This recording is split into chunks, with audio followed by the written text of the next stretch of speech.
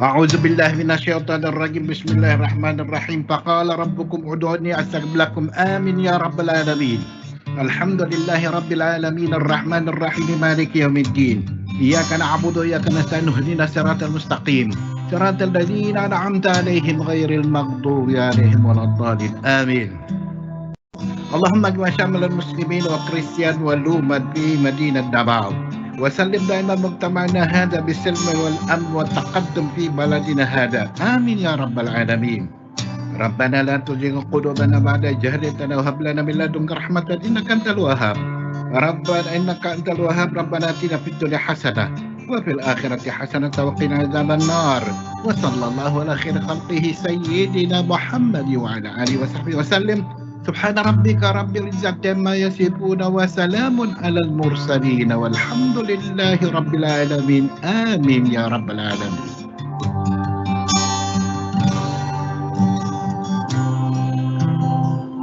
In the name of the Father, Son, and Holy Spirit. Amen. Our most gracious Heavenly Father, we come to you today to praise and worship you and give you thanks for all the things you continue to provide for ourselves and our families. Father, we humbly ask for forgiveness for all the times we have offended you. When we forget to acknowledge your presence in the image of our brothers and sisters, and for moments we fail to be good stewards of the blessings you have given us. Continue to guide and protect each one of us, Lord, that we may always walk in the light of your everlasting love and mercy. Grant us, Father, with your comfort in times of distress and with your strength in times of weakness. Bestow upon us your unending grace and healing, that we may in turn become instruments of gentleness and compassion to others. We ask all this in the name of your Son, our Lord Jesus Christ, with the prayer and the intercession of our Blessed Mother. Amen. Manama, mawantog ka. Warpo ko iling ko'y ko. O Diyos, kahibulungan ka. Busa ikaw lang ang simbahon ko.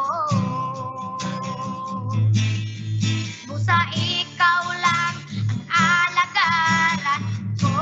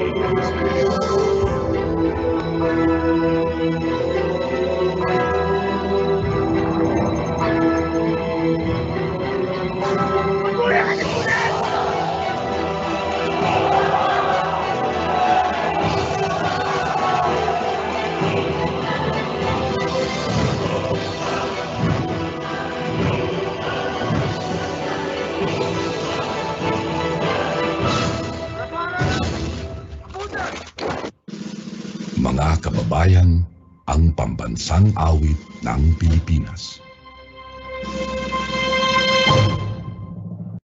Kayang magiliw, Diyos ang sinakalan, alam ng puso, sa likid mo'y buhay. Upang pinirang, kuyak ka ng mahitig, sa manlulupin, di ka pasisigil, sa gagatang tugon sa simulan, sa langit ng pagkaw, ay nilatang sugaraw, sa pagkayang minamahal, ang isang lang matawag ko'y tagumpay na nagpilin, ang pituloy na kaya.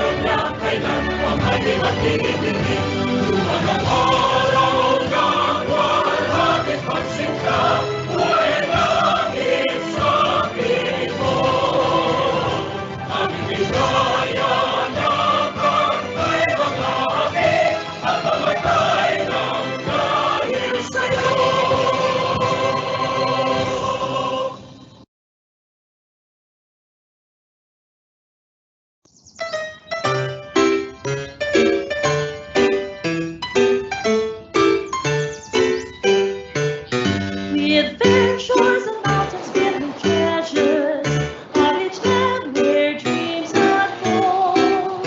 Its people marching on to progress, hearts undaunted, brave and true. Hand in hand with brother Filipinos, Zamboanga will make you great. We'll work unceasing, without relenting, for country's might you can count on us. With fair shores and mountains filled with treasures, on each land where dreams unfold. Its people marching on to progress, hearts undaunted, brave and true. Hand in hand with other Filipinos, Zamboanga will make you great. It's easy, without relenting, for country's might you can count on us. Come to beautiful Zamboanga shore, welcome to God's great gift given to man. Share our joys and sorrows, join in the making of the wondrous land. Zamboanga, the soon and bountiful, beloved by all hearts great and strong. We will live for you, we will die for you. Fearless is all Zamboanga the soul. Come to beautiful Zamboanga shore, welcome to God's great gift given to man. Share our joys and sorrows, join in the making of the wondrous land. Zamboanga the soon and bountiful, beloved by all hearts great and strong. We will live for you, we will die for you. Fearless is all Zamboanga the soul.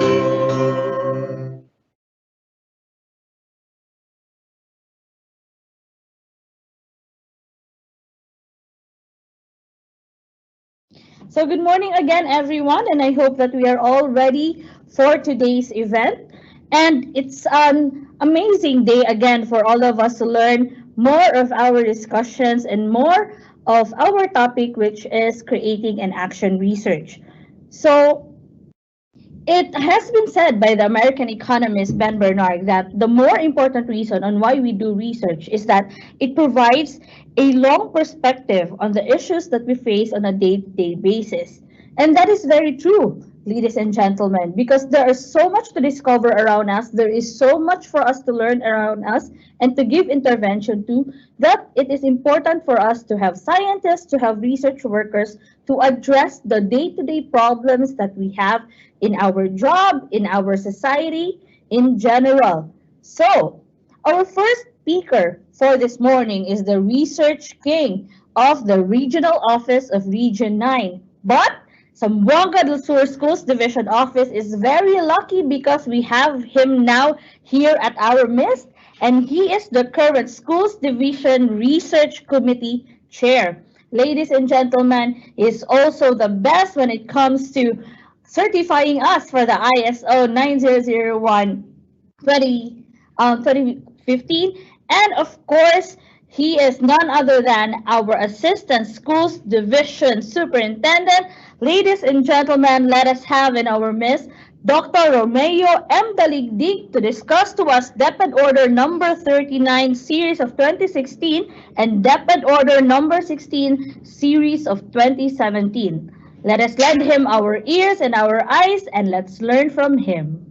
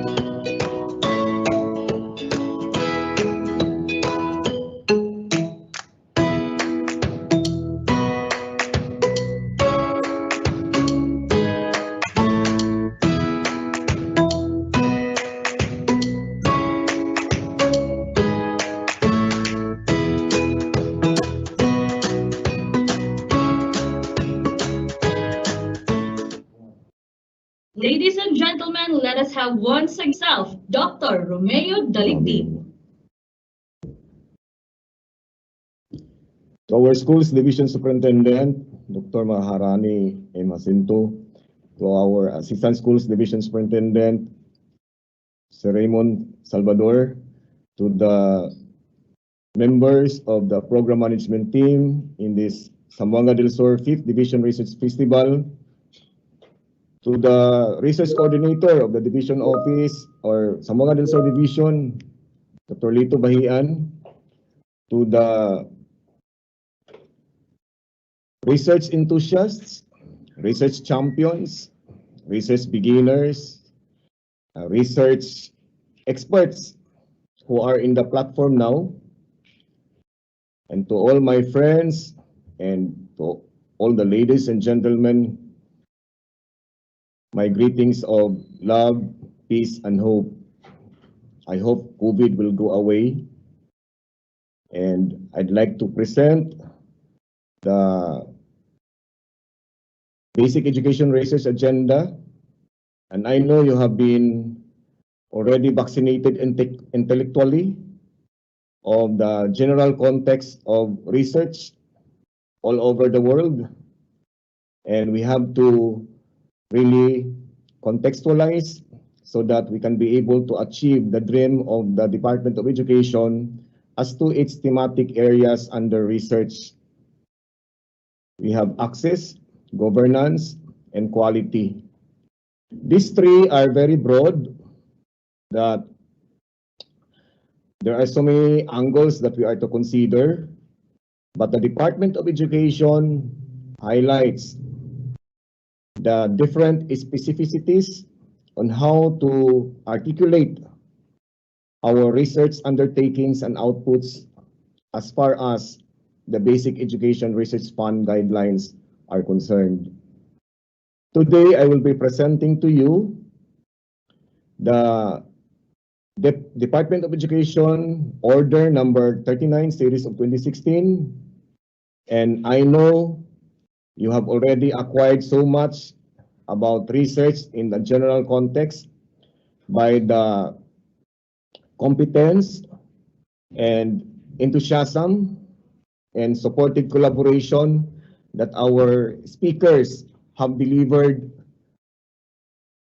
for the last 2 days in this Division Research Festival, and that constituted the Learning Package 1, because Learning Package 2 will be also done tomorrow or Friday, so that we can be able to achieve the objectives of this activity. And this is a big ticket program of the Department of Education Zamboanga del Sur Division to harvest the research outputs undertaken by our research beginners, which I considered as research enthusiasts, and also research champions, which we also consider as the research experts. I know you are experts in your own right, and we have a number of them in this platform. And as I quote the statement of our speaker in the person of Dr. Ismael N. Talili, that for the beginners to really thrive in research activities, they have to be courageous to also collaborate with the research experts. In as much as our theme is about Zamboanga del Sur Division,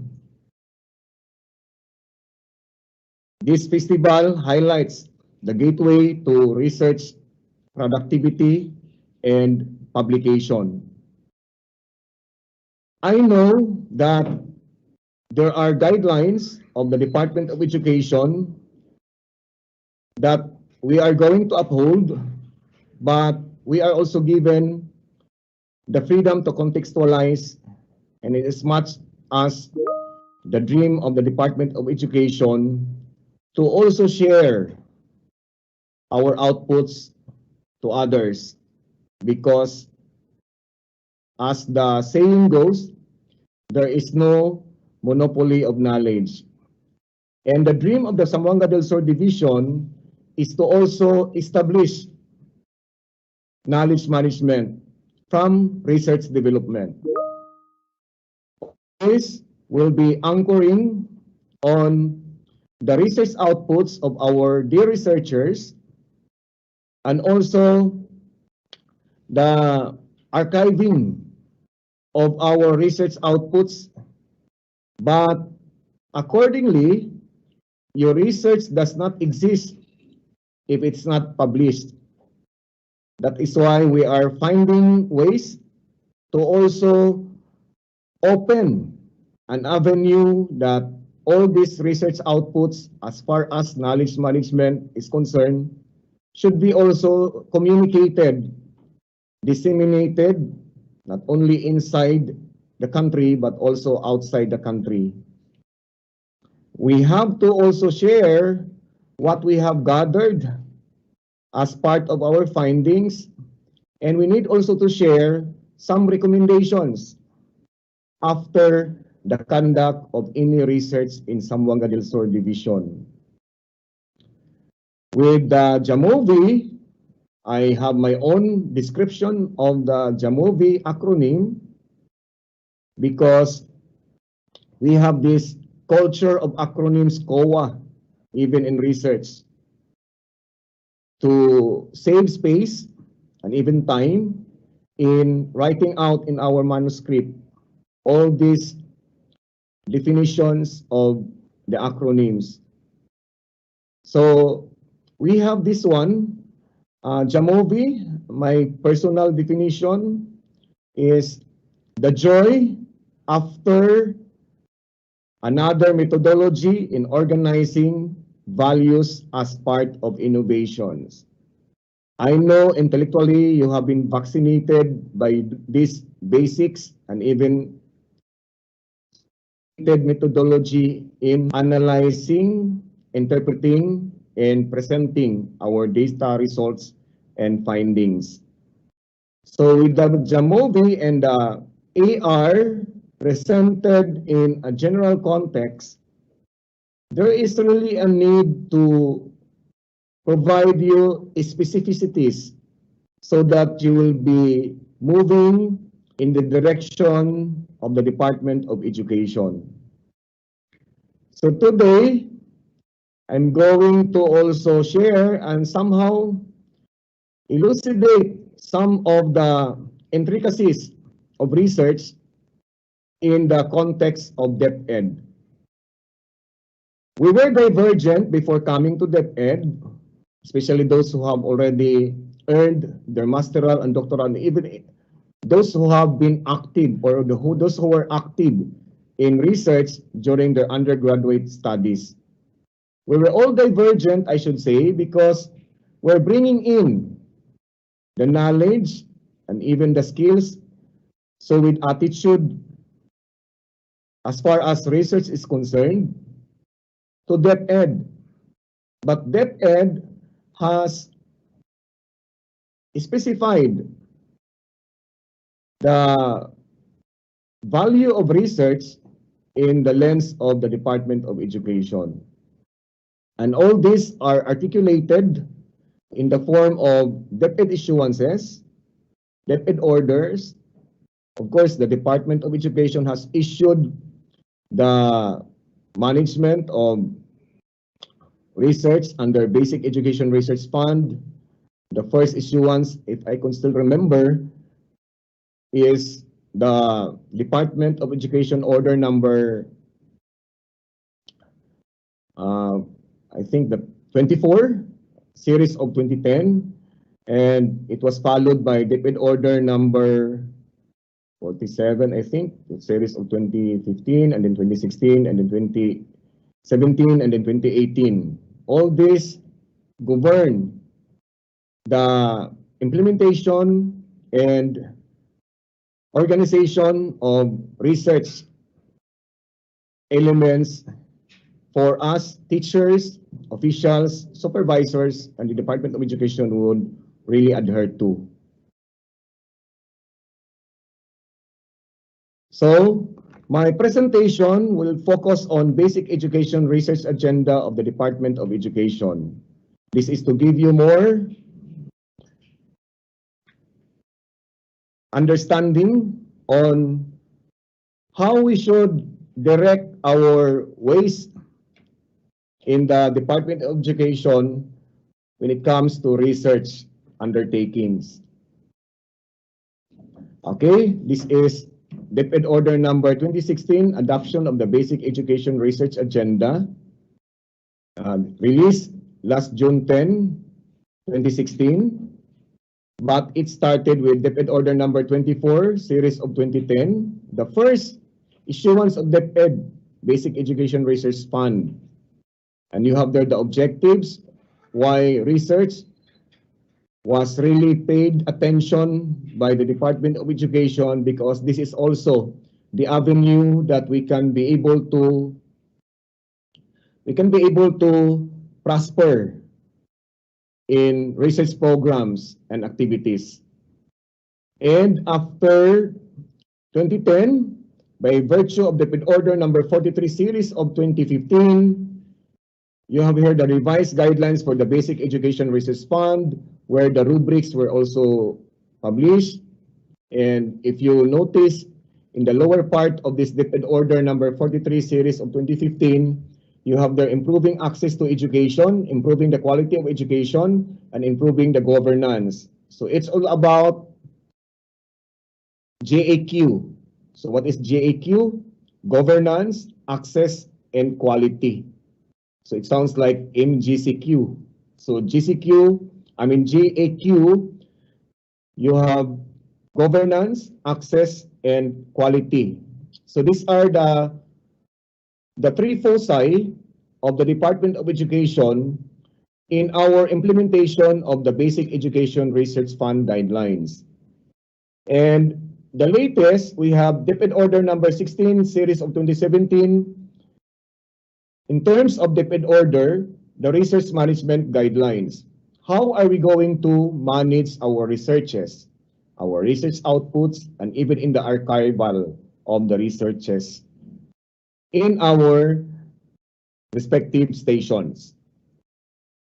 But by virtue of the Department Memorandum number 49, I guess, series of 2018, there was also an issuance on the guidelines in the conduct of research activities as far as curriculum management is concerned. Okay. Next, I would like to ask you, why do we conduct research? What is in research that we really have to be enthusiastic, agile, alive, and excited to conduct research? There are intrinsic and extrinsic motivations that I believe those who have completed the researches, we have to look at the two sides of the coin, the intrinsic and the extrinsic motivations. On why do we have to spend our time, resources, and even space just for the research to really be completed? So I have here some of the reasons or purposes why do we need to conduct research. We are always banking on the line of the Department of Education extracted from the vision. We're banking on the continuous improvement statement of the Department of Education, because this time in this VUCA world, nothing is fixed.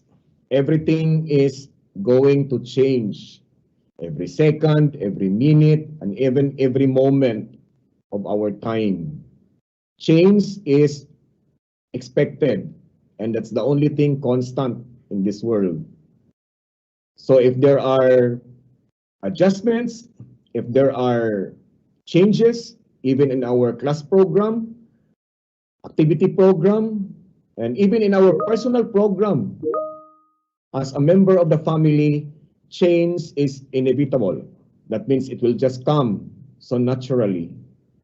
That's why we have to really be prepared in anything that will come to us. And as Christians, we have to act and react appropriately to every situation before you regret.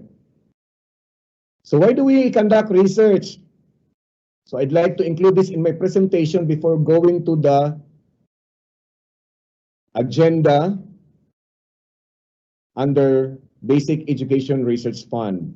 The first one, I believe, this is for implementation because we are to maximize the conduct of action researches, and attached to the action research output is the action plan. So whatever action plan you have, that will be implemented. Whatever intervention you have, that should be implemented. Whatever innovation you have, that should be also implemented. It should not be like shelving all these outputs in our library. We need to really find ways in what we have gathered and what we have discovered from our researches. So first, for implementation. So how do we implement? Disseminate, cascade, conduct piloting, conduct rolling out, and even conduct capacity building if you found your research output as effective and also considered as the best practice in your station. The second reason is for policy reformulation. Though there are issuances in the Department of Education, but we still have to also make the impact relevant. So that is why it's either we are going to polish, we are going to also enhance or enrich our policy, and this will only happen if you have a proposal or recommendation that is data driven. And who will push you to gather data? To come up with data driven proposals. It's research. The secret is research. So we can only succeed in policy reformulation or policy polishing if it's provided with data. And who will help us to gather the data? It's research. All these programs in the Department of Education are realized to be big ticket programs because of research, because of data. Without data, nobody will believe in you in your proposal. Next, of course, for awards or funding. But the third reason, I should encourage you to not to focus on carroting your effort, but we have to focus on the implementation and policy reformulation. But the third one is the most exciting one and the most interesting one for awards and funding. Awards like certificate, plaque, and even cash awards, because we can make use of this when we aspire for promotion.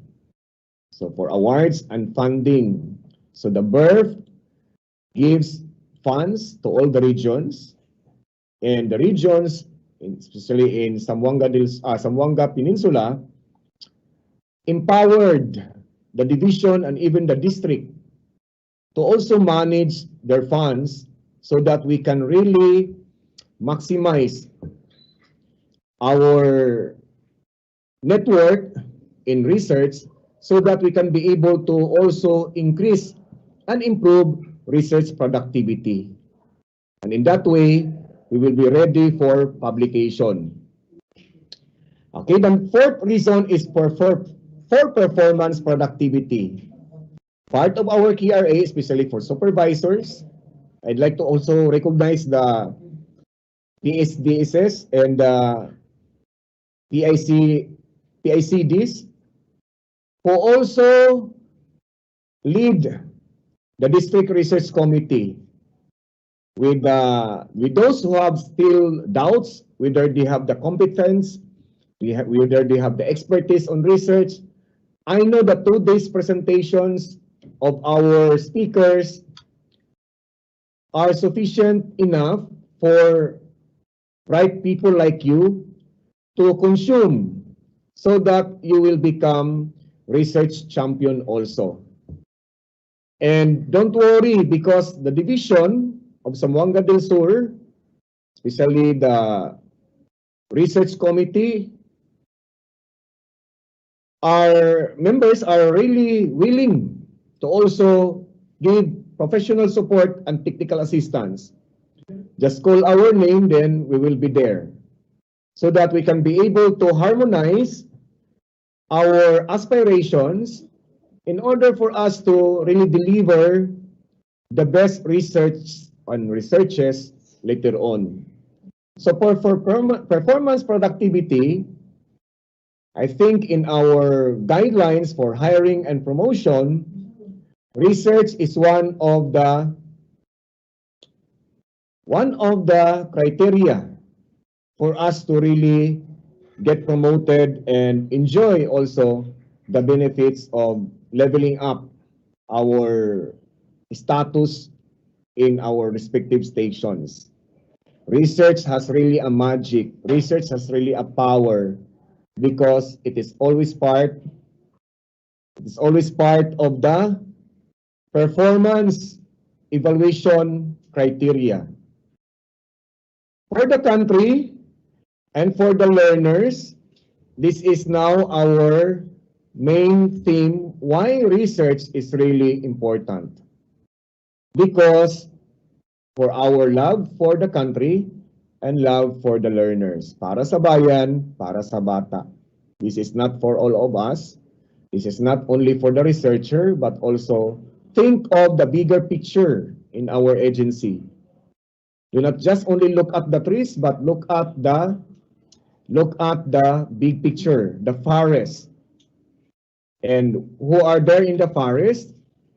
The learners. We need to care for them and always put in our heart, as I mentioned in my opening remarks during the first day, that we need to anchor our attitude on the 5 C's: courage, competence, Christ, compassion, and then charity. The charity to share our research outputs.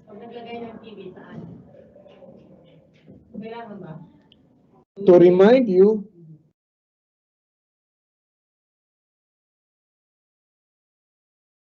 of the operational definition of action research, basic research, under the parlance of the Department of Education, I'd like to also share the Department Memorandum number 97 series of 2018. We define action research in DepEd context as a classroom or school-based systematic inquiry and reflection is specifically conducted to improve educational practices or resolve problems in classrooms and schools. So the scope is classroom and also schools. So this is how we interpret the meaning of action research in the DepEd context. So I think this was also mentioned by our speaker last Monday about the definition of action research, that it's all about improving educational practices. So if you see something that is not really pleasing or appropriate, then we have to take action through an action research on how to improve educational practices and resolve problems within the classroom or within the school. Another research that we have in our DepEd parlance is basic research.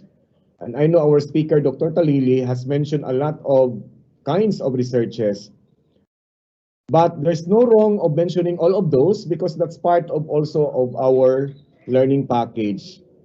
So basic research under the DepEd parlance is a systematic inquiry aimed to improve educational theories and practices for an enhanced understanding or prediction phenomena and observable facts without specific applications towards educational processes or products.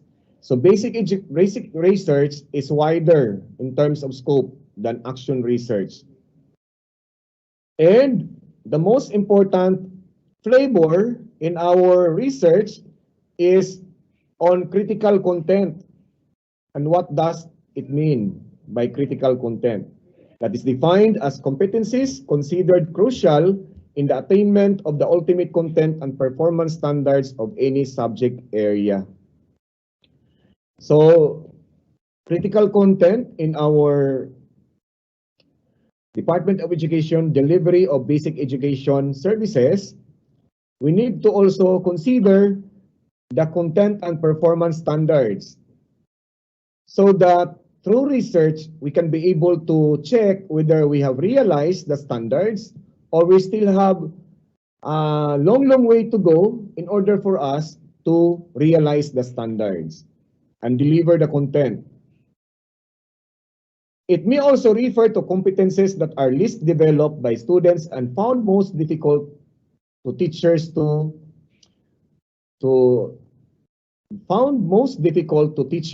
handle. So if you see something like, for example, the National Achievement Test, and even if you're conducting school achievement tests for all your students or learners, then you can also identify what are the key improvement areas as far as the skills of the learners, learning skills are concerned. And all this will be converging into a manuscript of research so that we can be able to also help the school or even the teacher to solve the problem. Okay, so these are the things that we need to revisit so that we can also contextualize our approach in research under the DepEd parlance. Okay, our research agenda have also research connection with the 2030 agenda of the UNESCO. So these are the Sustainable Development Goals and targets that we hope to achieve at the end of 2030.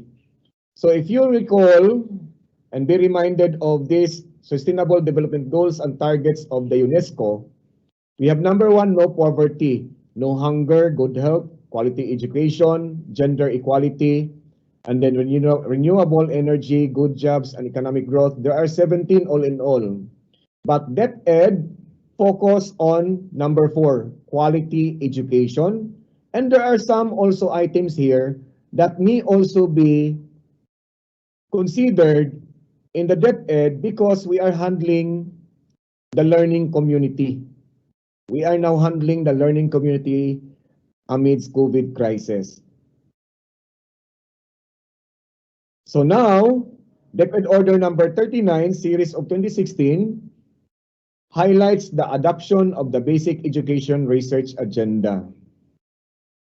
And our research agenda, I know this, we're all anchored on the Sustainable Development Goals and Targets of the UNESCO, because we have to also look at the big picture.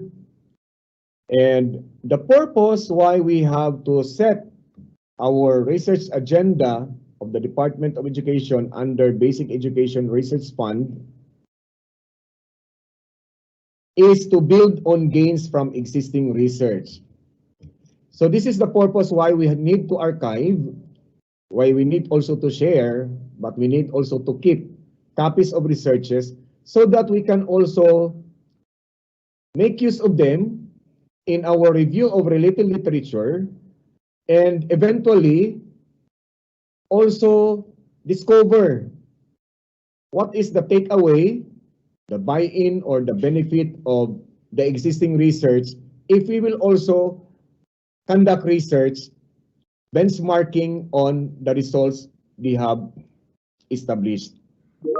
So build on gains from existing research so that we can utilize them, citing them in our future researches. Second, generate new knowledge on priority research areas. So this is now where we can also connect our knowledge management. Knowledge management, what are the outputs, what are the findings? All this should be disseminated and should be also documented so that we can be able to also use them in all our implementation of the programs and projects, and especially in the delivery of basic education services in the department. Third, focus on DepEd's attention on relevant education issues. Any situation, we cannot really avoid that there is issue. Even the pandemic is the big issue. So we need also to pay attention on, especially on the negative side, but we have to also overrule it with the positive side.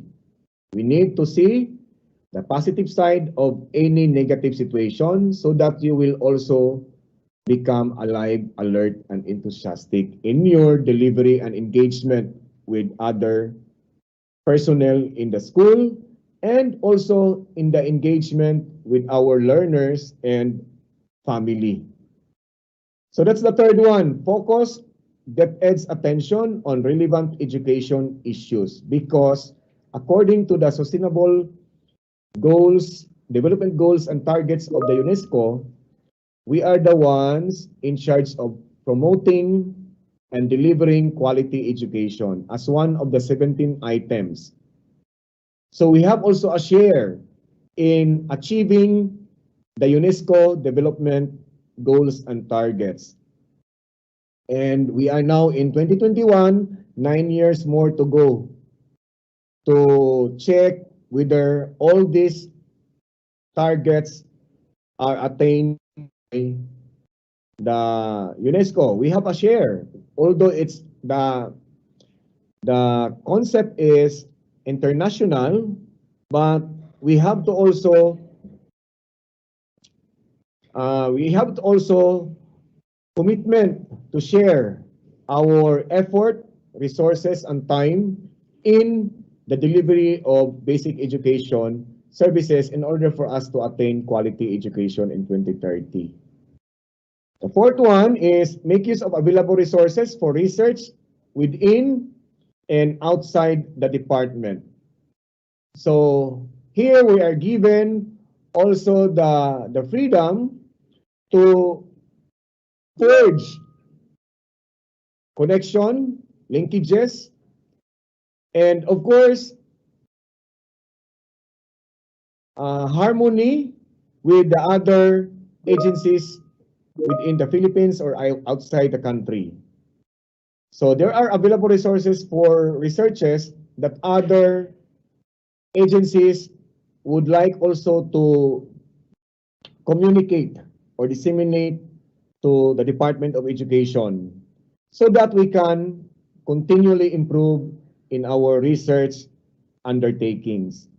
So these are the purposes of the research agenda that DepEd has really established. What is our overarching policy statement? The conduct of basic education research is to ensure its alignment with DepEd's vision, mission, and goals, maximize existing resources, and set up platforms for the sharing and use of results. So this is our ultimate goal in the operationalization and institutionalization of research under Basic Education Research Fund. Because we need to gather and examine in order for us to contribute to DepEd's planning, policy, and program development. So to remind you of our vision mission, so the research agenda are found below. Teaching and learning, that's number 1. Child protection, human resource development, governance. And then you have the disaster risk reduction management, inclusive education, and gender development as part of the cross-cutting themes. We have the main themes. They are called themes under the basic education research agenda. And all these are moving or directing toward the accomplishment and achievement and realization of our mission vision of the department. So let us see if the researches that we are undertaking would really contribute to the realization of the vision and mission of the Department of Education.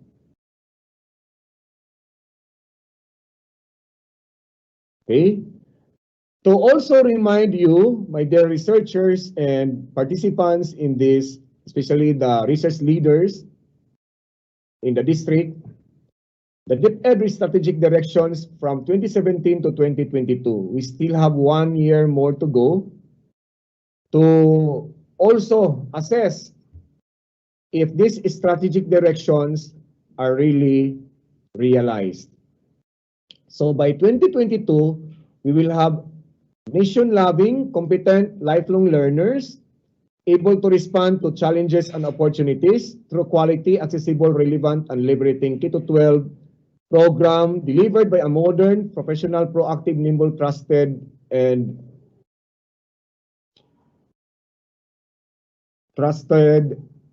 teachers. Okay? So this is now what we are going to achieve at the end of 2022. So let us also walk through with the strategic goal of this team vision. We call it team vision. We have number 1 strategic goal, expand access to basic education, quality and relevance, and then modernize the management of education in our country. So all these are flavors that we need also to take note every time we conduct research. What is our contribution to achieve the team vision and the DepEd vision as a whole? So with this all in your mind and heart, I know you will never go wrong in producing more research outputs that are relevant, that are under access, and that are under governance. Okay? And also, we will not forget the 4 pillars of aggressive reforms for quality education. This is the program of our Honorable Secretary, coined as KITE. K-12, K stands for K-12 Curriculum Review and Update. So with the pandemic, there was a review already conducted to come up with the most essential learning competencies out of the K-12 learning competencies. And then I stands for improving learning environment. So even if the schools are closed, but teachers and school heads are really exerting effort on how to present the school and the classrooms to the community as to conducive learning atmosphere provision. And then T, teachers upskilling and reskilling. So how can we reskill and how can we upskill? And I know if your research is on teaching methodologies, teaching strategies, techniques, interventions, then we can benchmark on your findings on what are those innovations that we can share to all the teachers in the division, not only in the division, but the entire region as a whole. And then the most important one, letter A, for the KITE acronym, engagement of stakeholders for support and collaboration. We always acknowledge our inadequacies. That's why we need the support from our local government unit and other stakeholders, even private sectors are always there to help us. So from the kite, I hope you can also make use of this as an element of your rationale or introduction along or aligned with the kite program. Maybe we can also use this so that we will also prove that we are contributing to the achievement of the kite of the department. Okay? Some topics may also be, or some agenda, research agenda may also be anchored on the 4 big learning delivery modalities: the face-to-face, homeschool study, distance learning, blended learning, because these are the favorites during the pandemic. We can choose which of these is possible for our holding and conducting of instructional or academic activities. Of course, face-to-face is a big no for now. Homeschool study, you can also adapt that if the community would be also willing. And then distance learning, there are 3 children of distance learning. One is online. Second is TV or radio-based instruction. And then the third one, you have the printed module or the modular learning system.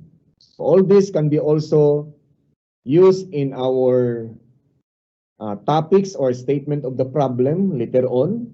And this is for your future researches because this is the most relevant to this pandemic. And we also have another program, the Bida sa COVID. This is one of the relevant programs. Bida, for those who are not familiar, and for those who have mastered already what is Bida, bawal walang mask, isanitize ang mga kamay, dumistansya ng 1 metro, at saka alamin ang totoong impormasyon. So these are some existing phenomena in the community and in the office and even anywhere because of the pandemic. How can we help ourselves save lives, not only our own lives, but also the lives of others? So you can also have this kind of flavor in your research manuscript. Okay? So what are the guiding principles of the basic education research agenda that we need to adopt? It has been adopted because it's already spread all over the Department of Education and even outside the Department of Education to inform them that these are our basic education research agenda. So the principles in the conduct of research that we need also to adhere to, number 1 principle is excellence. We should not always settle with mediocrity. We should always work for excellence because that is one way of proving that we are teachers, we are professional teachers, because nowadays, being professional will never be complete without a research output that you have conducted. That is why in our undergrad, we were taught about research. Masteral, we were taught about research again. Doctoral, for those who have already finished doctoral, you realize that you cannot graduate without research. And all these 3 levels of educational system demand the requirement on research. But with our knowledge and even skills that we have exuded while we were journeying in our undergrad and in masteral doctoral, and even in the senior high school, research is already there in our curriculum. Out of this knowledge that we have gained, I know all of us will always have a room for improvement. And we should not always confine ourselves within the quality level. Because quality and excellence should always go together. Quality is meeting the standard. That's already quality. If you meet the standard, then that's quality. But if you go beyond the standard without any complication and implication, you are already going beyond, and that is already the level of excellence. And what are the key words when we talk about excellence? In DepEd, we need to make our research relevant and researchable. It should be doable. It should be possible. Relevant, it should be within the demands of time. That should be the in of today. Out with the old, in with the new. Yun. And the driver for us to be relevant is to cope with change. So make your research relevant and researchable. And that is already an expression of the word excellence. Another element under excellence is appropriate research methods. By the Jamovi input yesterday, if you have already installed that Jamovi to me, the joy after another methodology in organizing values as innovation. So joy of another methodology in organizing values as innovation. So Jamovi will help us determine what research method are we going to use if this is our statement of the problem and this is our research. Excellence may also refer to logical, coherent, and evidence-based findings. So that is what we call excellence. Relevant and researchable, appropriate research methods, logical, coherent, and evidence-based finding. You cannot fabricate results and data. Let us be honest in all our research activities so that we can be able to achieve our goal of continuous improvement. So data should be authentic, data should be logical, and then data should be honestly gathered so that we can really meet and solve some problems in the community and in the school. Another guiding principle that we need to promote in the conduct of research is integrity. Our speaker yesterday and the other Monday mentioned about academic integrity. So we need to really avoid and keep ourselves away from plagiarism. And I think we have one topic under this learning package that will talk about plagiarism. So integrity, academic integrity, and personal and research integrity. So this refers to high ethical standards. Honesty is always the best policy under the ethics. High ethical standards. Avoid copying and pasting. Avoid duplicating and avoid using others' works without acknowledging the author. Integrity also connotes honest and accurate in the collection, analysis, and reporting of data. Avoid fabrication. Avoid unrealistic data. So it should be realistic and it should be true-to-life data. So that's the term. Then the next guiding principle is openness. And what is openness? Here in these guiding principles of the Basic Education Research Agenda, there should be collaboration. We will make it collaborative, a research work that will also be prepared and authored by a group of research champions, or even a group of research enthusiasts, the beginners, the novice in research. And apply also multidisciplinary perspectives. It does not be always contained with unidisciplinary perspective. Openness would also mean truthful and timely dissemination of research results. So to make it still relevant, you need to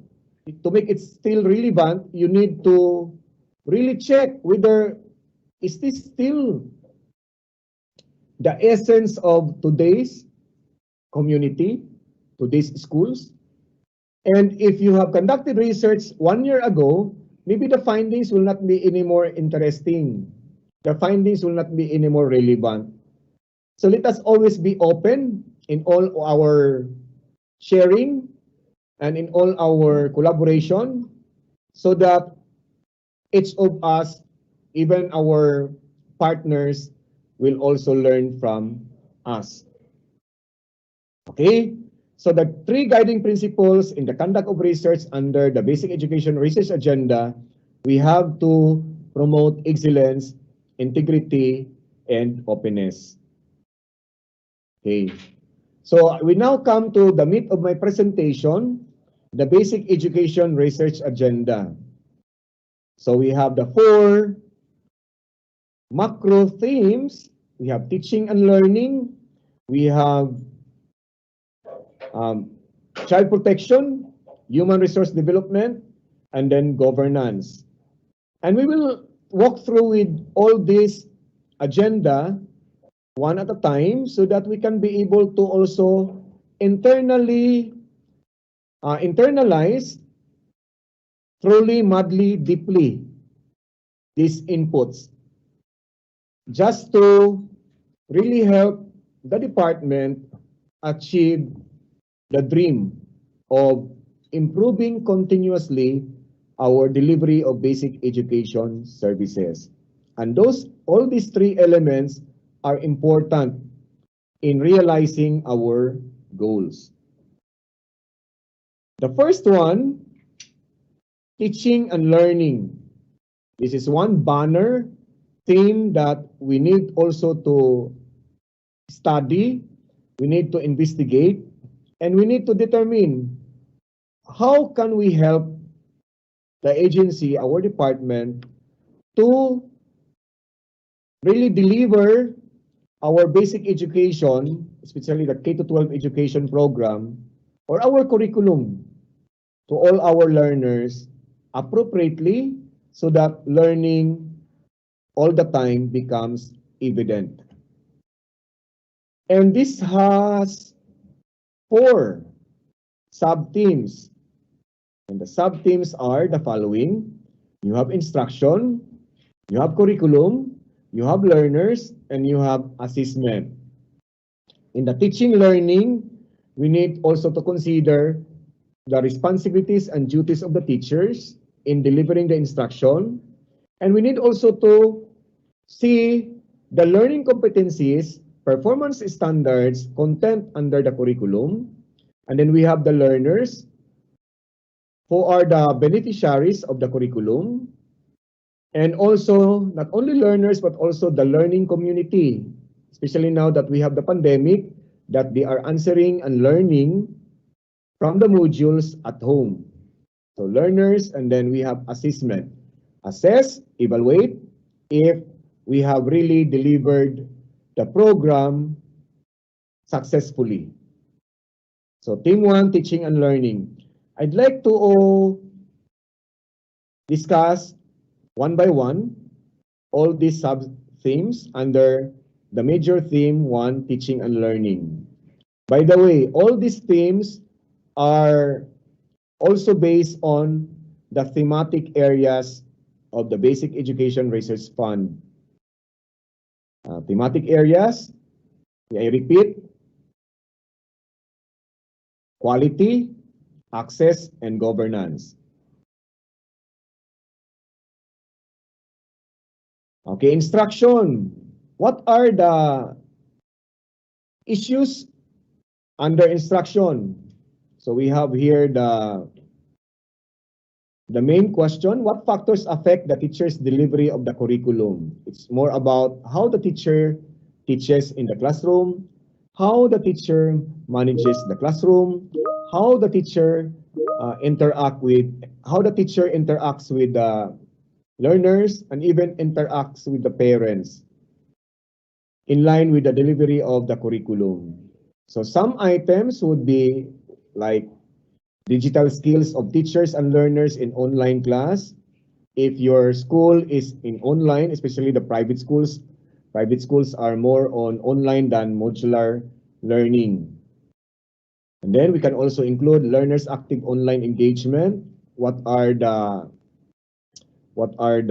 prerequisites so that we can be able to make our online classes highly engaged and also interactive?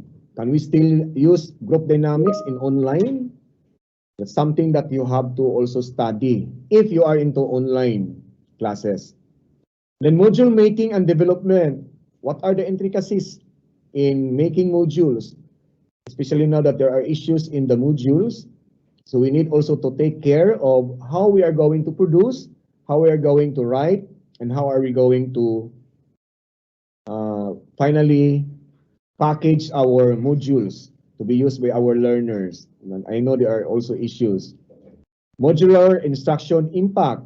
After a year, maybe we can also investigate whether the impact of modular learning system is really successful. And then SLM, the self-learning modules, distribution and submission modality. I heard one yesterday talking about the distribution schedule of the modules. I think that's one issue that we need also to look at. Okay?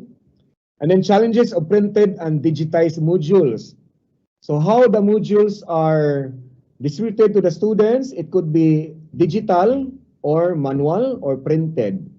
And how are we going to overcome the challenges? Modular learning system and community restrictions. Does community restriction affect the conduct of modular learning instruction of our learners? Teacher social and emotional learning competence. How stable the teacher is, and even how stable the learner and the learner agency. Are they really that interested in receiving and answering the module? How do we assess students' attitude or learners' attitude towards modular learning instruction? And also, synchronous and asynchronous learning delivery. If you are using this in your school, because sometimes there are also things that we need to consider, like the travel of the students to go to the school. So we'll just explore the synchronous or asynchronous learning delivery. If you are engaged with this, you can also include this as part of your statement of the problem. In other words, part of your topic of interest. So these are some issues that I can identify for now under instruction, but these issues are not just limited to what I have been sharing. You can also have other personal observations, personal issues as a teacher in terms of handling and managing modules on receiving and then distributing and checking. So please also be guided by the Vida sa COVID, especially when you receive the modules, teachers, so that you will be safe. Stay safe all the time. So what shall be done in order for us to be also safe in receiving the modules? Are you already observing and implementing the Vida sa COVID? So sanitize always, and when wear face mask and even face shield to really protect you in compact to combat COVID. Okay, so these are some issues. I'm not saying that these are the only issues. Out of the million of issues available, some are very transparent that we can really observe, and others are just hiding behind the others, because one issue may also create another issue. So this all, more or less, these are the issues that I would like to also share under education in pandemic time. Okay? You may have also issues even during the pre-pandemic time that you can also study and investigate for now, which you think relevant and also applicable at present time.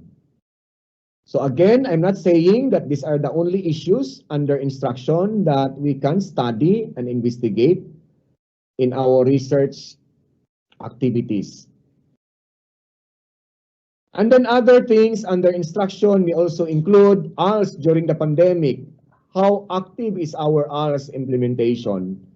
How safe is our ALS implementation?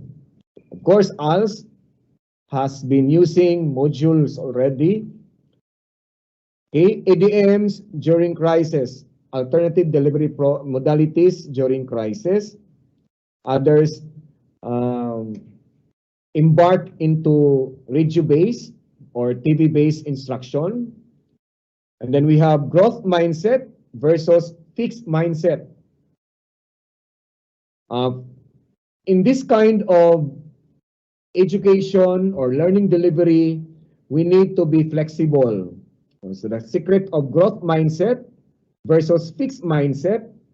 Growth mindset, that means always expect that there are changes every now and then. If you always welcome any change, then you are in the growth mindset spectrum. But if you hate change because you want to really implement what has been set fixed, then you are not in the growth mindset spectrum. So which is more applicable between the two in this pandemic? Is it the growth mindset or the fixed mindset? I believe you will agree with me that it's going to be growth mindset. Growth mindset talks about flexibility, adaptability. You should be adaptable, you should be adaptive, and you should consider the idiosyncrasies of our learners. For all you know, all these tendencies and unique capacities of our learners will come out during pandemic, and that is the value of growth mindset. We need to prepare ourselves with the kind of students, with the kind of learners very far from us. Good if we are allowed to have the face-to-face, because students are just within our grasp, that we can always implement our policies in terms of discipline. But now they are very far, they are learning at home, they are answering the module very far from the teacher. So we also find ways on how to really monitor, on how to really assess the learning from the modules. So with that, you are in the growth mindset. Teachers in the 21st century education would also have to think of the 21st century skills. So what are the 21st century skills? The first one, communication. Second is collaboration. Third is being creative. And then fourth is being critical, no? A critical thinker. So, yon. Collaborative, creative, communicative, and have critical thinking all the time. And then we will also look at the teacher-driven versus learner-driven. So the learner-driven highlights the learner agency, that the learner should be also given the chance to answer and also grade himself. So that is learner-driven. But again, the secret is the value of honesty, because that is also the groundwork for authenticity. Learner agency in the new normal. You may also like to explore in this topic. Differentiated instruction in the modular learning system. How can we be able to realize differentiated instruction? I think the modules were also prepared applying the differentiated instruction principle. iPad, Madrasa, and SPED in the new normal. What's the status? What's happening to them? Okay? So, yon.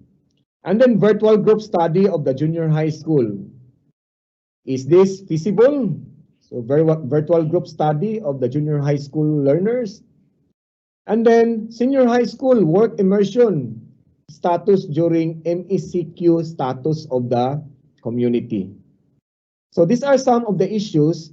I'm not telling you to limit only in these issues, but these are relevant issues under instruction during the pandemic. And then the next sub-theme is curriculum. What is the status of K-12 LC? So learning competencies. There was a review conducted by the Department of Education to come up with the MELC, the life of the spiral progression along MELC. You can also investigate in this topic. Impact of the MELC to K-12 implementation. MELC in light of the KITE program of DepEd. Significance of the contextualization amidst crisis. Teaching beyond written test. Realization of the TVL competencies in the new normal. And then effective teachers delivery of the MELC via modular learning system. Work immersion curriculum. How realistic are they now? Is it now? So those are all the items under curriculum.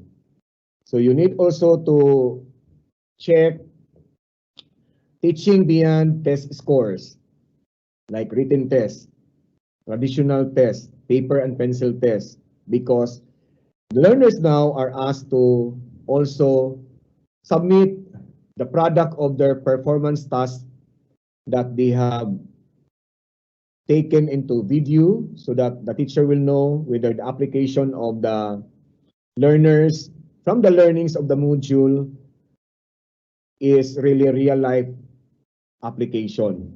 So written test is still there, but that should not be the sole basis for now for our grading of the students, being very far from our graphs. Okay, the sub-theme, third one, is learner or learners. What factors affect learners' behavior in the new normal? Technological support, parental support, happy and smart learners. Are our learners still happy and smart? Learner agency, learning community support and assistance, the learning community support system. How serious the parents in guiding and supervising their children at home, engaging with the modular learning system. Attitude of learners towards modular learning system. Extra and co-curricular activities during the new normal. Are they still existing? And then, of course, through video, you can also ask your learners to apply in real life situation the topics that they have understood from the module. Effectiveness of instructional activities of the learners. So all these are under learners. So these are familiar topics, but I'm not saying again that you will just limit your statement of the problem or topic of interest in these following issues under learners in the new normal. Assessment. So what factors affect classroom assessment? Supplemental assessment tasks, apart from what is provided in the module. Assessment beyond test scores. So there are other evidences of learning that students or learners can submit to prove that they have really internalized the topic truly, madly, and deeply. So wherever they are, they will never forget, and the retention is very high. Performance tasks. In the module, we are providing performance tasks. So I hope the learners follow appropriately the performance tasks posted in the module. Assessment of the modular learning system, online classes and students' engagement. Are they that active in online classes if you are into online classes? But I guess majority of DepEd Zamboanga del Sur division, they are into modular learning system. Remote assessment, how can you assess your learners in front of the camera, like presenting to you the evidences of learning. And then extra and co-curricular activities during the new normal, and then effectiveness of instructional activities of the learners, this can be also assessed. So I included this one under assessment. So again, may I reiterate that all these are not the fixed issues, that these are not the fixed issues that we need to, only consider in our statement of the problem or topic of interest.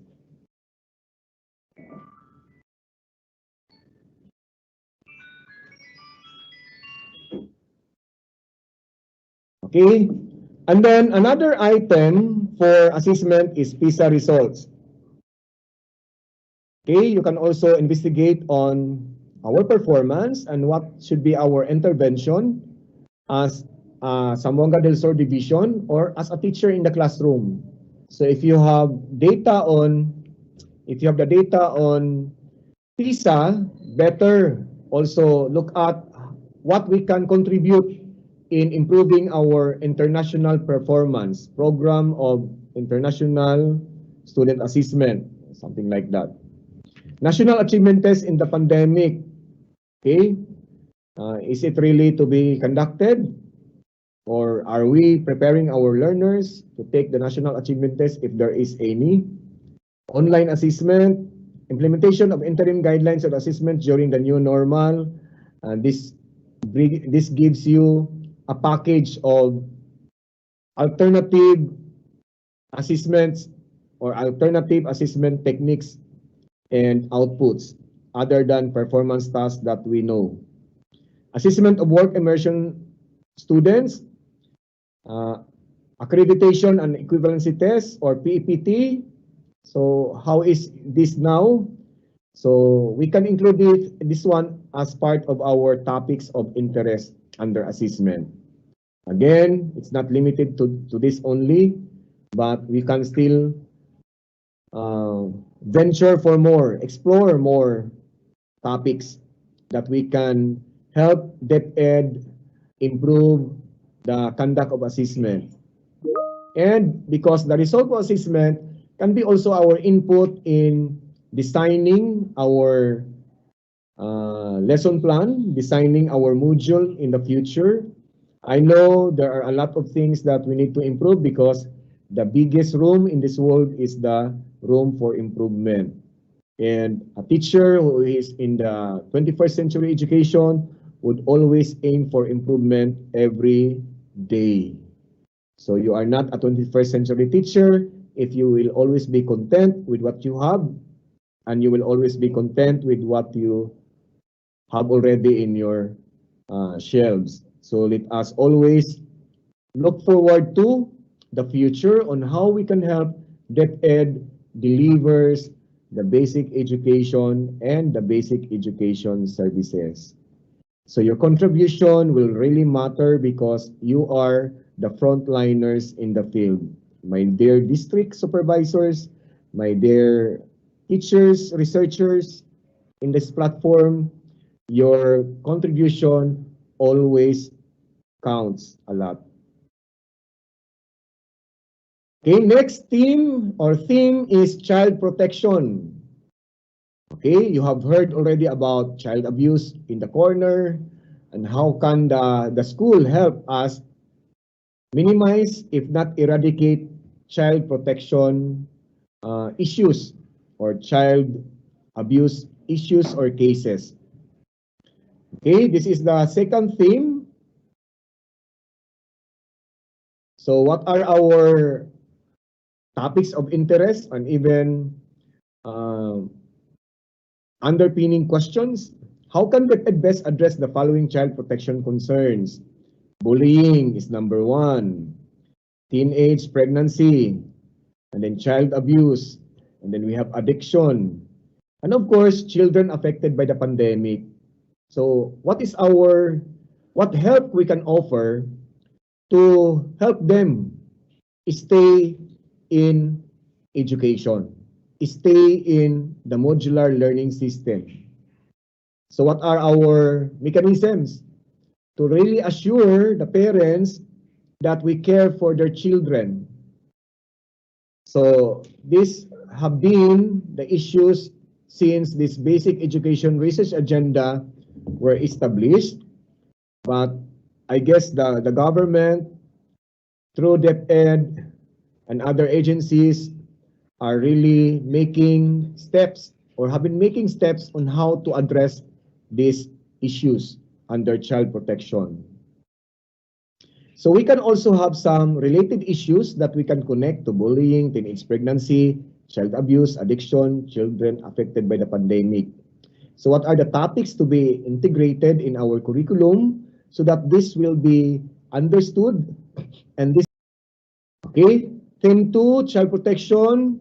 We can include some of these topics as our topics of interest. Okay, we have history of the problem, child bullying issue. You can also have that historical research on the problem and then prevalence of these cases, monitoring and evaluation of the implementation of the child protection law, and then partnerships. Who should be our partners? The DSWD, the partner agencies, and even the agencies who have already considered child protection as their advocacies. Factors contributing to the problem. What are the factors affecting child protection or child bullying and child abuse issues? And what are those vulnerable segments and effects? Mental, physical, mental, emotional, and social. And then also, we can prescribe learning interventions to those who are affected by child abuse. Okay, that's theme 2. And then policies and programs that we need to also uphold in the department just to stop child abuses and incidents. Okay, theme 3 is on human resource development. Theme 3 is on human resource development. And this includes teaching and non-teaching qualifications and hiring, career development, and then employees' welfare. So these are the 3 items under this third theme, human resource development, under the basic education research agenda. If you wish to improve some of the protocols in hiring perhaps, and then also qualification standards should be enriched and enhanced. If you have that line of thinking, you can also propose, but make sure that it's supported by research, it's supported by data. And who will give you the signal that data should be necessary, and who will help you to acquire and gather data? It's research. And then we have career development. Okay, items under hiring, like what are the issues, what are the necessary improvements, suggestions for online interview, online submission of documentations, online orientations, all these activities done online relative to hiring procedures and protocols. So these are some of the issues that we need also to look into. Learning and development programs, L&D programs that we provide in answer or response to the teachers' upskilling and reskilling. We have learning and development programs. So we have online or virtual seminar, workshops, and coaching. Are they really that effective? Virtual teaching demonstrations, are they that authentic? Are they that reliable? So I mean the effectiveness of all these online activities. Limited face-to-face trainings. So what shall we do? What shall we do? ICT competence of the teachers and school heads, especially now that everything is online, submission of reports online, making reports online, and then also preparing the reports using ICT.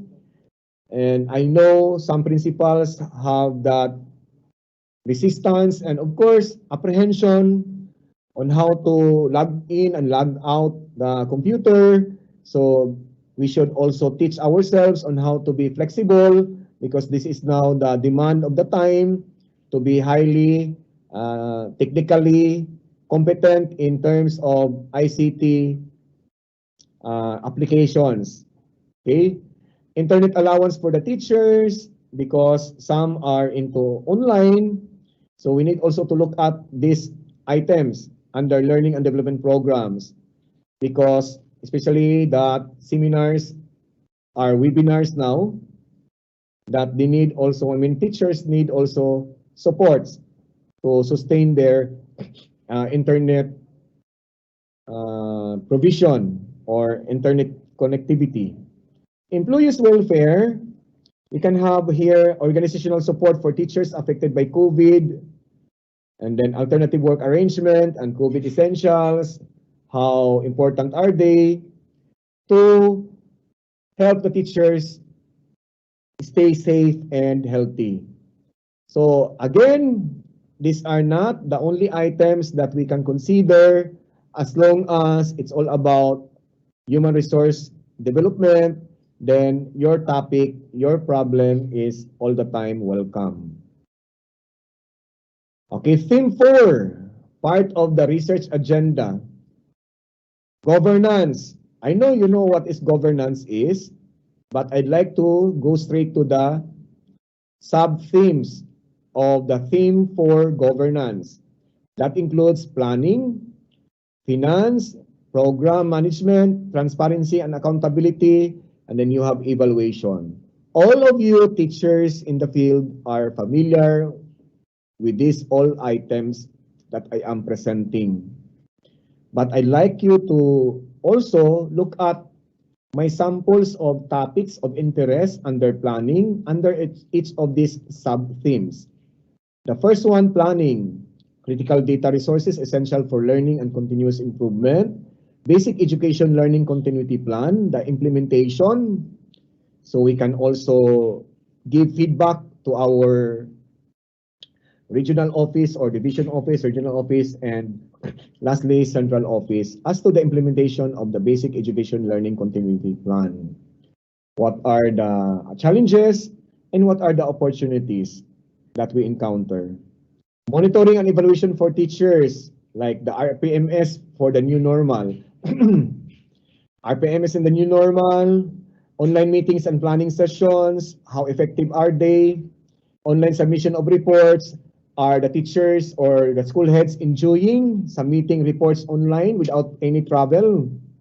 And then stakeholders engagements, done online, and then stakeholders engagements, and then work and financial plan, and then class program during the new normal.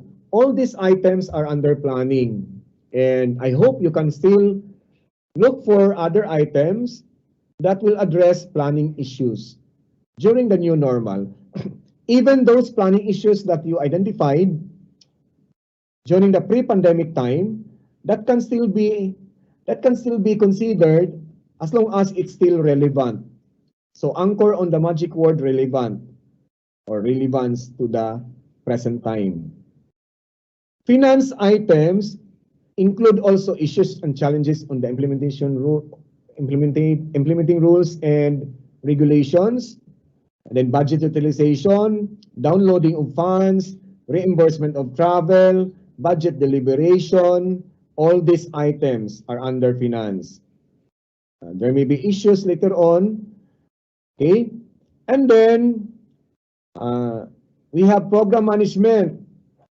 We have DepEd has a number of big ticket programs like school-based feeding. What else?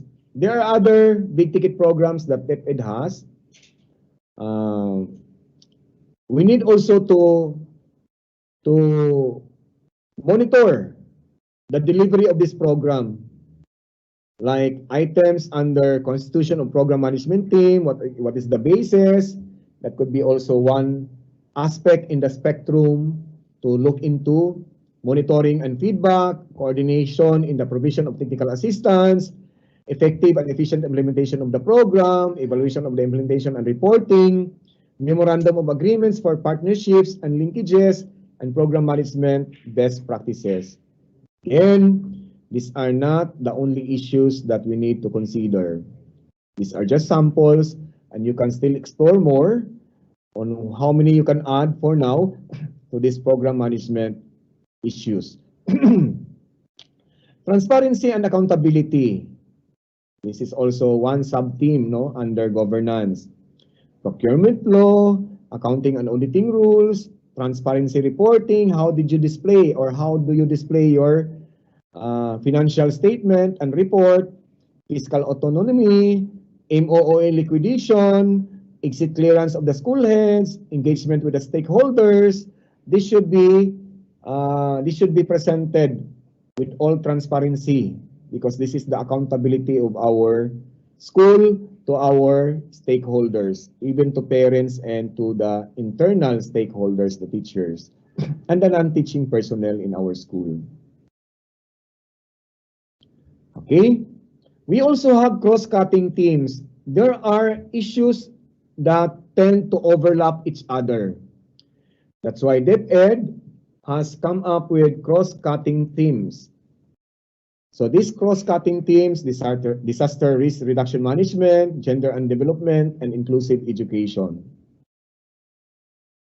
Okay, number one, sub-team in disaster risk reduction management, prevention and mitigation, and then preparedness. How prepared are we whenever there is a calamity, simbakulang?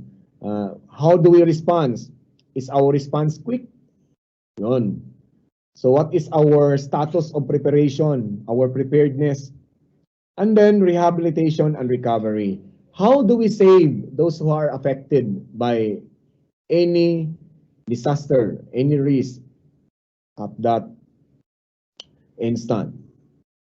So these are all the things that we need to also make a part of our topics of interest under disaster risk and reduction management. So another theme is gender and development. This is cross-cutting theme 2. Gender mainstreaming and gender responsiveness of educational structures or DepEd structures, policies, and projects. So gender and development is also one. I believe we were given a portion of our GAA, I guess, or PS, or something like our budget for the entire year. I think 5% of that will go to the gender and development. So just check with the memo or DepEd order as to the utilization of our budget and allocation for the gender and development. Theme 3, inclusive education. CC means cross-cutting theme 3, inclusive education. So we will focus on capacity building programs. Let us evaluate and assess whether it's delivered correctly and properly. And then we have teaching strategies, instructional materials, assessment, and then we have all these items in inclusive education. So what are those programs? Big ticket programs under inclusive education. We have IPED, SPED, Madrasa, Alive programs. So all this also can be a subject in our research. on how to improve the implementation. If you observe that there is something big to improve, then articulate your proposal, organize your research proposal, be it action or basic, so that that will be also that will also reach the authorities concerned, so that your observations will be also paid attention to.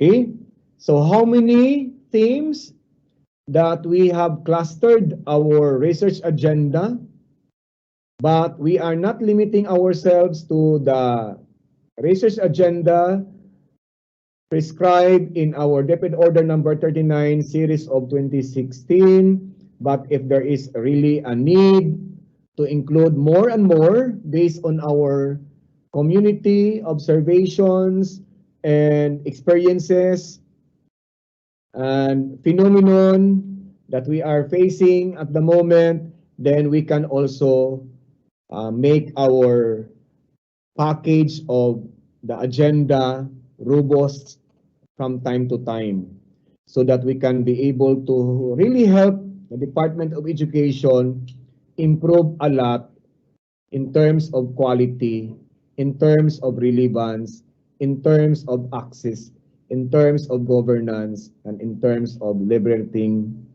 approach in education.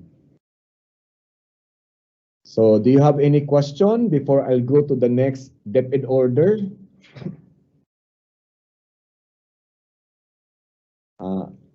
I believe no question, because this is already DepEd version of basic research agenda. And I know the regional research committee has also come up with the regional priorities or agenda. So with the Department of Education Zamboanga del Sur Division, with your help and support, because you are the frontliners in the field, you can also contribute to the division office of Zamboanga del Sur as to the package of agenda that we need also to address in times of COVID. So with your input in your manuscripts, I believe we can also consolidate and synthesize all your concerns and issues, so that we can apply thematic analysis on what should be the research agenda of Zamboanga del Sur Division. So after the Division Research Festival, we can be able to also synchronize and harmonize our aspirations as far as research culture in Zamboanga del Sur Division is concerned. I believe in the capacity and power of our district research committee, research enthusiasts, research champions. My description of research champions, those who have already completed the research. And research enthusiasts, these are beginners in research, and not just beginners, but rather who are also planning to conduct research after this capacity building that we are giving you. So again, with the 3 days already running of our Division Research Festival, I know you already received, those who are in the platforms now, receive already your research vaccine. I know the inputs of our two speakers for the last 2 days were very relevant, were very enriching, and were very encouraging and inspiring, that even a single student in our group now, if there is any, can be also inspired and motivated to undertake research. So those who are teaching research, you are a frontliner, and even if before you accepted the subject to be taught in your own school, you have apprehensions, I know, but with the inputs of our powerful speakers that we had yesterday and the other day, I know the enlightenment is there. I know you already received the if I may use the word research vaccine, you are already vaccinated in terms of capacity to start, organize your proposal later on. And expect that more proposals because our approach in the division is outcome-based. What is outcome-based? We do not rely on your attendance, although attendance is important, a prerequisite in the release of the certificate of participation, but we always look at the outcome and the impact of this festival. Considering that our festival is of two learning packages, one is capacity building and the second is research presentations.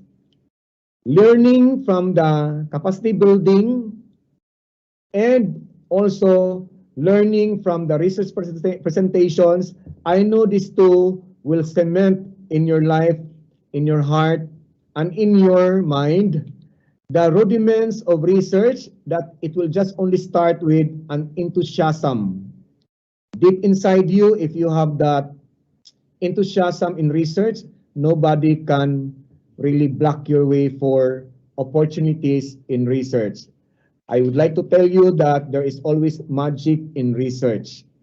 It's either you cannot feel the magic now, but later on you will really enjoy the magic. There is always power in research, I tell you. Okay, so I'll go back to my question early on. Do you have any question before I proceed to the next DepEd order?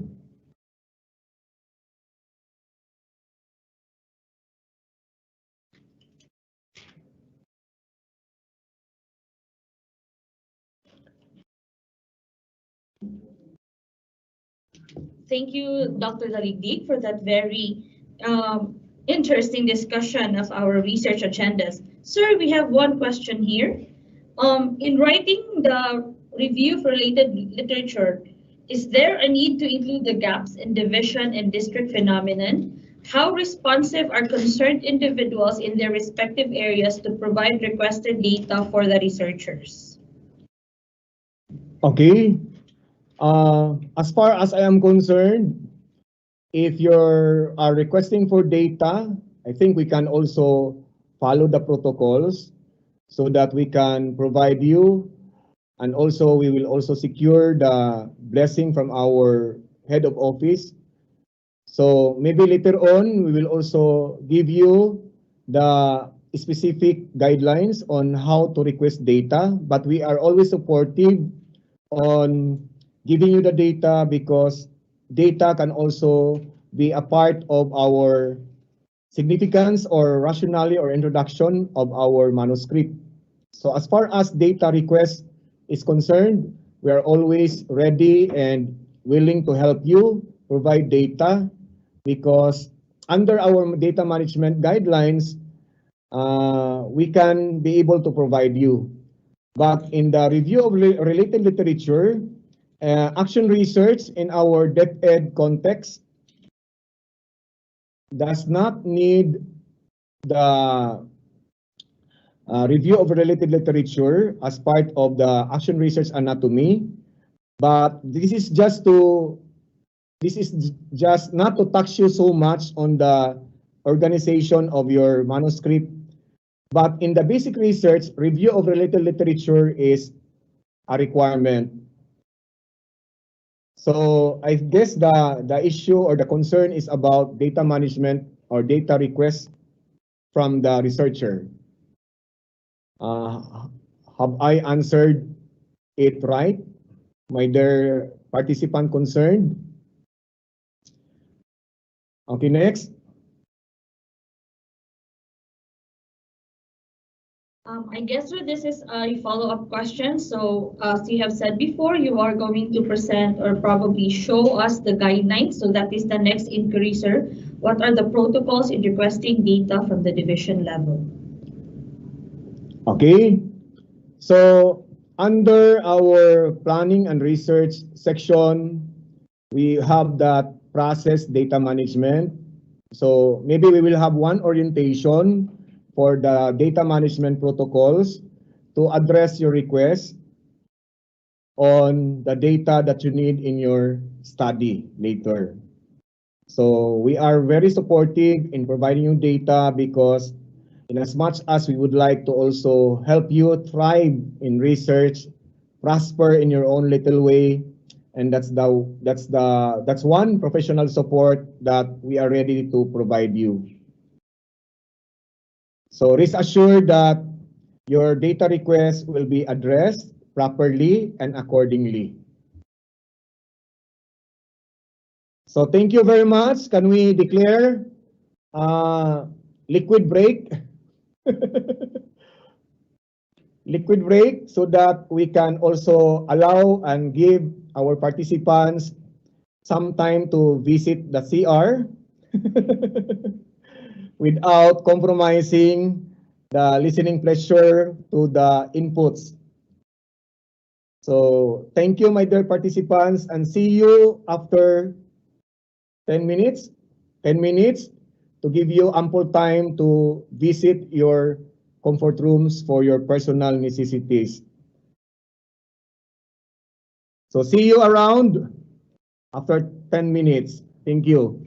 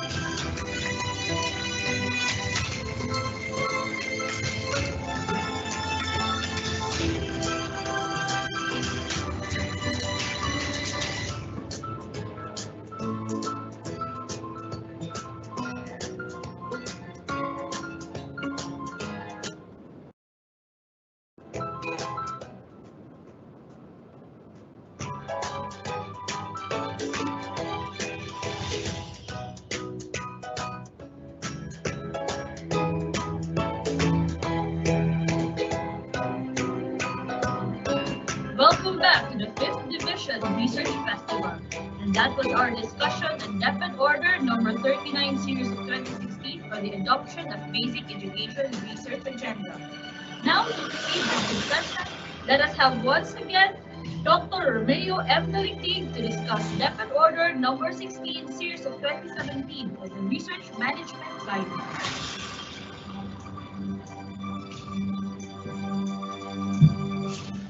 Okay, thank you, Honey. I'm now back for the next topic to present to you. And to some, I guess this is just a review, and to others who are still new to research, this is your first view, perhaps. So I'd like to walk you through with the research management guidelines, how researches are managed in the Department of Education, Division Zamboanga del Sur, in this Division Research Festival. This is really very timely because everyone should be also guided as to the direction and how the researches are being managed by our very own Zamboanga del Sur Division Office. I'm happy that the regional office empowers the division office to manage researches, and Zamboanga del Sur Division also empowers the district, the schools or school districts in the division, so that we can really promote research productivity, and later on we will embark to research publication. I believe with the Department of Education, Basic Education Research Agenda, you know already what to embark on, especially if you are planning to really produce more researches in the future. My congratulations in advance to those presenters who have been guided by the Basic Education Research Agenda, and I know all your researches are really relevant and of course attuned with the DepEd priorities and even mandates. So with this convergence, I said earlier that we were divergent, and what converges us is the DepEd Order number 39 series of 2016 and DepEd Order number 16 series of 2017 to set the direction and where we are going to as far as research in the Zamboanga del Sur Division to be managed and to be also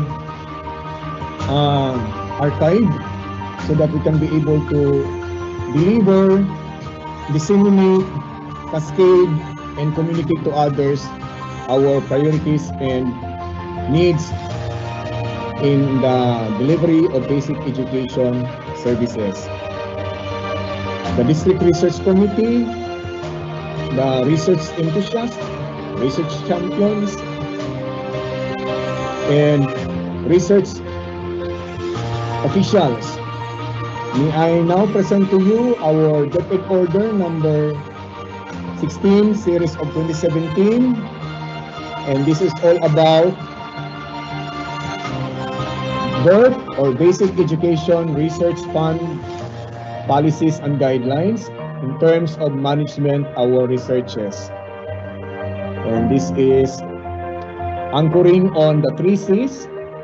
Mine, I have 5 C's. You have courage. You have to take the courage to try research, and then in also taking courage, you will also hope to acquire competence. And with all these activities in research, do not forget God as the center, and that's Christ. And then with Christ in your heart, you will have the compassion. You will have to be caring as second parents, as parents surrogate to our learners.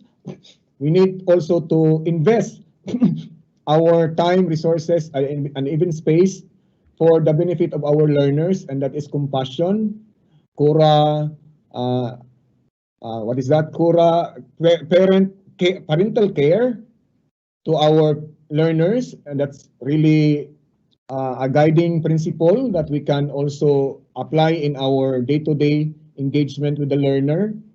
Cora personally, I should say, that is being a surrogate parent. And then after that, after handling all these intricacies and the nitty-gritty of research, after coming up with the findings, be ready also to share, and that is charity. Charity to inspire, charity to share, and charity to connect. So that is connect. You have to connect. You have to also revisit some existing researches. For all you know, you can find one problem that is still existing, and you can help solve the problem at this far. Connect, and then also organize or constitute a team, excuse me, connect with one another in order for you to combine all your resources to come up with a more scholarly research. The next C is collaborate. When you already find connections with other friends around, especially teachers from other districts or teachers from other congressional districts, you can win friends. Extend your vision. For all you know, you have also good research titles that other districts in the division are embarking to, that you can also study within your context in the community where you belong. So collaborate. So one way of collaborating is also research about other researches that were done by other people in the other parts of the country and even outside the country. Collaborate to your friends, and then whatever you can have as findings, do not forget to communicate these findings to others, because that will also benefit them, especially if you think that will benefit others, especially outside the region and even outside the division. Then have the heart to share. So connect, collaborate, and then communicate your findings. So one way of communicating your findings is publishing your findings. So these are the 3 C's where the research management guidelines are being anchored for us to really enjoy the success and reap also a good harvest on the researches. I know we have a bonanza of research champions in this platform, whom you can also connect, whom you can also collaborate, and whom you can also communicate your concern regarding the preparation and organizing the research proposal later, especially those who have not yet started a research ever since in DepEd service. So remember, you need to connect, get out from your shell. You need to also link with other research champions. You need also to interact, collaborate, and then communicate. And all these worries that you have in research, especially those who have never conducted a research, will be eased out, because there are people around you. You familiarize the names in this platform. Also familiarize the names of those who will be presenting, because they are your potential professional supports later. I tell you that research can be a big success if you open your wings for innovation and, of course, for initiative. Just take the courage to find a friend, call a friend, and that is the essence of connect, collaborate, and communicate. And we can do that. All these are doable. If you really want to help the government, if you really want to deliver quality basic education services or basic education program to all our learners, then you need also to widen your scope, widen your horizon. As far as your eyes can see, there is always power and magic in anything that you do. Let us just learn how to accept challenges, and let us also enjoy the opportunities that were given to us. Not all have the talent to research. And because of your attendance in this platform, I believe you have the potential. All you need to do is just to start. And sometimes there's always a hard start. But if you have to step into starting, I know you will enjoy the journey later on with research. Believe me, because God gave you the talent to write, to think, and to solve problems, and that is what it takes to be a 21st century teacher. A teacher is always a researcher because not all will be given in the module. Not all will be given in the book, even if that is a teacher's guidebook. Everything cannot be given that much in our references. That is why we need to side by side research for us to really gain the in-depth understanding of the topic that we are going to teach. I know some of you, a teacher at that, may find yourselves also unfamiliar or unknowledgeable of the topics that are found in our books. Not all the topics we are master at. I'm sure of that.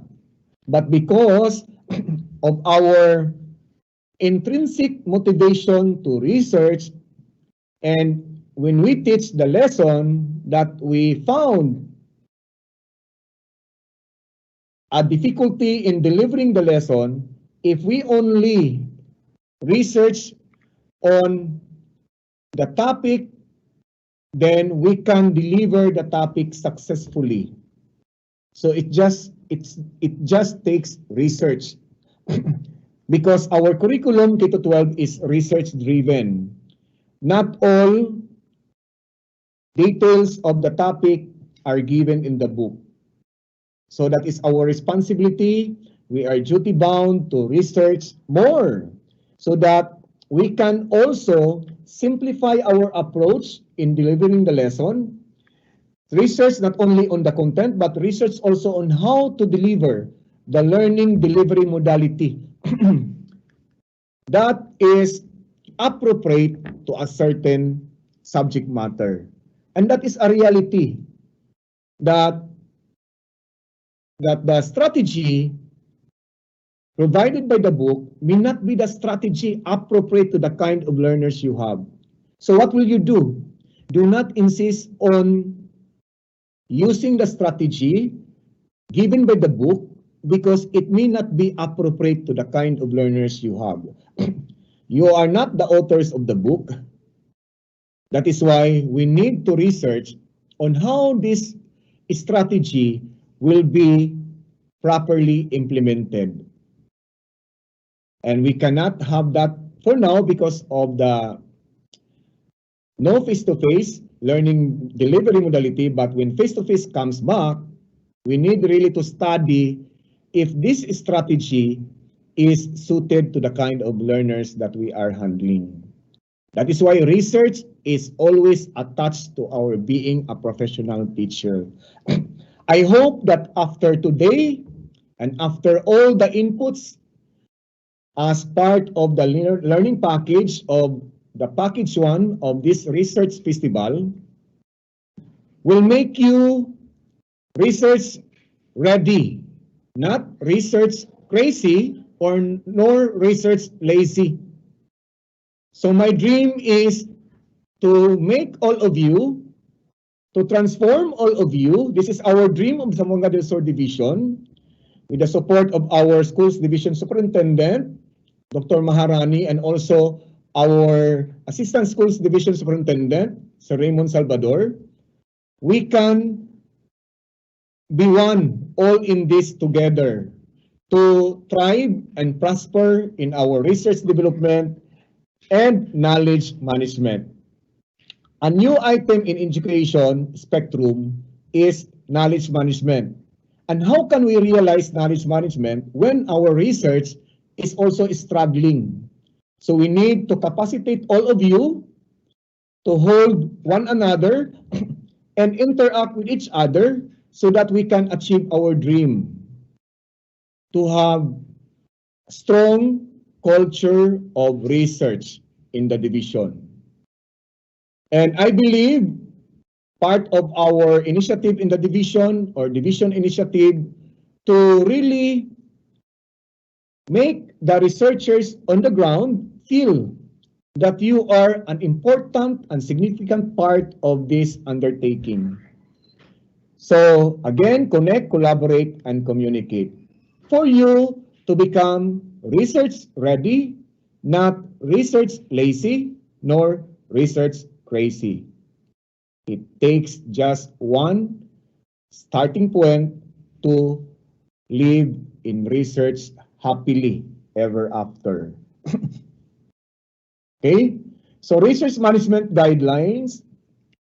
This is a guideline in managing research initiatives in the national, regional, schools division, and school levels to further promote and strengthen the culture of research in basic education, improve its fund sourcing mechanism, and put in place additional safeguards to really refine our craft in research dissemination, utilization, and advocacy.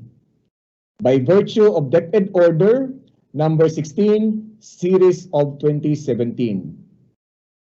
So these research management guidelines include the functions, duties, and responsibilities of the research committees across all levels of governance, from the national, regional, division, and this time in Zamboanga del Sur division, we have the district committees. I'm proud and I'd like to congratulate all the officers or members of the district research committees across the entire division for accepting the challenge and also for attending this capacity building so that you will be all guided and nothing will be lost and nobody will be lost in our journey for research productivity and publication. This is a roadmap that we are going to realize after engaging in this research festival. Of course, with the support of our local government unit, we can make all these things realized. Okay, let's start first with the research committees. I'd like you to meet your research committees members and their positions, and of course, their functions. So we have 3 levels of governance starting from the national, regional, and then division. So in other words, we have National Research Committee, Regional Research Committee, and Division Research Committee. Who compose the National Research Committee? Of course, our chair is the Undersecretary on Field Operations and Planning, and then Undersecretary of Curriculum and Instruction. This is the co-chair. Okay?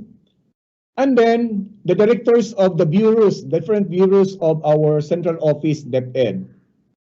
The Director of Planning Service, the Director of Bureau of Education Assessment, Bureau of Human Resource and Organization Development, National Educators Academy of the Philippines, Finance Service, and these are the members of the National Research Committee. And who will act as a secretariat, or who will act the secretariat in this National Research Committee? We have the Policy Research and Development Division, the counterpart of the Policy Planning Research Division of the regional office. So all these personalities are the members and the chairs of the National Research Committee. and they take charge also of the national research outputs conducted by the personnel and even those who will be endorsed to them from the regional and division levels and also the district levels in Zamboanga del Sur. So this is the National Research Committee.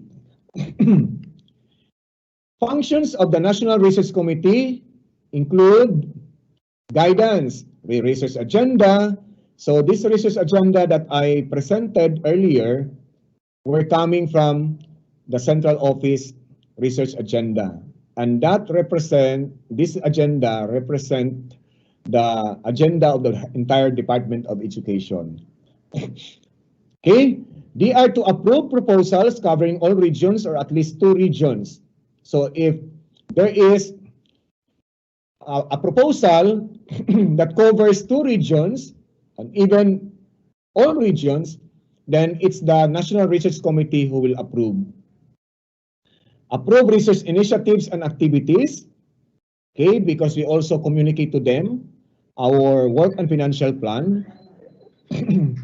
So in this 2021 fiscal year, we already included our Division Research Festival. Forge partnerships because they have also partners in the central office that they would also like us to avail of. So they will be bringing in some research partners for us to also benchmark and learn from them. And then they will also take charge in resolving emerging issues, especially regional issues that cannot be managed by the region.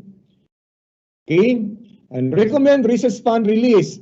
And we will know later what is the basis of the increased research fund for our region, because the research fund will be downloaded to the region and the region will slice the funds, prorate the funds to all the divisions. Keep cost estimates within regulation and provide feedback to Exicom about research. So all these are the functions of the National Research Committee, and they are always dependent on the accomplishment of the regional level. And the regional level is also dependent on the accomplishment of the division level. But Zamboanga del Sur is also relying on the results or accomplishment of the districts. And the district will also depend on the accomplishment of the schools. So these are the clearing of accomplishments from schools, through the teachers, to the district, to the division, to the region, and to the central office. If there is a basic research covering the entire country across all regions, then it is the central office who will approve. That if you want your research to be also broader in scope. So we need to submit that kind of research to the central office for the approval. For all you know, you will be also part of the history of DepEd because of your research covering all regions, because it could also result, or it could also yield some policy reformulation, big ticket programs that you want others to also implement and enjoy the benefits of such programs. Okay, so these are the functions of the National Research Committee. Now let's go to the functions of the Secretariat. Functions of the Secretariat of the National Research Committee: organize, coordinate, document meetings, so minute recorder.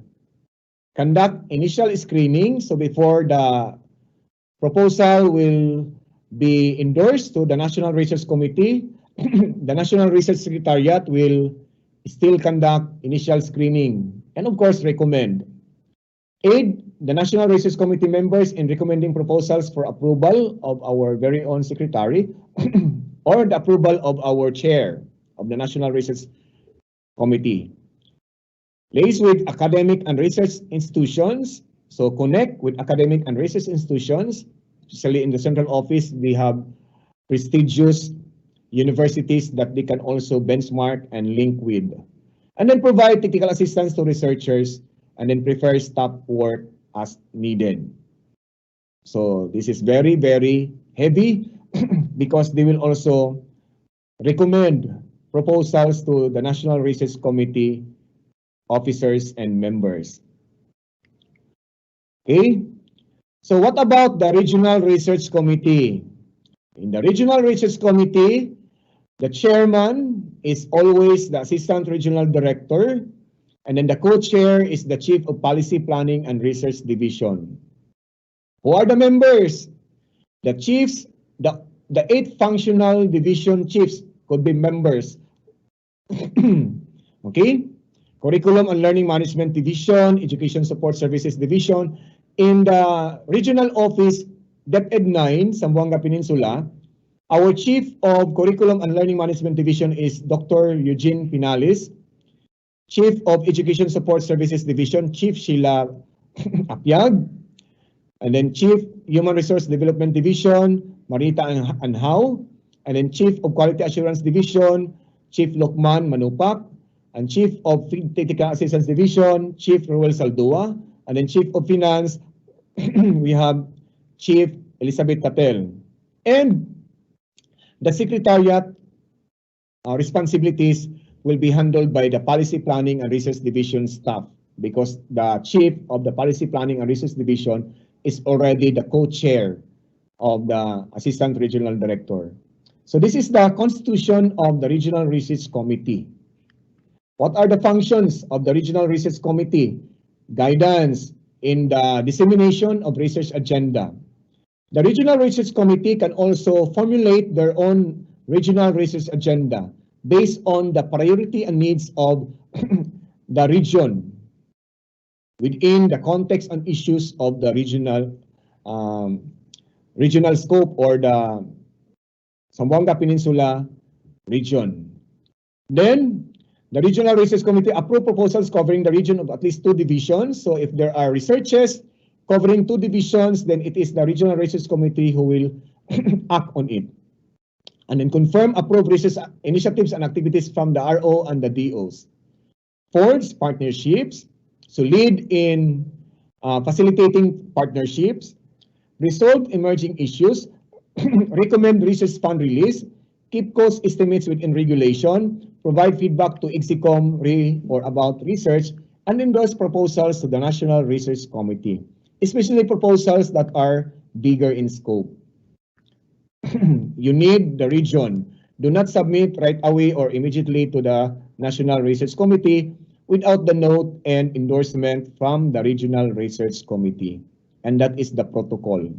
You do not pass by the region. You have to, do not bypass the region. You have to pass by the Regional Research Committee if your proposal is wider in scope.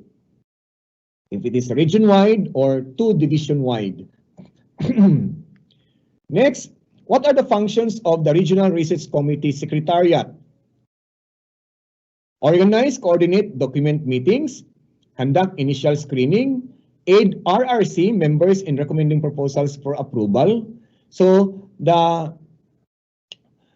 responsibility of the Policy Planning Research Division of the region will recommend proposals for approval, especially those proposals that are submitted to the region because the scope is wider than the school, wider than the classroom.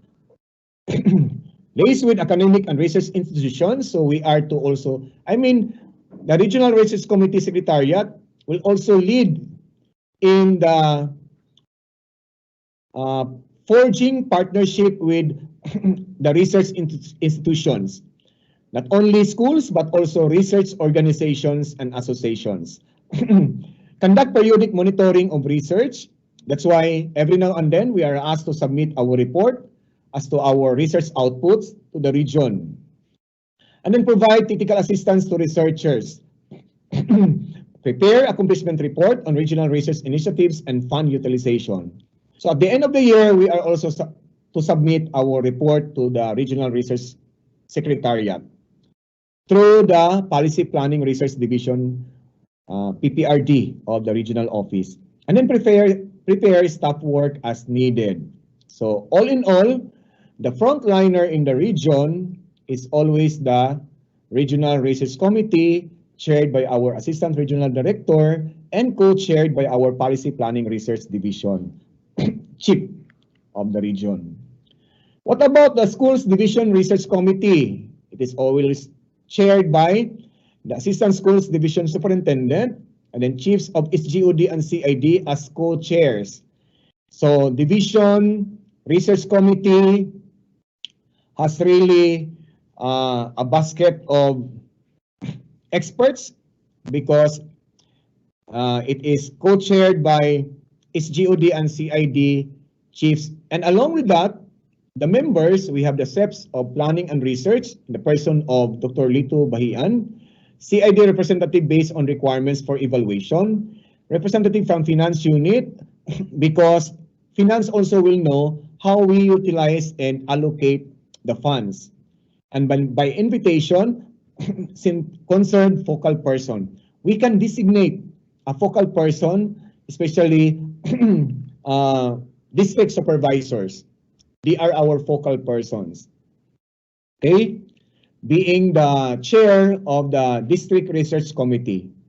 So we will invite always, every now and then, if there are updates in research, the chairman or the chairs of the District Research Committees across the entire division. And then the secretariat should be the Schools Governance and Operations Division. Okay? So what are the functions of the secretariat? So in other words, the members of the Schools Division Research Committee, they are the panel. They're the panel members, chaired by CID and SGOD chiefs with the Assistant Schools Division Superintendent. Okay? The functions of the SDRC means Schools Division Research Committee. Number one, top in the list is guidance.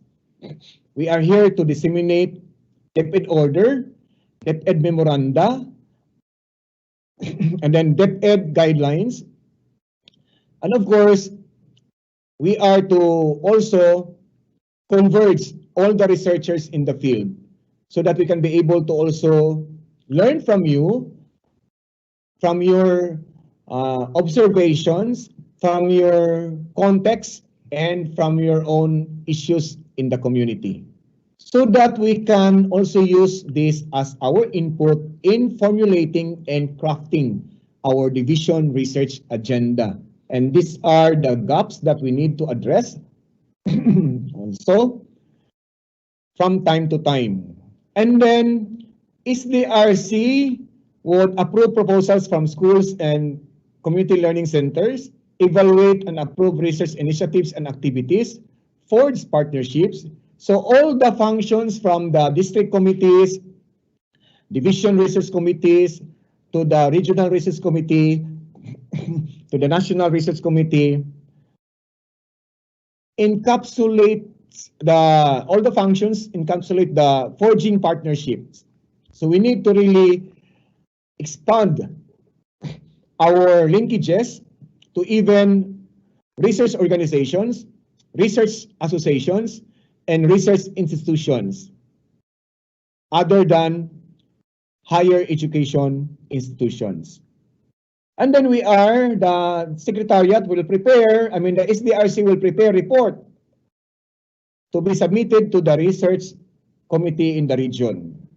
And then we are here also to resolve emerging issues, especially on the interpretation of DepEd orders, and keep cost estimates within regulation. So that is why your proposal should be always with cost estimates. That's your budget of expenditures that we need also to validate whether your costing is proper and within the accordance of the prevailing prices and cost. Okay? endorse school level proposals to RO. So if you will find later one proposal that is school level or two schools are involved, then we can recommend your proposal or your research to the Regional Research Committee. Functions of the SDRC Secretariat: organize, coordinate, document. So the same with the Regional Research Secretariat and the National Research Secretariat. TA is the magic word there. So we are always here to provide technical assistance or technical support to all the researchers. And to all the researchers, rest assured of our love, commitment, and sincerity to provide you technical assistance, professional support if you need us. We are just text away through our research coordinator in the division, Dr. Lito Bahian. And of course, we have also found a partner in this journey for improving our research productivity and publication in the person of Dr. Ismael Talili, the Research Director of USTP Cagayan de Oro. And of course, one partner from the Philippine Science High School, and they are very supportive, and they are also willing to come by, as Dr. Talili mentioned, that in the next few weeks, we will be also conducting some capacity building to all our researchers so that we will also know some updates from the generic context of research and research development and management. Okay? As far as DepEd is concerned, I'd like to present to you so that all of you will be informed, if not reminded, because some of you have already browsed the DepEd Order number 16, series of 2017. And inclusive of the DepEd Order number 16, series of 2017, Research Management Guidelines, is the research management cycle. How is research will run into a conduit of stopovers. Okay? So to give you the research management cycle at one glance, first and foremost, we will have call for proposals. Next is initial evaluation, and the next committee evaluation. And who will undergo initial evaluation? Of course, your proposal will be subjected to initial screening by the Planning and Research section. Of course, with the District Research Committee or Division Research Committee if you belong to the division as a supervisor or as a personnel or employee. Okay? And then it will be forwarded to the committee for committee evaluation, and then results notification, then implementation, submission and acceptance, utilization, and dissemination and archival. So this is the research management cycle. It will always start with a call for proposals. And then initial evaluation will do. So we will walk through each of these stopovers of the research management conduit that we have in the DepEd order. So all in all, we'll start with the call for proposals. And what are the activities expected under call for proposals, other than the memorandum to be disseminated to the field? Okay, call proposals will be every year, at least once a year, but we can have twice a year if we have a bonanza of research outputs or research proposals. And then the proponent will be given 1 month to submit the proposal after receiving the memorandum, after receiving the call. So we will all drumbeat or trumpet all the call for proposals so that everybody will know and will be informed. And they are to submit in soft or hard copy the proposal, considering all the complete requirements. If you think that your proposal is comorbidity, that means there are also things that you need to, you wish to also include, but you are already running out of time. But rest assured, researchers and proponents, that our mantra, I talked already with the other members of the Division Research Committee, and I guess I also pronounced this one during the District Research Committee orientation, that we should never kill a proposal. We should never kill a proposal. So we have to really save or salvage the proposal. Okay? Do not discard any proposal, because any proposal, even if how simple it is, how ordinary it looks like, there is always a better future for that proposal. We just only communicate to the proponent that these are the things that you need to improve so that the proposal will be accepted fully eventually. Okay? So do not forget the complete set of requirements, especially following the action research proposal or research proposal anatomy. That's very important. Do not leave any part unsubmitted, because all the parts in the action research proposal or any research proposal, any part counts and matters a lot. Okay? So if there are lacking parts when you submit your proposal, rest assured that we will notify you immediately, just to save your proposal. I hate to kill proposals. Okay? Submit the following part of the complete requirements. Application form, you have to apply. This will also serve as your transmittal in your proposal.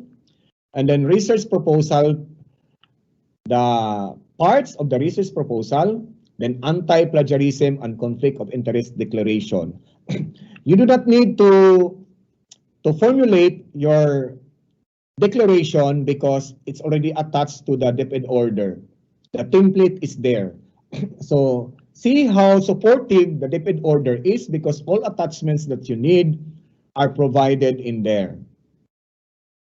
Okay, next step, next stopover. After receiving the proposals, we will conduct initial evaluation. So initial evaluation is the next stopover.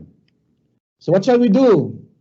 The Secretariat will conduct initial screening. This is what you lack, this is what you need, this is what you want to, what we want you to modify, this is to revise. Your font size is not following the standard font size, and then also the font style, you are not following the standard font style, what is provided in the DepEd order or DepEd memorandum for that matter. And then we will return the proposals that do not fulfill the requirements. Of course, with a list of suggestions for improvement. But you have to double time in improving and incorporating all our suggestions so that you will not also submit it beyond the deadline.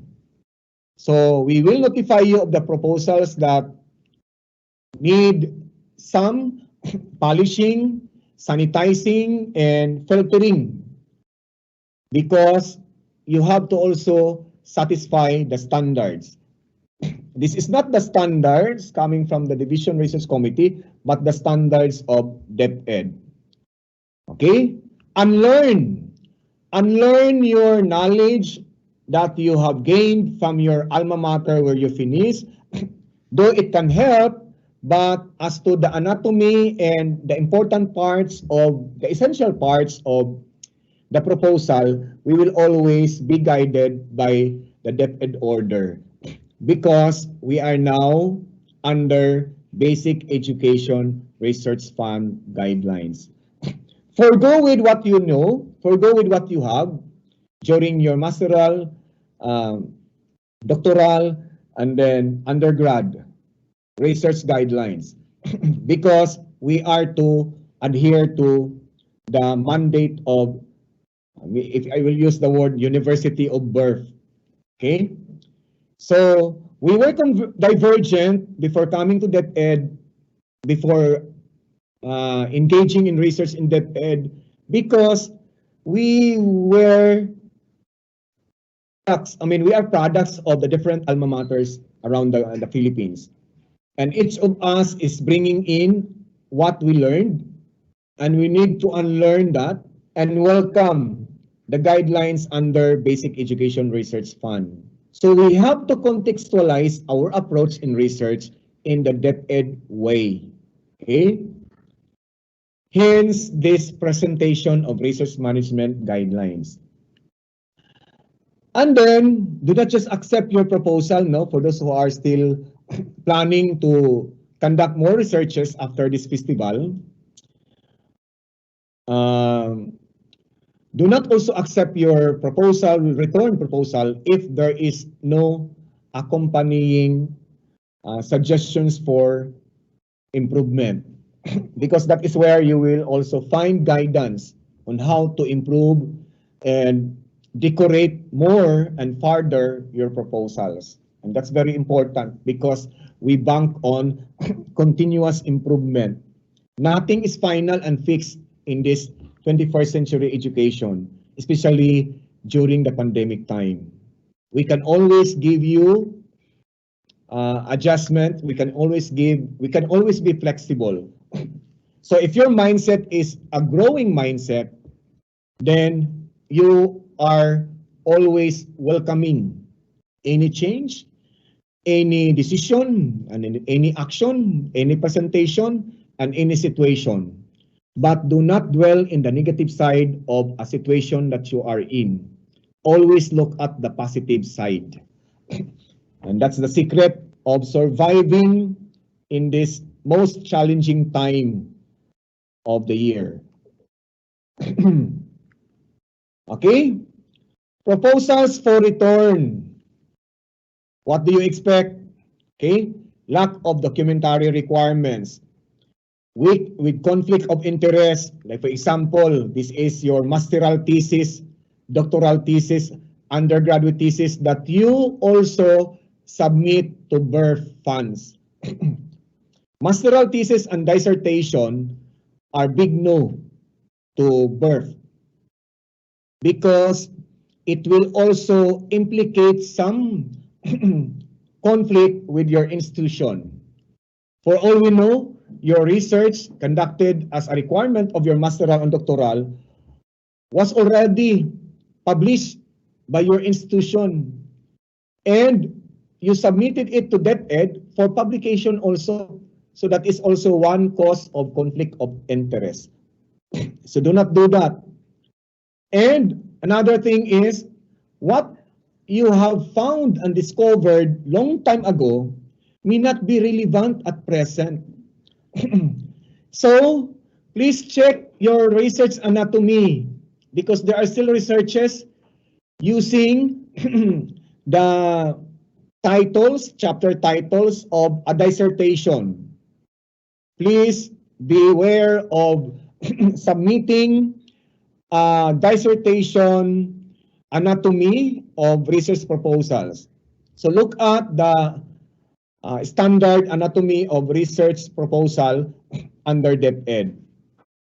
And then it is returned because you encountered failure to conform to research ethics. You did not ask permission. And then your statistics are just fabricated. I mean, statistical data are just fabricated. We will always detect that, I'll tell you. Okay?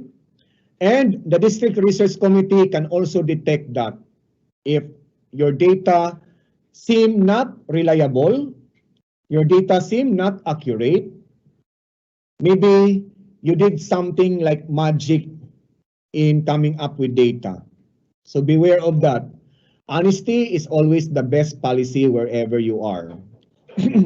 Okay? And then another also issue in research ethics, you did not ask permission to conduct the study. That's why your principal gets angry with you. Your district officer gets angry with the researcher because of not asking permission. Okay? We know that statistics never lies. But sad to know that lies do statistics. Again, I'd like to capitalize on honesty is the best policy. But I'm not saying that you are doing all these issues.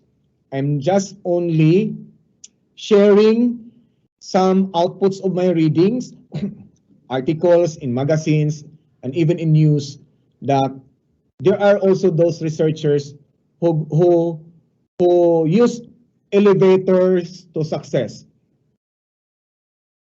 I would like to inform you that there is no elevator to success.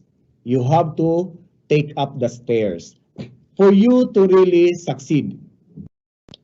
And also, take note of those people whom you met along the way, because they are the same people that you will also meet when you go down. So again, there's no elevator to success. You really have to go to the process. It's just like an ISO. There's a process, and research organizational of research organizing research is a process. Cannot be done by a single night. Exceed maximum grant without cost sharing arrangements. Okay? So your budget of expenditures is very high when you only have this kind of research. Okay? So your cost should be also proportional to the effort, proportional to the content of your study. And then non-alignment with research agenda. That should be agenda. You remove the S. Non-alignment with research agenda, because agenda is already plural. Okay? Maybe your topic is outside of the DepEd context.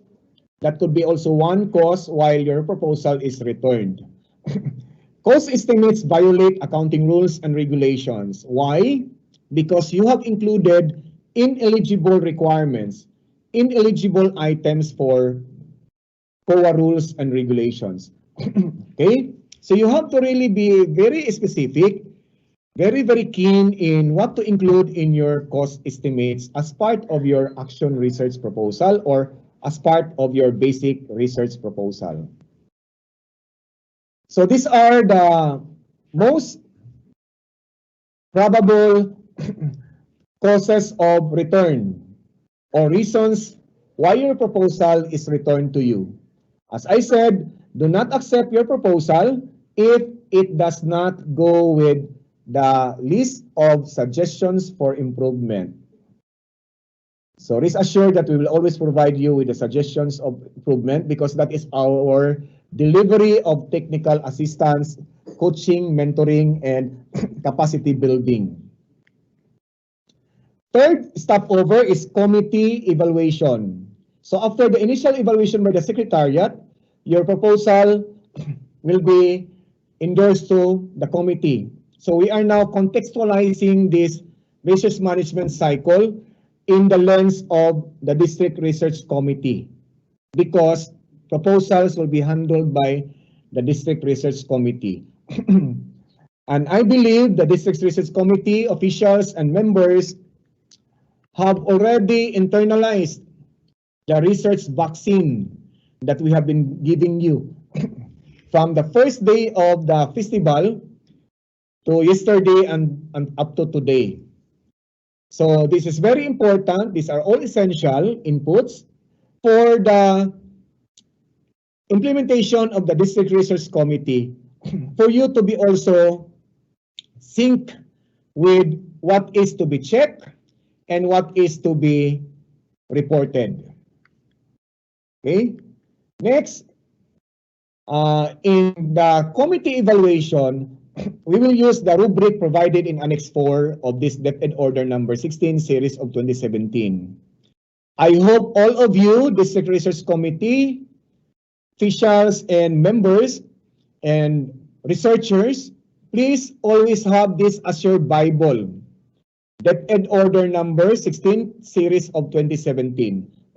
The rubric speaks about what is to be included in the rationale part of the proposal, what is to be included in the scope and limitation, because this is our basis in evaluating your proposal.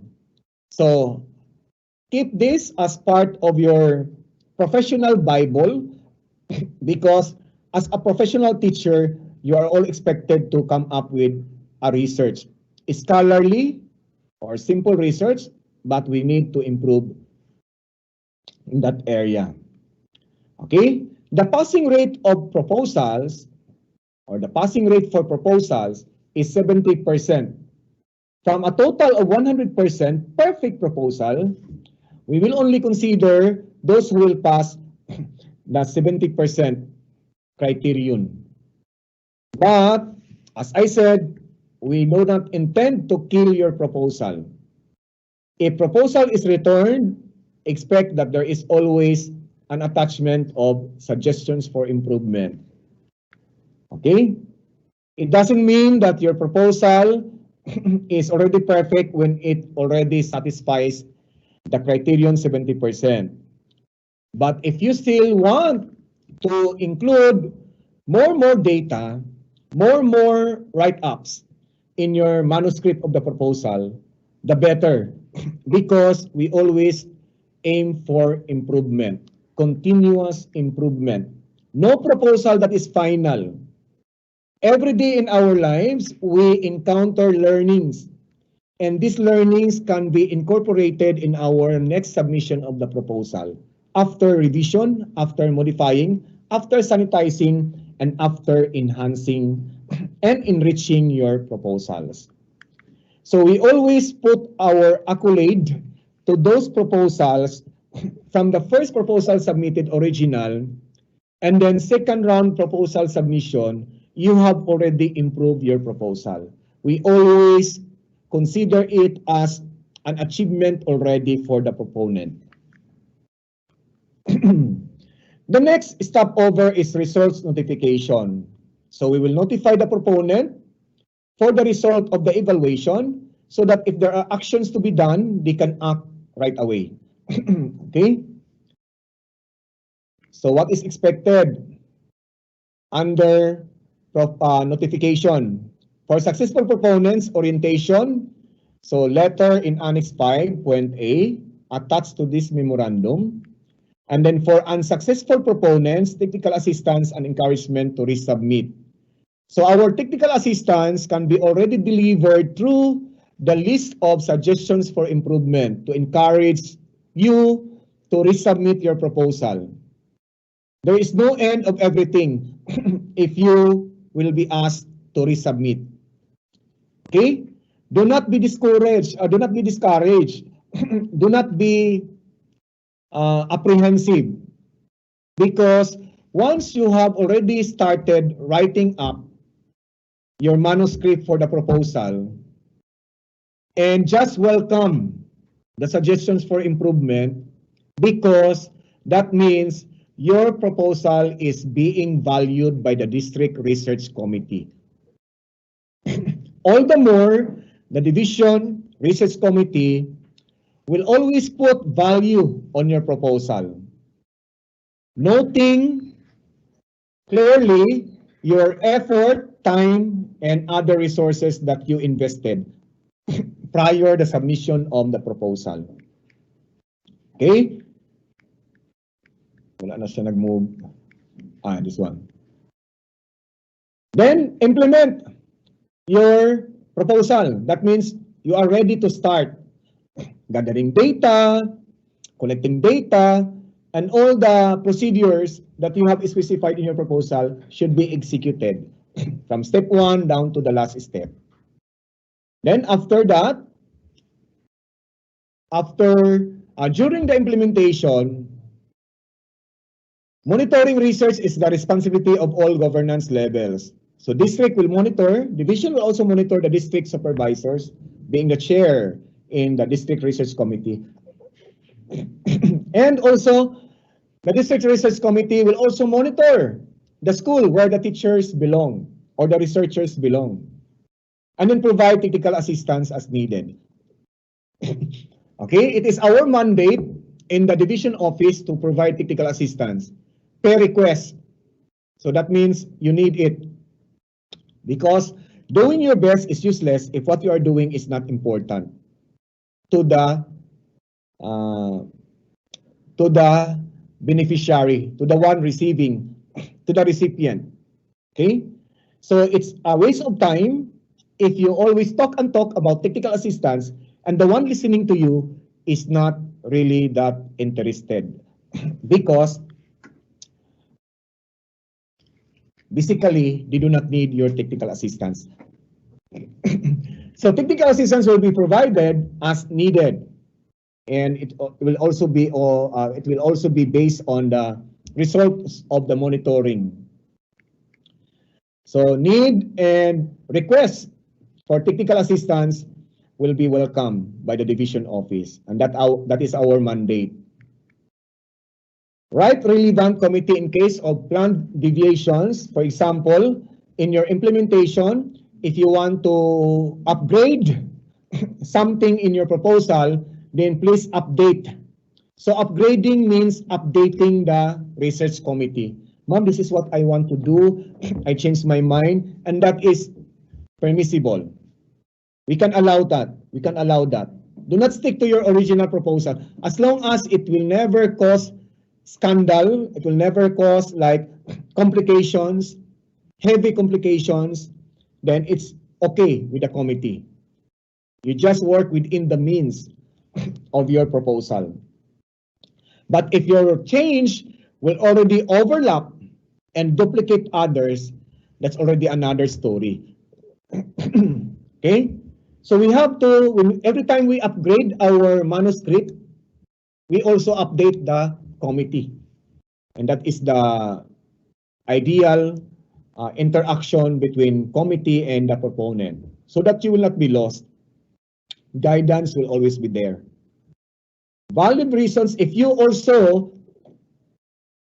request for extension in your implementation because you cannot really meet the gathering of data because of pandemic, you cannot visit schools, you cannot visit families, you cannot visit houses or residences of your respondents because of pandemic, then just articulate your reasons for extension so that we can act on the request. And valid reasons could be illness, disasters, other extenuating circumstances per committee decision. Okay? These are circumstances that are beyond our control. So these are the experiences that you will also encounter in the implementation, especially those who are presenters already. You have been in this journey as to improving, as to deviating from the original proposal to the present proposal. And that is allowed because DepEd is really flexible. And committee officials and members are also flexible. We always understand. As long as your letter of request is with all sincerity, authenticity, and commitment. Because we need more researchers in the Zamboanga del Sur division. Okay, extensions can only be granted once. So only one may be granted, and only up to a year. So find a way to finish your proposal within 1 year. But if you can finish it quickly, the better, as long as no part is being jeopardized and compromised. Okay? The next stopover is submission and acceptance. So what are the experiences under this that we may also encounter, especially those who are still planning to have the proposal. But for the research champions, these are those who will present their outputs tomorrow and Friday. they have they have been in this journey, but they were able to survive to complete their research. And that is something that I would like to congratulate. You are really research champions. But research champions, that is not about keeping your expertise by yourself only, but share them. For all you know, you're the only light that other research enthusiasts have been waiting for. Let us light others by sharing the knowledge, because knowledge is not a knowledge unless it is shared. And God will not also bless you if you are selfish with your knowledge. Okay? Selfishness is only for picture taking, to be having your selfie on the side. But in terms of knowledge management and knowledge ownership, please share and click the button subscribe. I think that's the word, no? So that others will also learn from you. And if you keep on lighting the candle of others by your expertise, God will see you in what you are doing. God always watches over you. And God will bless you more. So that is now the secret of and the power of sharing. So submission and acceptance. So submit executive data sets and then final outputs in hard and soft copies. Okay? And then the next stopover is utilization and dissemination. So your research is not a research, or your research does not exist if it is not published. So disseminate the results. Join and present willingly and joyfully in region and division conferences, research conferences, research forums or research fora, and then policy forum or policy fora. You are needed there to disseminate your findings and results of the study. And that will make the future of your research brighter, and even the future of your competence brighter, because you have also the charity to share. So be charitable in sharing your findings. Do not just keep your finding in yourself. There will be no future of your research. To have and to give your research a brighter future, please share using or under the utilization and dissemination. Just like this one, our research festival. Be proud of your researches. Be proud of your output, because that is a professional output. Okay? Professional output. Though somehow it is personal in nature, but as far as research is concerned, that is a responsibility of a professional employee, professional teacher. My salute to all the researchers, presenters in this festival in advance, because you really took the courage, you braved the storm in research to meet and to come up with the research output. So it's just a matter of taking the courage or braving the research storm in this journey. So my advance congratulations to all the researchers who will present in this research festival. And we also decided to give you plaques, not just certificate. So that's something that you can also present to your children and offsprings later, that once in your life as a teacher, you ventured into research challenge and you surmountably succeeded. And that's the essence of being a teacher, an essence of being a supervisor, because it is KRA based. Okay? Some professional teachers will just do research outside of their comfort zone, outside of their shell, because that's one proof that we are really professional. Time will come that our criterion for promotion is research output, because we are in the new normal.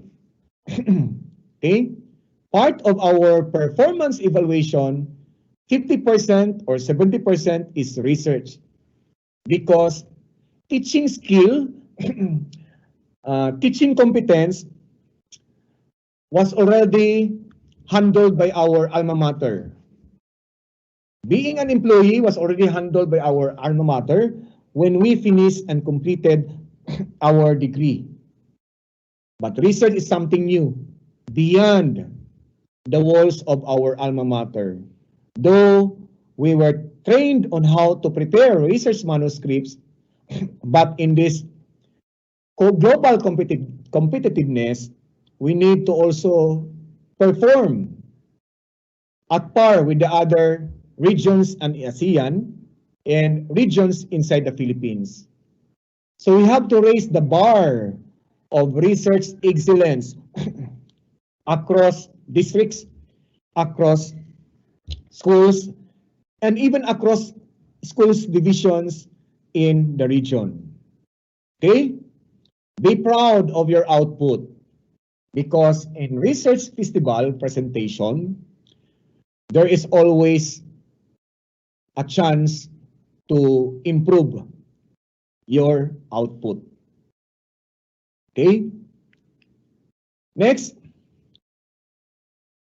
these outputs will be utilized in developing, number one, policies. If you have some comments on the DepEd Order number 31 series of 2020 about the interim guidelines on assessment in the light of COVID, in the implementation of basic education learning continuity plan, we can contribute in the polishing, especially that in the next school year, COVID is still there. I mean, the milk is still there, and modular learning system is still the modular, I mean, the learning delivery modality. So we can enhance the policies, we can enrich the policies on assessment. Our output could be also an input in designing framework, and then also designing programs and coming up with projects, plans, trainings, and then instructional materials for DepEd and others. So there are a lot of offices waiting for our outputs to be their input, their database in the crafting of the plans, policies, frameworks, training, and all these items under this slide. Okay? How will we disseminate? We can disseminate. How else we can disseminate? Okay, we can disseminate research in schools through learning action cells, in-service training, school governing council meetings, school improvement plans, annual implementation plans, and school report cards. All these are avenues for dissemination of research findings. Okay? Be proud. Please keep the pride of finishing and completing your research outputs. No one else is given that chance, the talent, except you for now, because you will become, or you are a presenter in this festival. My congratulations, my huge congratulations to all the presenters. see you in the festival presentation of researches, and that is package 2 of this Division Research Festival. Okay, the last part is archival. Okay, so we are to place your outputs in an archive as our way of establishing knowledge management, because it's a waste of effort, time, and resources if your research will only be shelved in the corner, will only be up to the corner of our cabinets. They have to be displayed, they have to be disseminated so that that will be applied not only in the school where your research was made, but also in other schools. So it deserves also to be disseminated and part of our knowledge management initiative in the division office. Okay? Completed research and data sets will be archived, conduct monitoring and evaluation for the entire cycle, and this time we go beyond. We go beyond as to publication. We are happy to inform you that our initiative for establishing research publication is already on the way, is already on the highway of realization. So that is something that we will also be proud of as part of the Zamboanga del Sur division. Okay, let's now come to the fund sources. Use birth because central office downloaded funds for the region, and the region empowers the division to download the funds for us to maximize our research outputs. So 75% of what was downloaded by the region will be used for research proposals, and 25% will be used for research-related activities. So we have a fraction for research-related activities. I'm not too sure with the arrangement in the region if the downloading of the research proposals fund will be separate from the downloading of the research proposals. Oh no, that's great. Related activities. And that, ladies and gentlemen, is why I still have to check that, because the region now has empowered the division to manage researches. And the division has also empowered the district through your district supervisors to manage research or researchers in the district. And that is, we are counting on the district supervisors that after the seminar, they will become research ready, research evaluation ready, not research lazy. I know there are supervisors who are advanced and you belong to the research champions category that you can manage to even evaluate researches. But let us also equip ourselves with the research management guidelines so that we will also be guided and we will know what actions to take every time we encounter problems. You get an acorn shot issues. combo with the bushwhack, but it's not nearly as reliable. All right, Good nice catch, showing but off there's that the blink dagger. That's And Karka's just going to get destroyed by 75% Terra. research proposal. Into the AA blast, The runs research to fund will 4. be used for the Nori ends following: up dying in the expenses end, but this might be a related to huge research turnaround for VG proposals, Gaming regardless. expenses Fly related to dies, research Ice is dissemination. next. There's still the AA blast applied, but now Okay. Arteezy comes in with that So reflection. this And DY this gets is cricked where out by our Abed. funds DYW in the meantime getting chased go. as well. So somehow this turns Now around let's look again, at this the time in allowable EG's favor. Old 11, expenses. ooh, with the side blades, almost So enough to take out allowable Old 11, but the right click expenses from will Arteezy with that be Dragon Lance is for more than enough. Now supplies and Pioyo materials, stuck in the like wrong place paper at the wrong and time. 3 EG Domestic members pounding travel, upon him. like I'm not sure if from they the actually want to residence dive to this, the but with that school, where beautiful your bushwhack standards are from found. Crit, it's a full And then team wipe for E communication, like letter freaking to the G. mayor, letter to the principal, letter to the district, and then letter to the LGU. Reproduction, printing, and binding, like ink, but equipment is not allowed. Okay? Food and other research expenses, if you want to take your snacks, because being healthy is also a requirement to succeed in research. Being also full in your stomach is also a requirement. Do not forget your meals, do not forget your snacks, but not that extravagant excessive, what else? Unallowable. So there are also items where the expenses can be also dispensed. And other expenses in not eligible expenditures. So C, you are supported by the birth funds.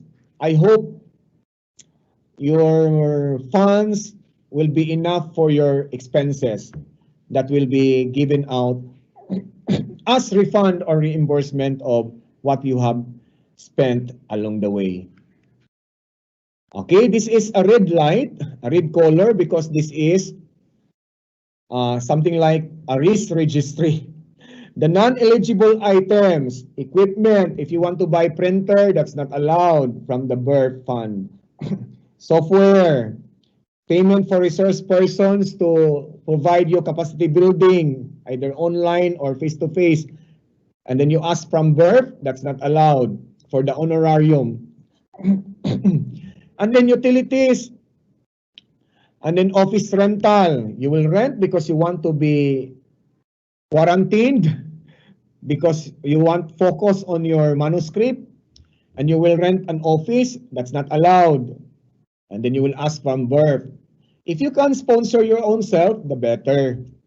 Overseas travel, because your respondents are in Thailand, Bangkok, and you ask birth to support you for your flights over there, and over everywhere. That expense is not allowed in the proposal. So be aware and beware of these non-eligible items before you will regret in your whole lifetime. Okay? National researches. Here Nationwide. comes the dragon, mga kaibigan. Jumping in. The rider na naunahan. DKB will be pop. Nakakakalad ka dyan ng isa rito. Pero tignan natin. Here comes Crit going in. This is the D-fight. Abed Yusuf will go down. Immediate buyback. Pero tignan natin, mga kaibigan. Razor chasing down Jeep Armel, mga kaibigan. Jeep Armel is still alive. Fighting. Tall and proud. Mamamatay si Jeep pero may buyback siya dito. Mamamatay yung TNC Predator. Tatlo ang patay sa side ng TNC Predator dito. Pero they do have buyback. May nakakalat ka na Dragon. Kaya pa nilang i-burst down. Ito na yung 3-man buyback na pwedeng gawin ng TNC Predator. And this could be a dead Dragonite, pero the winner Wyvern with the curse RTC na huli. RTC will be forced to use the buyback. Ahmed Yusuf down sa buyback, mga kaibigan. Oh no, EG is starting to lose this team fight, mga kaibigan. And this could be a dead one. Dalawa, alam nyo yung palang buyback dito. Pero teka lang, ang kunat ng Dragon. Ang ultra kill para dito kay Jeep Armel. Jeep Armel, rampage mo na. Rampage by Jeep Armel. Walang buyback and GG will be gone. We are going to a game number 3. If you are that ambitious or desiring to come up with regional and national research, please give a try. Please give a try. There's no harm in trying. See, 150,000 is in store for you, and 500,000 is also in store for you for national researches, nationwide in scope. Division-wide, district-wide, or covering at least 2 districts, not more than 150,000 is the limit, 150,000. I mean, 1 year maximum of the implementation. Settle only with one that is doable.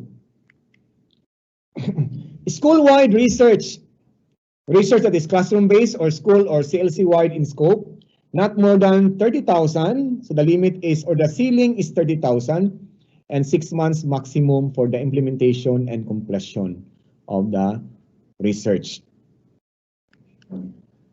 Eligibility of proponents who are qualified to undertake research and submit to the University of Birth.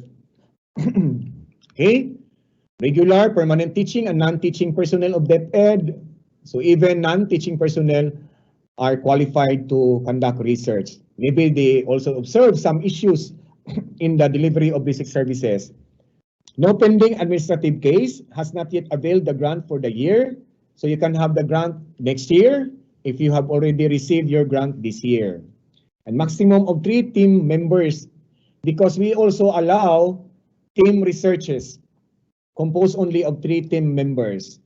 So beyond 3, that's not anymore allowed. Okay? So 25% for the RO or Regional Office Research Support Funds for capacity building and local dissemination of research results. You can disseminate your results in research forum or fora.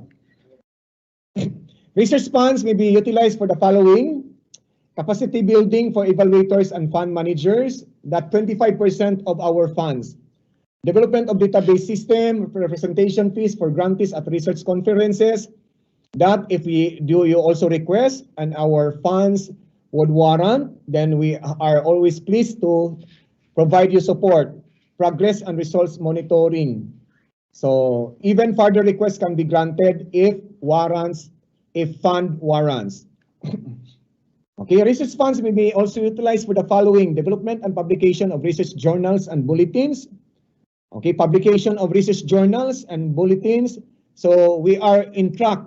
The Zamboanga del Sur Division is in track with publication of research journals and bulletins. Other initiatives and activities related to research as deemed appropriate. So I'd like to capitalize on publication of research journals and bulletins. So that is also one eligible expenditure of the research funds that is to be taken from 25% of our BERF funds. BERF is output based. We will not only listen to your verbal report, but rather we need to see your output. We need to see your hard copy. Okay? That is the meaning. And then we also have some tranches. Okay? But in our experience and in our history of BERF in the division and even in the region, we only give fund grants after the completion of the research, just to ensure that it's really a research before the researcher or the proponent would become accountable of what he or she has received as part of the tranches. So our practice is good that we only provide the fund grant after the completion of the research, so that no accountability will be taxed to the proponent. Because sometimes you receive the trans, but you're not able to complete your research, and that will also give you an accountability later to refund or to pay back the trans, and that is not a good a good impression, a good image for all our proponents. So better that you will receive your grant after the completion of the research. Okay, this is for region and division 40-40-2020. But I know I believe you are not interested with the trans. All you have to be interested in is the submission of the complete output. And then we have the schools 80-20. And tranches only apply for proposals costing 5,000 and above. The approved full amount will be released to the grantee upon submission of the work plan and memorandum of agreement. So for 5,000 and above, tranches are applicable. For regions reaching 80% utilization, additional funds will be released. Okay, under the approval or subject to the approval of our central office. As long as our submission would warrant that we went beyond the target, then we deserve to be given 80% more funds in the future. Grantees will submit their deliverables to the Secretariat as indicated in the work plan. The letter of acceptance will be issued pending committee decision and Secretariat's completion of the manuscript or the work plan. Research initiatives using other fund sources is EF. Local funds will follow the research management procedures in evaluating and approving research proposal. As I said, there is no elevator in the research management. We need to also follow the process, even if the funds used were a special education fund from the local government unit. Special provisions, sign a MOA among all parties in research project. And then appearances will be charged to research budget, like you go there for the MOA signing. So your appearance there, your attendance there may be charged to research budget. That if the funds would warrant. That's the term. So sole authors or grantees, honor for birth-funded studies, authors and DepEd. Okay. Observe the highest ethical standards. These are just reminders. Violators will be blacklisted from future grants. I do not like that one of the division researchers will be also blacklisted. That will not give us a good image, no matter how we marathon our success in research through this research festival, but that will be only endangered and tarnished by one violator. That we cannot allow. So please guard each other, help each other, remind each other, and succeed all of us together. So we research together, we enjoy together, and we succeed together. So all together as one in this journey. So Research Ethics Committee will be established if issues cannot be resolved by our own powers. So we need also to compose and organize Research Ethics Committee. If problem persists, consult the Research Ethics Committee.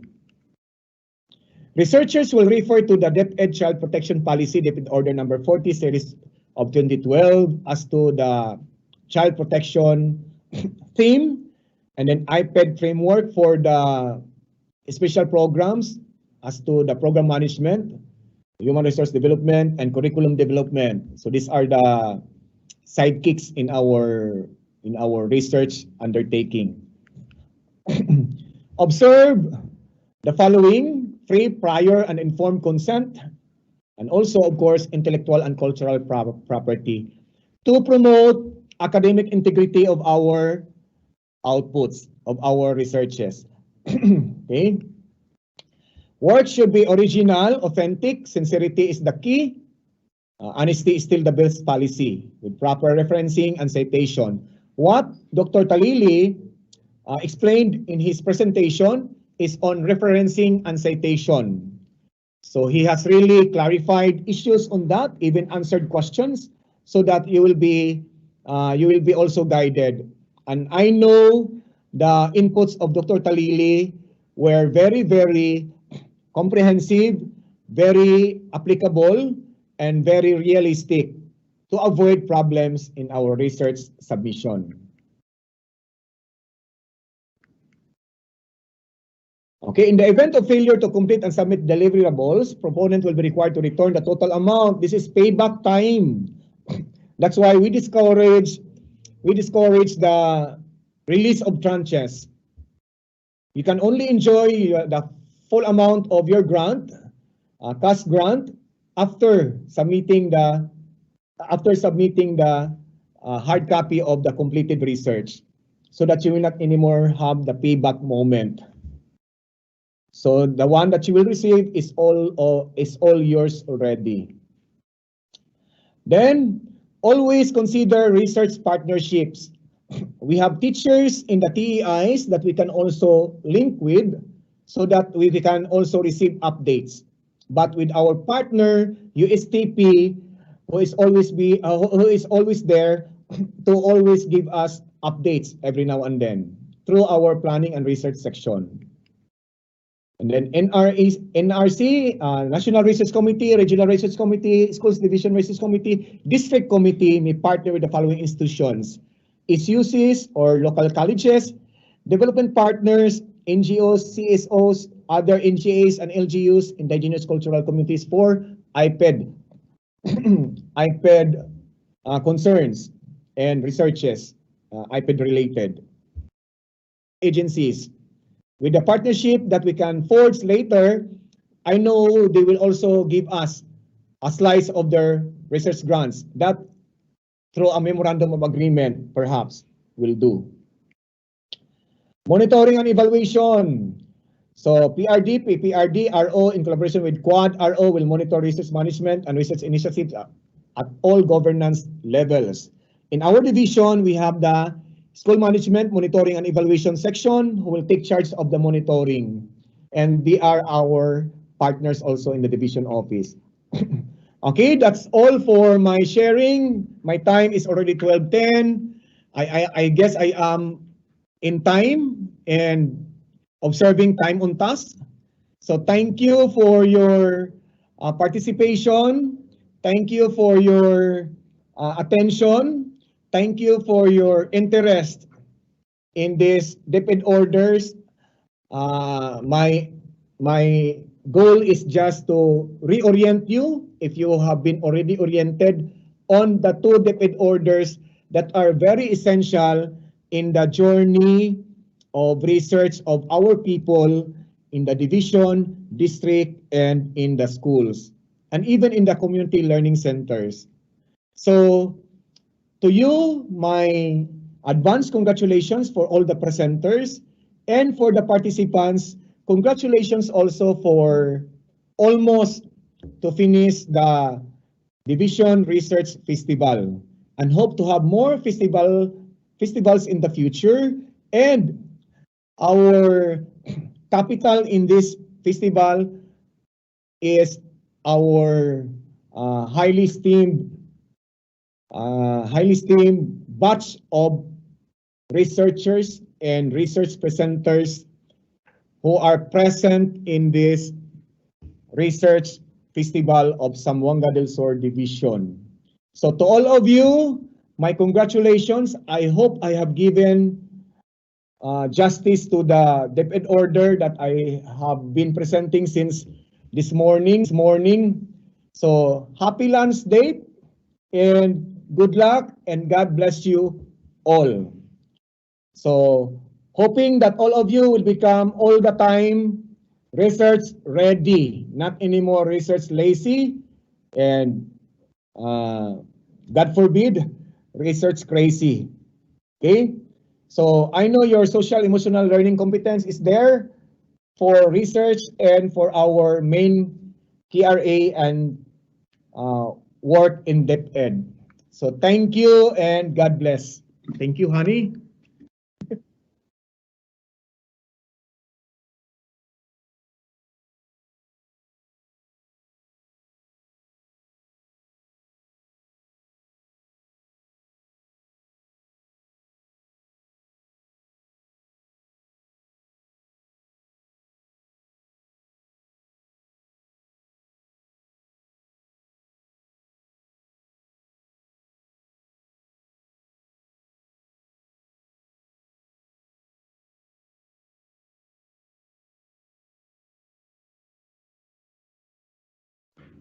Ladies and gentlemen, that is Dr. Romeo Daligdig for our morning session today.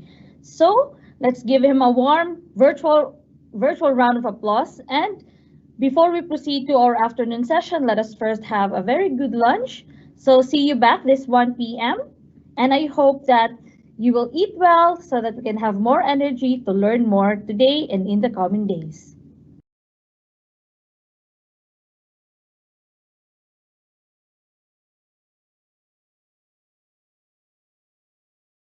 As the country faces with COVID-19 pandemic the continued implementation of the enhanced community quarantine, the Department of Education Schools Division of Zamboanga del Sur, in support with the Bayanihan, To Heal as One Act, under Republic Act 11469, released a numbered office memorandum dated April 17, 2020 with the first of its kind flagship, Adopt a Barangay Project, Bayanihan COVID-19 of DepEd ZDS.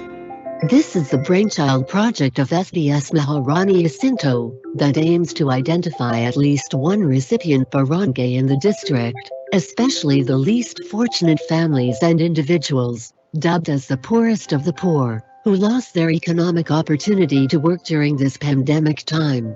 With the marching order from SBS Maharani Jacinto, through SDS Visminda Q. Valdi, and SGOD Chief Ernesto Tardo, the 32 district supervisors responded the order by calling their respective school heads and teachers to share their financial resources on a voluntary basis, through cash or goods.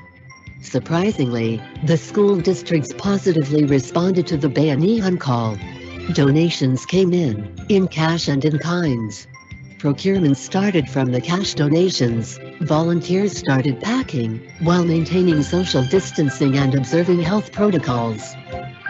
The spirit of Bayanihan among Zamboangans is indeed very evident, and this is where the highlights of the project, the simultaneous distribution of relief goods of the schools to their identified recipient barangays.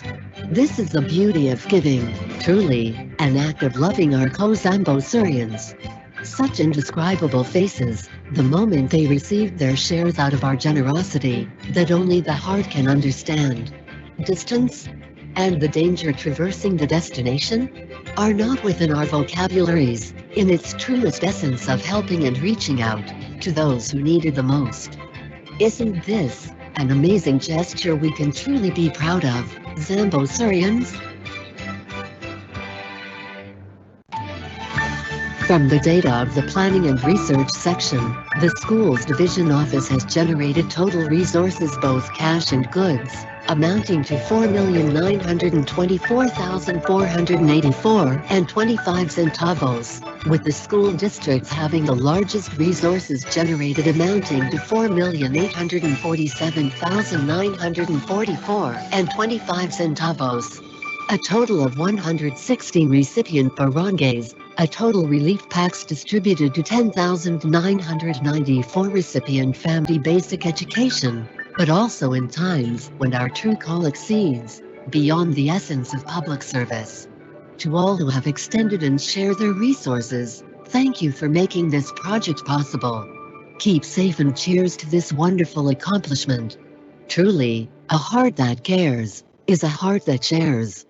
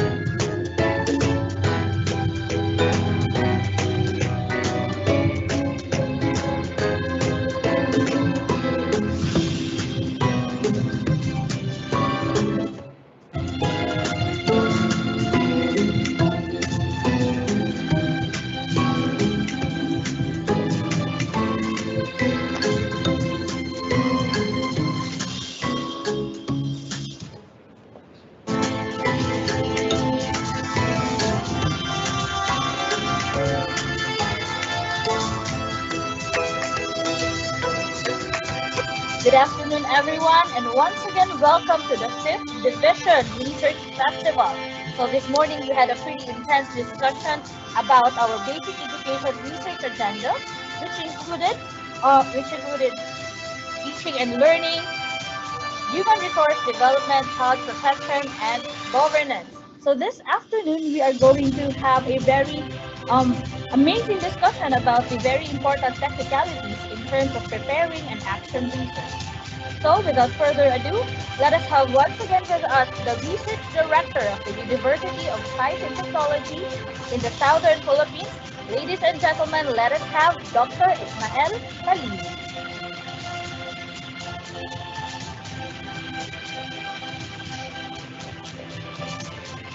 Hello, Miss MC. Can you hear me? Yes, sir, we can hear you, sir. Can we remove the background music?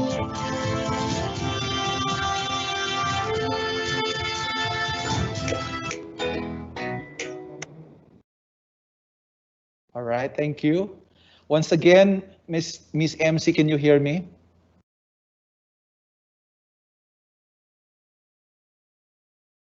Hello, Miss MC, can you hear me? Yes, sir, we can, sir. All right, thank you. Am I loud and clear? Yes, sir, you are.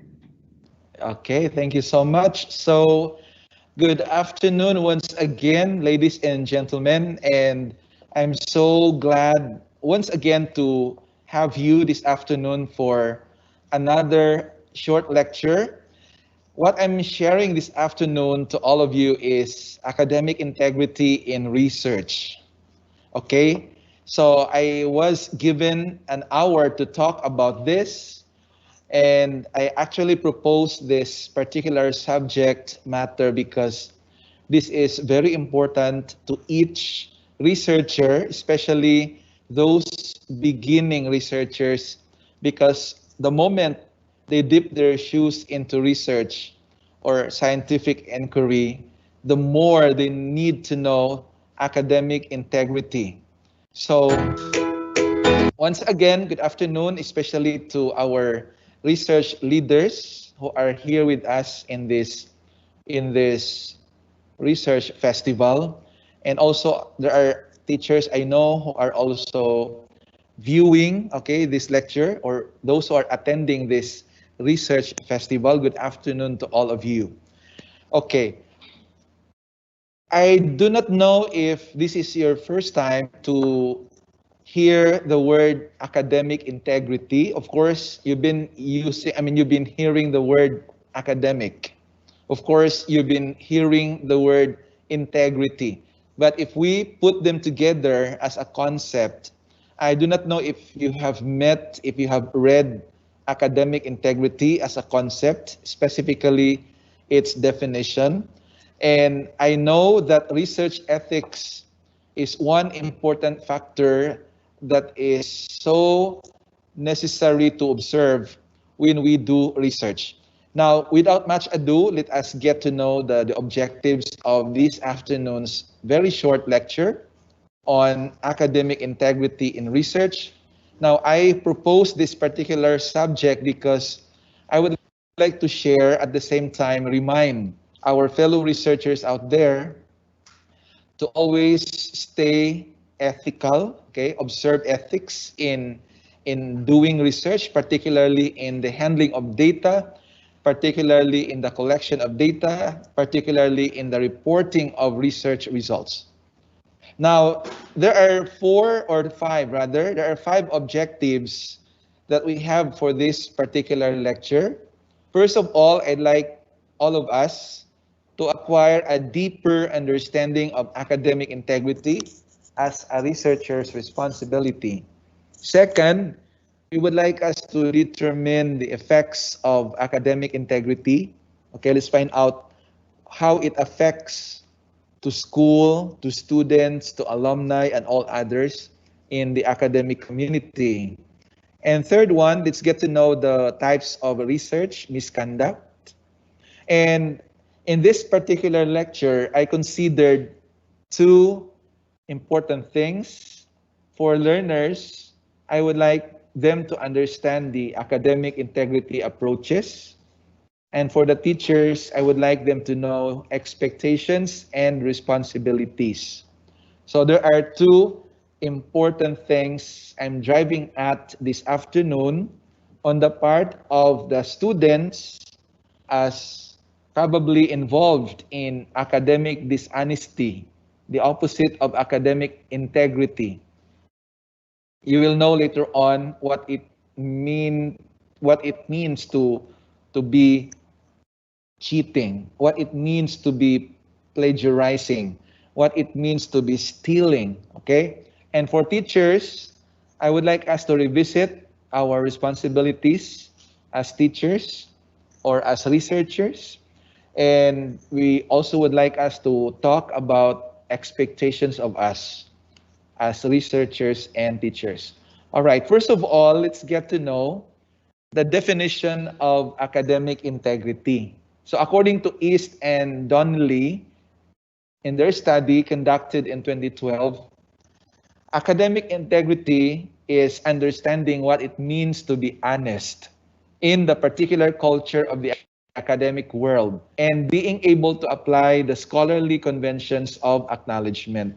So again, we've been hearing the word integrity, and when we say integrity, it's a mix actually of moral conduct. It's a mix of honesty.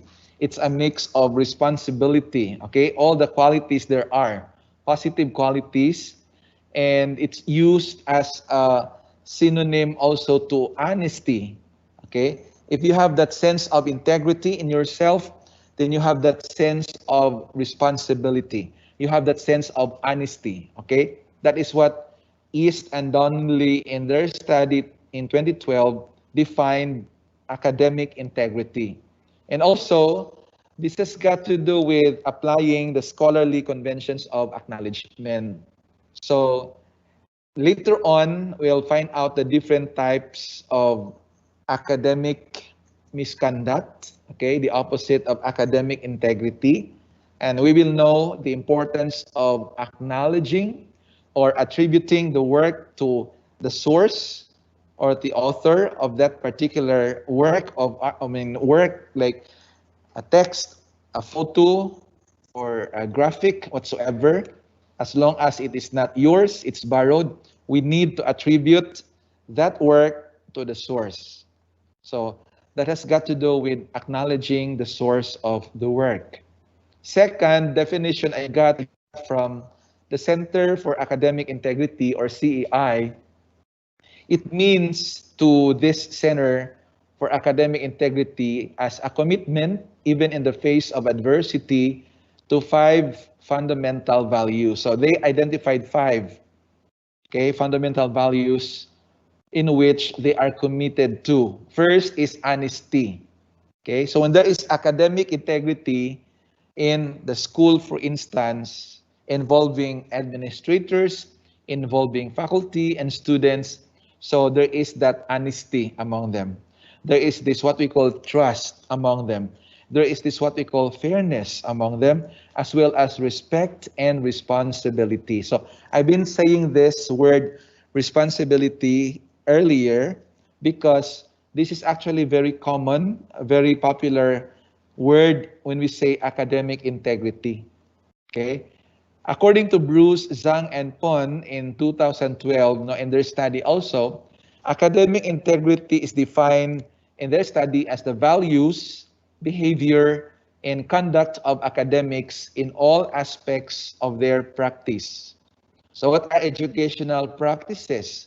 Okay, this involved teaching, research, and service. So my talk this afternoon will center around research, okay, as a function of a particular teacher, as a function of a particular academic institution, and let us set aside teaching and other services. We'll focus on academic integrity as an important factor in doing research. Okay, so I think with the definitions I forwarded earlier, so if we try to revisit the definitions, so we can see here that the common terminology, the common concept, or the common word is honesty. Another is trust, responsibility, fairness, respect, behavior. It's a conduct of academics in all aspects. So again, let's focus on research. Now, according to studies I have read, Bush-Weller, in his investigation in 1999, found that from the respondents of his study, there is 95% of students who reported cheating said that they were never caught. Okay? And then according to Kleiner and Lord in 1999, 50% of the respondents, did not believe that cheating was necessarily wrong. Okay? So this is actually a perception. By the way, how do we define academic plagiarism now, or academic dishonesty? Before we continue, now that we are done describing or defining academic integrity, now how do we view the opposite to academic integrity, which is academic dishonesty, or otherwise known as academic plagiarism? So if you try to get the etymology of the word plagiarism, it actually comes from the Latin word plagiarius, okay, which means to steal. Okay, the moment you plagiarize other people's work, the moment you cheat, okay, the moment you own others' work as your own without attributing the work to them, you are cheating. You steal their work. To plagiarize also means to rape, according to one author. So when you become a plagiarist, when you plagiarize other people's work, you also are called rapist. Imagine you're raping the text. Can you afford to be called rapist all your life? Of course not. Okay? So academic plagiarism or academic dishonesty is totally a negative word, a negative concept that we don't like, that we want to avoid for our students and even for ourselves. Okay, when I read some reasons of students why they're tempted to cheat, why they're tempted to plagiarize, there are many reasons I got from the literature. And in this list, I included the top 3 themes. If you remember yesterday from our discussion, from my sharing with you, I talked about my own action research. And from that action research, when I was with the Regional Science High School way back in 2014, 2015, from that action research of mine, in which the subject is to investigate the academic plagiarism occurrences among my grade 7 students in that Regional Science High School, top of them, top of the themes I have identified are, number 1, ignorance.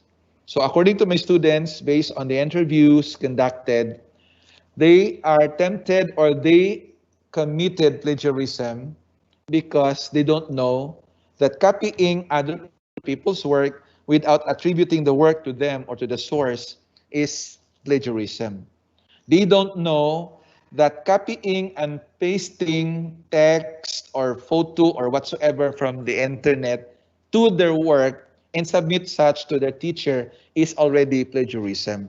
So what I did again in my action research, just to help them out of, preventing from plagiarism, I integrated lessons on plagiarism, lessons on academic dishonesty, lessons on academic integrity in my subject research. So instead of focusing solely on research matters, I integrated lessons on academic dishonesty in my research class. So little by little, my students understood the value or importance of observing academic integrity at all times. Not only during the time when they do research, but even when they take test or examination, because cheating is an act of academic dishonesty. And again, this afternoon, we'll focus on plagiarism. The second theme that emerged from the data analysis I did is time pressure. So they tended to commit plagiarism because of the time pressure. Again, as I told you yesterday, if I give them an assignment, for example, 5 o'clock in the afternoon during our class, I gave them a deadline up to 12 o'clock midnight. Okay? So because of time pressure, they're tempted to copy other people's work on the internet and then pasted that one on their submission, on their assignment outputs. Third theme is convenience. According to them, it's easy to copy and paste. You know, the copy and paste syndrome, right? According to them, it's easy to do. Of course, we all agree that copying and pasting other people's work into our own output or work is an easy thing to do. And in addition to that, because of convenience, because of their laziness, they also preferred to plagiarize. They prefer to copy other people's work. They prefer to download inputs from the internet without citing the source. Another reason from the literature I have read is a student is tempted to plagiarize because of the lack of research citation skills. So in my class, in my grade 7 class, in my research class with grade 7 students, I also discussed with them, I also educated them on how to prepare citation, be it in-text citation or parenthetical citation. I led them to a website which is free of use because of the fact that there are citation generators available on the web. You can just, you can just visit the site, and then sometimes you need to sign up, and then after that, you can use that software, you can make use of the facilities of that website. So if I may mention one, there is one citation generator called citefast.com. So visit, or you may visit www.citefast.com. CITEFAST, citefast.com.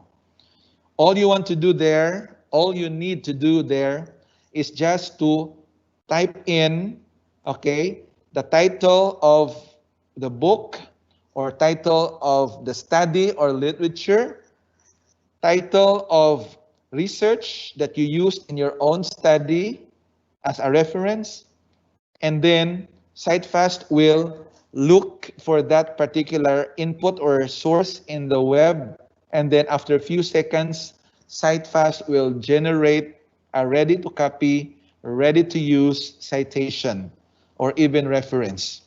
So I'm inviting you to visit www.citefast.com.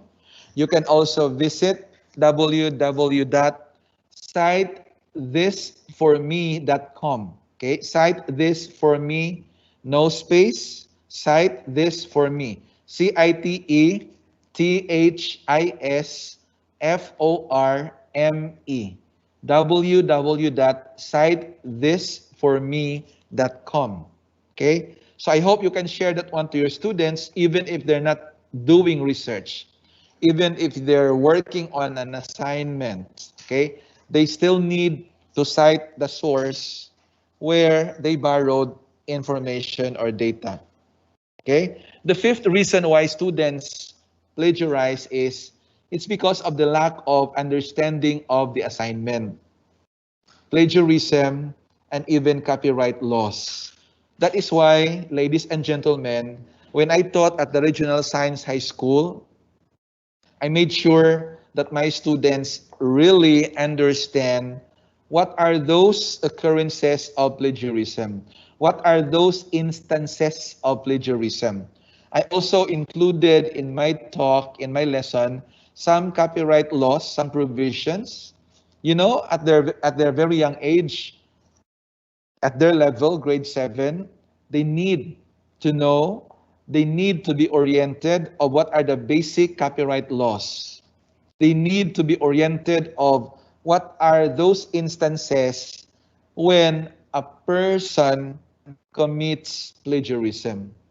What are those infringements when a person or student violated that what we call policy on plagiarism. So it's very important to let them know. It's very important to let these students know what is really plagiarism. Now, I do not know in your respective schools, no, in the Department of Education, I do not know if you have this existing policy on plagiarism. That's very, very important, okay? I would like to suggest, if it's not yet existing, I would like to suggest to include this in your manual, okay? Provision on plagiarism policy, okay? Indicating there the policy on plagiarism plus the corresponding sanctions. So later on, I will share with you how to eradicate or how to prevent plagiarism among students and teachers. The sixth reason why students plagiarize is that teacher did little or nothing to prevent plagiarism and or reluctant to take action. So either of the three, it's either the teacher did a little or nothing to prevent plagiarism or reluctant to take action.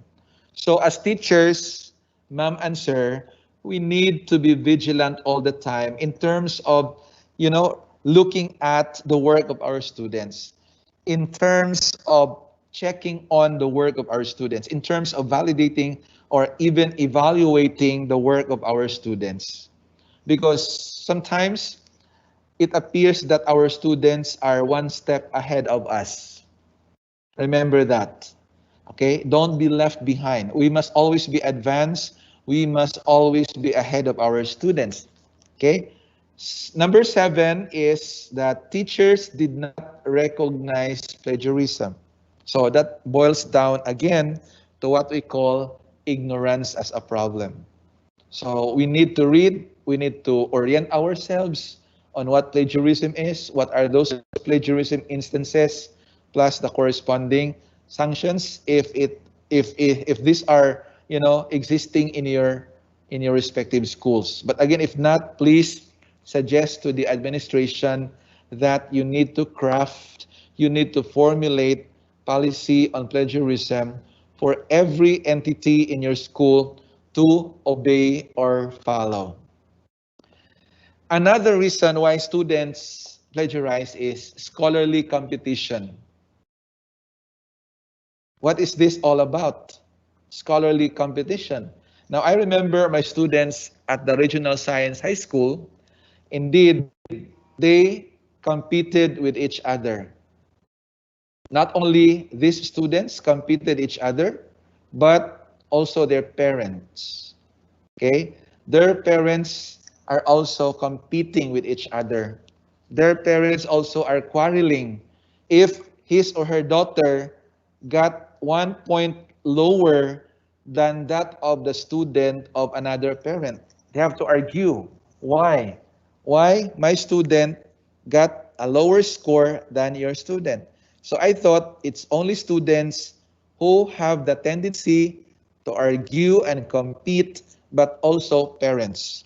So because of competition, students sometimes are tempted to plagiarize. But if you are really a smart, if you are really an intelligent student, your horizon in terms of education is not limited to what you have around you. It's not limited to what your teachers are telling you. It's not limited to what your parents are telling you. But as a smart, highly intellectual student, you have to read. He or she has to have the tendency to read and argue a particular idea or text, so that we cannot accept some basic excuses like scholarly competition. Because my daughter, because my son is competing with his or her classmate, he or she should be the top in the class all the time. And I should help him and I should help her to be the number 1 student in their class. That should not be the case. So as teachers, as parents, I know who are teachers here present in this research festival. I know some of them also are parents. So we need to play dual role as a parent, as a teacher, in terms of promoting or upholding academic integrity. So I hope these reasons for students to copy and paste or to cheat or to plagiarize are always familiar to all of you. If not, I want you to remember this all the time, because our responsibility is to eradicate plagiarism, if not minimize plagiarism as an occurrence among our students and among our colleagues. So these are some effects of academic integrity.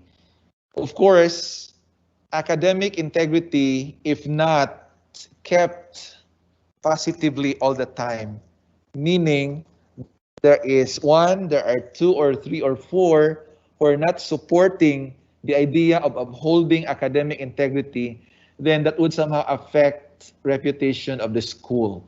And aside from school, also alumni.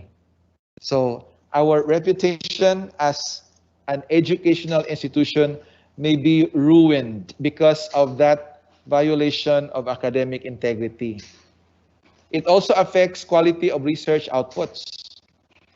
Now, can you imagine, let's say 80% of the teachers in your school plagiarized.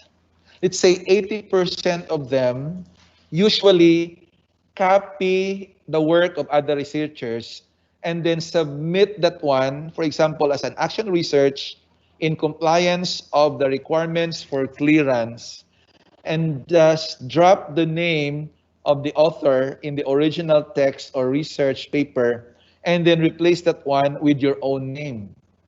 Okay? That is a grave violation. That's a grave infringement of academic integrity. And I know there are many teachers doing that, even thesis, even dissertations. That usually happened in the past. Okay? That's very common in the past. Why? Because there was no plagiarism detection software yet. But these days, with the existence of plagiarism detection software, in fact, there are those already lodged in the cloud, just like what we're using at USTP.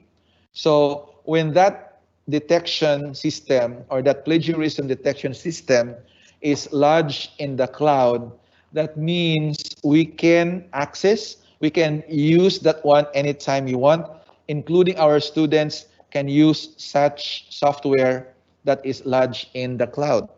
So in the university, we make sure that our students are highly educated in terms of paraphrasing original text, in terms of citing properly the source of the original work. Okay? Because that will surely affect their research writing activity.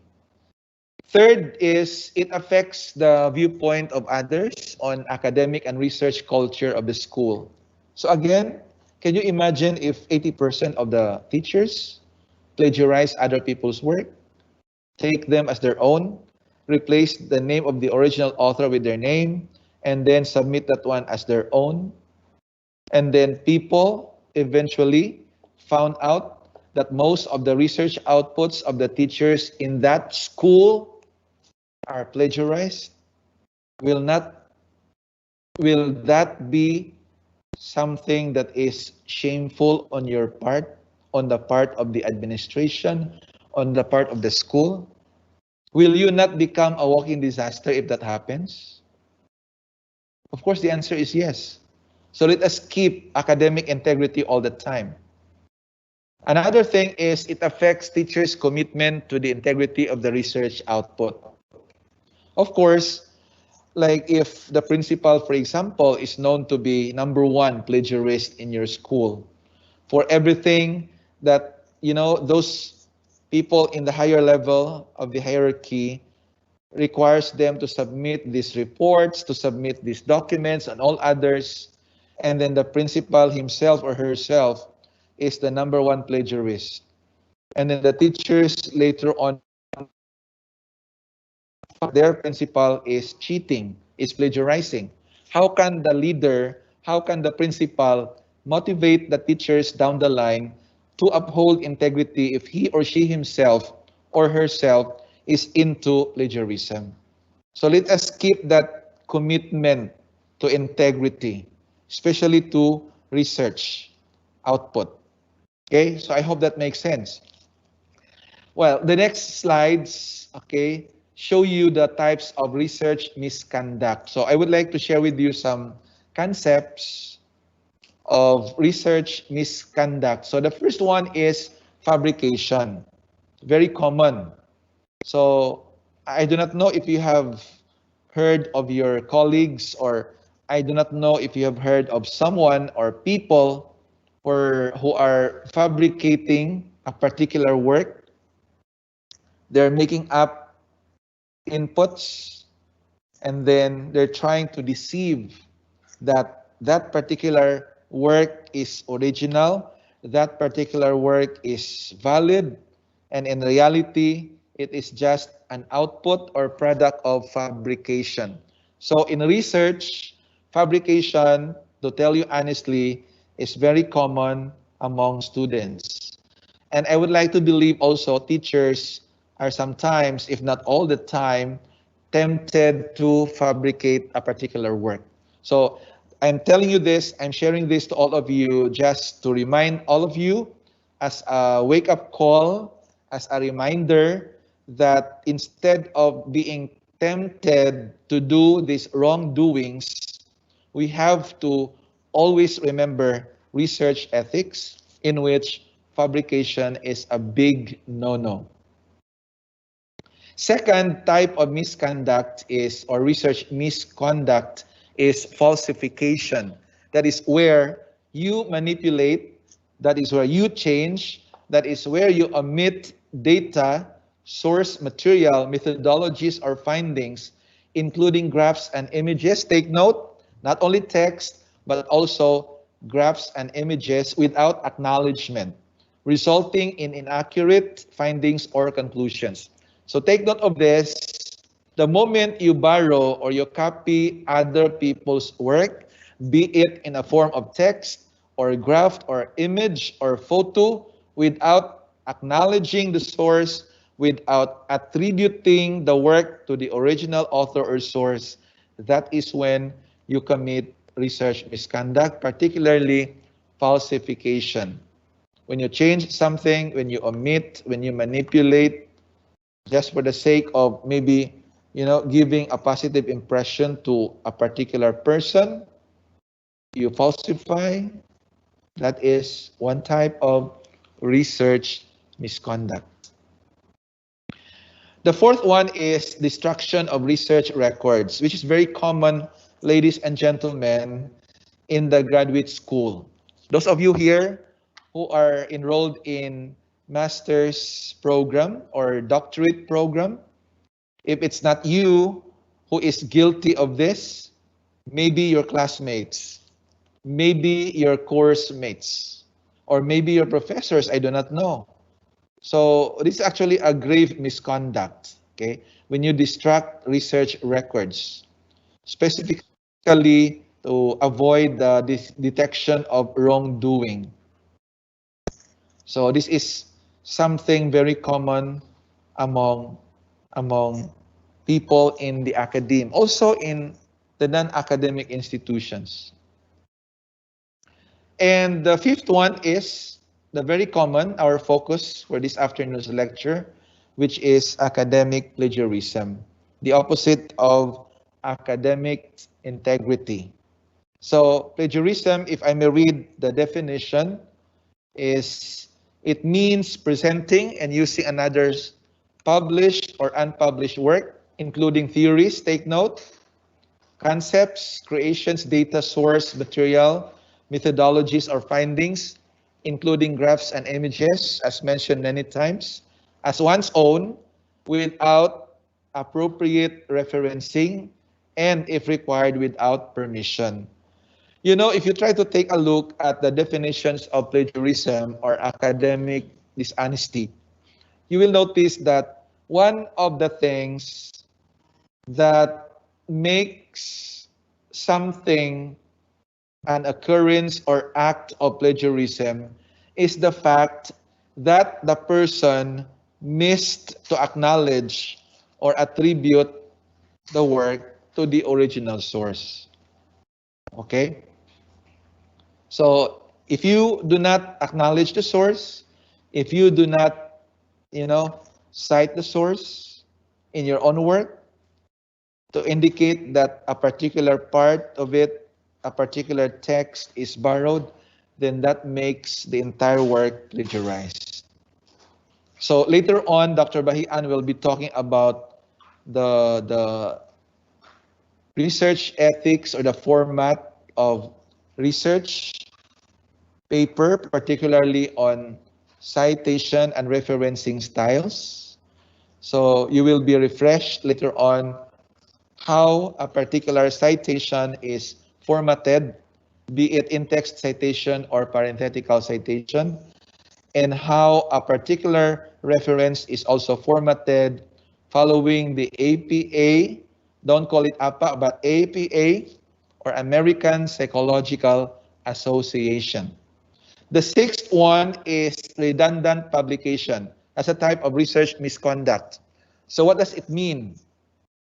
There are people actually who would like to republish their work in the same or another language, okay, without adequate acknowledgement of the source or even providing justification. But you know what?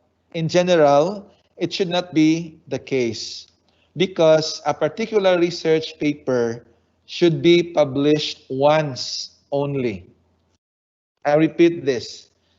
Ethics in research dictates that a particular research work should be published only once.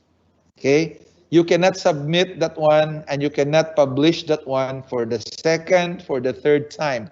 Although it's a naked truth that in a particular research output or paper, you can actually break parts and come up with 2 to 3 separate publications, especially if the study is rigorous in nature, especially if the scope of the study is wide, especially if the study has 4 to 5 objectives or problem statements.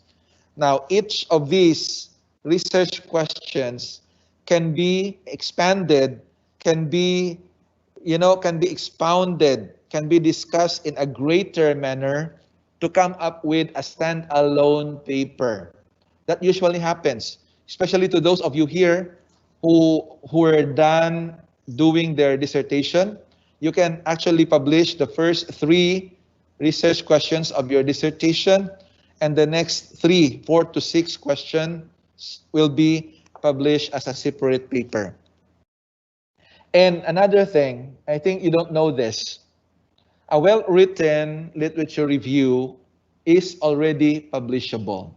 I repeat this, a well-written review of related literature is already publishable. There are many journals out there, there are reputable, legitimate journals out there which accept well-written review of related literature. So maybe you can invest on that particular activity, being too overly serious with writing your review of related literature, making sure that it's all complete, it's all substantive. Now, we don't know if the editor might be attracted or might be impressed because of the wide-ranging review of related literature that you have for a particular piece of research work. So I hope it matters. Another type of research misconduct is what we call invalid authorship. I do not know if it's an issue among you guys in the Department of Education when there is an inaccurate attribution of authorship or creatorship, including attribution to persons other than those who have attributed sufficiently to take responsibility for the intellectual content. Because I heard of this many times. I do not know if it's a product of being greedy. I do not know if it's a product of being selfish, self-serving. Like you notice this one, there were times in the past in your life, probably in your research engagements, when a particular person would like to be involved in your paper by including his or her name in the author's list, even if he or she has no contribution to your study, even a little, just for his or her name to be included there in order to earn points in the ranking, probably in the promotions, probably, because publications as a research output will get corresponding points for promotion, for ranking. So you have to be, you have to be vigilant of this particular incident. Invalid authorship. Do not allow this. Do not allow anyone to join your study after the study completion just for his or her name to be included in the list of authors. That's a big no-no. That is a grave misconduct. That is an infringement of research ethics. So I hope, ladies and gentlemen, all those things I have shared, if we may recall, we start with fabrication. Remember this, it's a big no-no. It's a great research misconduct. Falsification also, it's a big no-no. Destruction of research records. I know you have your research coordinators in the department, and I know there is a research office in your respective DepEd schools. I would like you to keep research records intact, readily retrievable all the time, and you have to also uphold that what we call information literacy among your students and teachers. And we have plagiarism as an issue also, most common issue in the academe, and then redundant publication, and then invalid authorship. So those are the types of research misconduct that I would like to share to all of you. So at least you know already what are those types of research misconduct. And from now on, I would like you to give credence to these particular concepts, because unconsciously or consciously, you might be a victim of this particular misconduct in the future.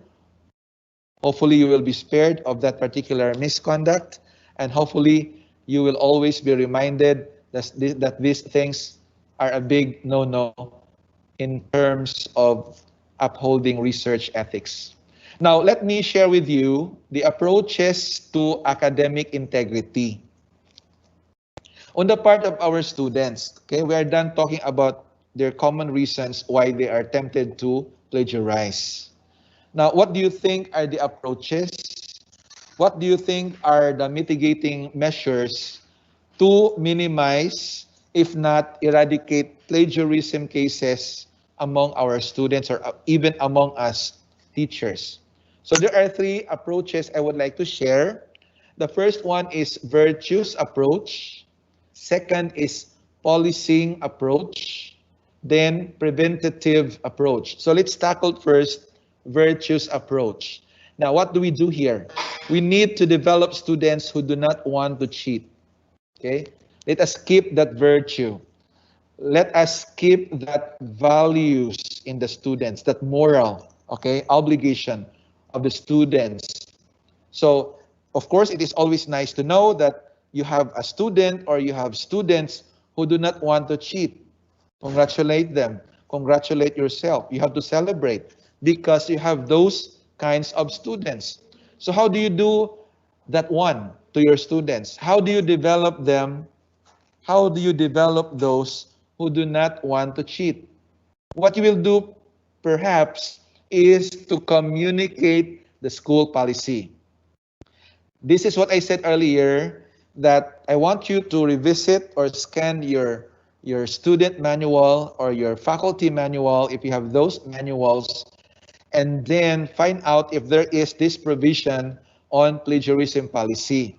So if there is this provision of the plagiarism policy, I'd like you to discuss that one very seriously with your students. Again, you might integrate that one in your lessons. Although you're teaching English, although you're teaching Araling Panlipunan, although you're teaching science or math, I want you to integrate that one so that your students will learn to appreciate the value, giving premium to the importance of citing the name or the source of the work that you want to borrow. Another good practice is to provide them link. If there is a website, okay, available in your school, or if there's a website that is maintained by your school, or if there is a group chat or FB page, FB group that your class, for instance, or your school in general is maintaining, where policy on plagiarism is stipulated, then maybe you can provide them the link or have them sign policies, distribute policies. At the beginning of every school year, I know you have this welcome activity to your students, opening ceremonies to your students or programs. So why don't you explicate the plagiarism policies, the sanctions, and the corresponding consequences to your students so that they will be well-oriented or well-informed. In a way, I believe they will deter from committing plagiarism. Another good practice under virtues approach is to give them an assignment on ethical decision making, just to practice their brain, just to test their attitude, just to test their decision making skills on ethics, okay? Giving them situational activities, giving them contextual activities where they need to make decisions and apply ethics. Why don't you give them an assignment on plagiarism for them to get to know what plagiarism is? What are those instances of plagiarism? Why not integrate that in your lesson, like what I did? Okay? So those are the things, just few things, for you to do under virtuous approach in developing your students who do not want to cheat. Second approach is policing. Okay? You have to police.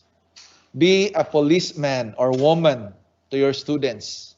Catch and sanction those who plagiarize. So how do you do this? My advice is use plagiarism detection software. I understand not all schools of the Department of Education, not all of you have this what we call plagiarism detection software.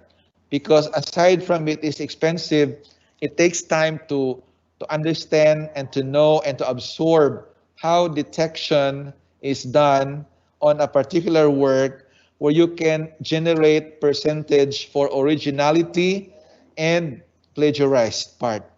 But if you can afford, I think I mentioned that one last night or yesterday to Dr. Bahian, I suggest that the department would allocate certain amount or budget for the plagiarism detection software. I think when we bought our plagiarism detection software, I think we spent 200,000 pesos, Joy. Am I right? 2,000 pesos, turn it in. There are many actually softwares available for plagiarism detection, but what we have actually availed of is that of Turnitin. So you have Grammarly. Those of you here, you know, as a teacher, you know, as a researcher, this is actually my, I do not know if it's offensive to hear, but this is my marching order. Okay, I'm sorry for the term. I will not use the word suggestion, because if I will say this is my suggestion, there is a greater tendency for you to consider it or to ignore it. So I'd rather use the word marching order. So this is my order as a resource speaker this afternoon. I want each of you to have a plagiarism detection software installed on your laptop or computer, so that each time your students would submit assignment output or anything, a project, a report, then you have a software where you can test plagiarism detection and perform a particular, measure and teach your students how to change or how to paraphrase, how to cite the source, and even how to prepare the reference list. So I repeat, I'm sorry I'm using the word marching order, but who am I to order you that way? But again, I don't want to use suggestion, because you may observe that one or do that one to yourself. Or probably the lighter, the milder word is motivate. I'd like to motivate all of you to maintain this plagiarism detection software on your laptop. Again, it must be installed on your laptop. So I think there are trial versions available on the web. Please download them, okay? So that at least you can use them for your students, for checking on the work of your students, whether they are original or copied or plagiarized. Then, of course, to perform this, we distrust technical problem excuses. So this is very common, right? Especially in times of the pandemic, okay? Especially in times of the pandemic, when most of us or all of us are relying on the use of online platform, where our students always have the tendency to get their inputs from the internet. And if you don't have plagiarism detection software on your laptop, now I believe you will have a hard time to determine or to find out if the work of your students are original or not. So personally, I distrust technical problem excuses. Third is report incidents of plagiarism. Okay. So again, if there is no provision of plagiarism policy in your manual, whether it's teacher's manual or student's manual, I hope you can suggest this. You can bring this up to your administrator to include this in your manual, and then somehow calibrate offenses and sanctions. So you have to have probably first offense, okay, then second offense, then third offense, maybe expulsion, okay, expulsion. So it all depends on your administration, because this is policy determining. I know the teachers, or if you have council or committee, need to sit down and discuss the policy and then have this approved by the person in authority, whoever is there to approve the policy on plagiarism. So I hope this part, guys, makes sense. The third approach to academic integrity is preventative approach. That is where you eliminate or reduce plagiarism opportunities. Okay, it lacks R here, opportunities. If you cannot eliminate plagiarism, you reduce. If you cannot reduce, eliminate it. What you will do, clarify academic dishonesty. What is meant by academic dishonesty? Students, this is what we mean. This is what is meant to be a person that plagiarizes, that cheats. So you are into academic dishonesty. And what are the effects of academic dishonesty? These are some. So you need to clarify that one with your students. Second, reduce pressure to plagiarize. Okay? Sometimes teachers tend to be stringent.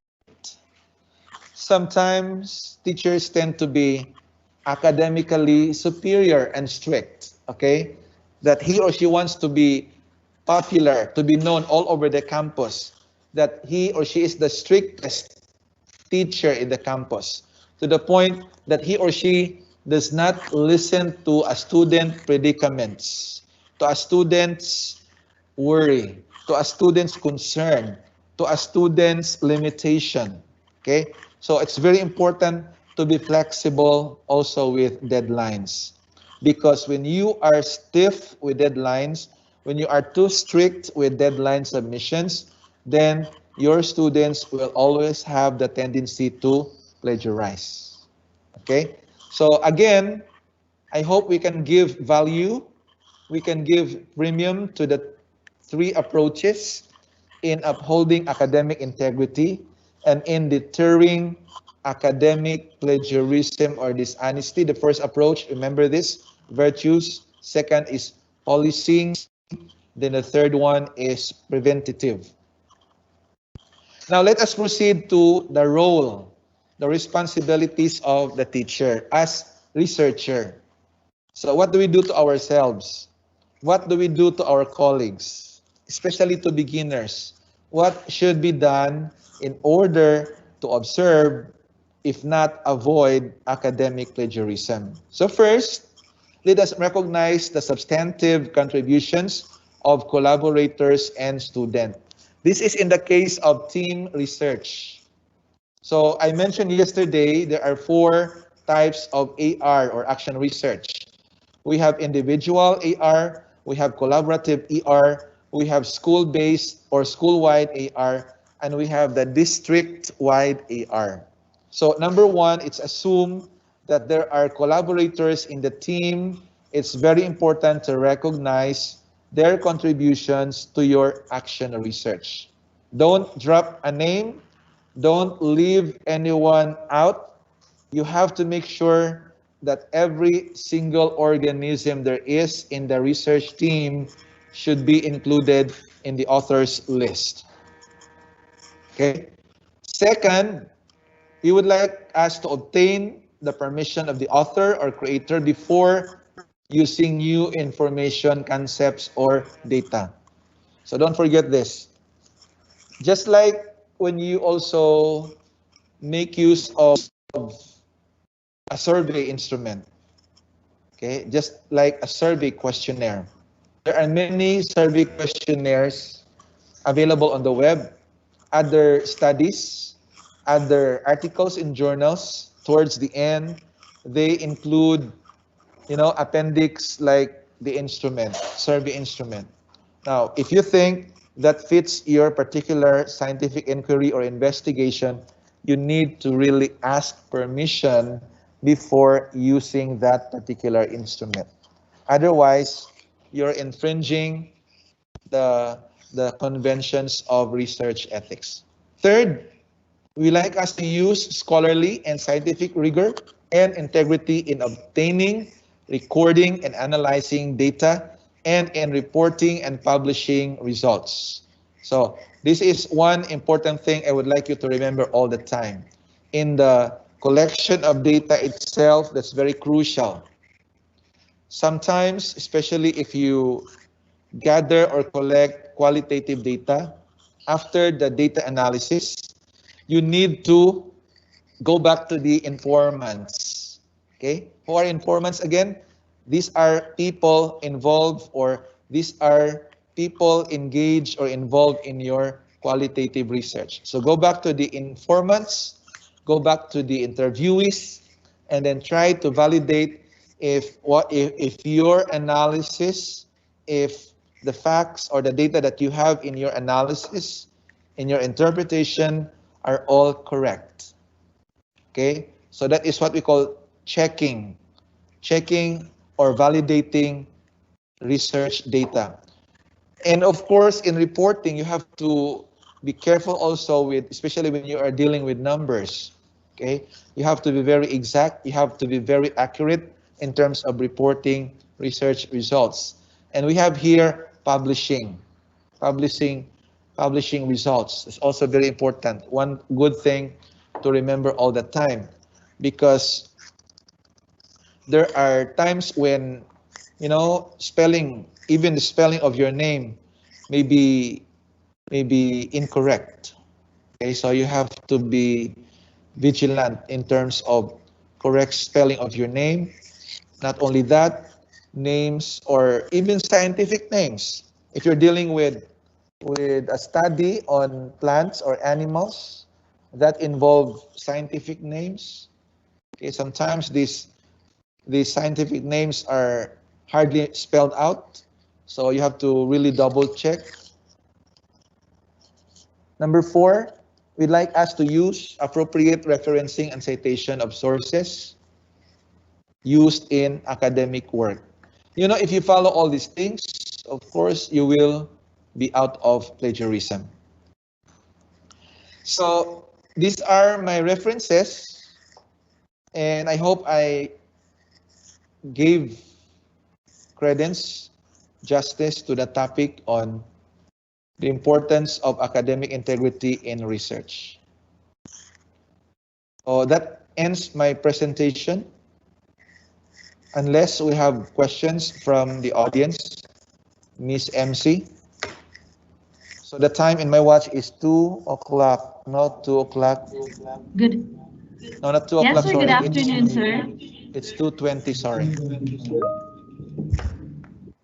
Good afternoon, sir. We have just one question for you. from our viewers, sir. And the question is,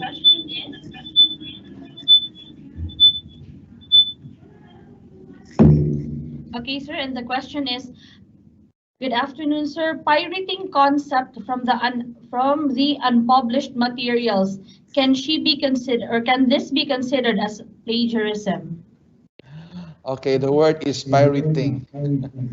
What the word? Pirating. Okay, so copying, plagiarizing.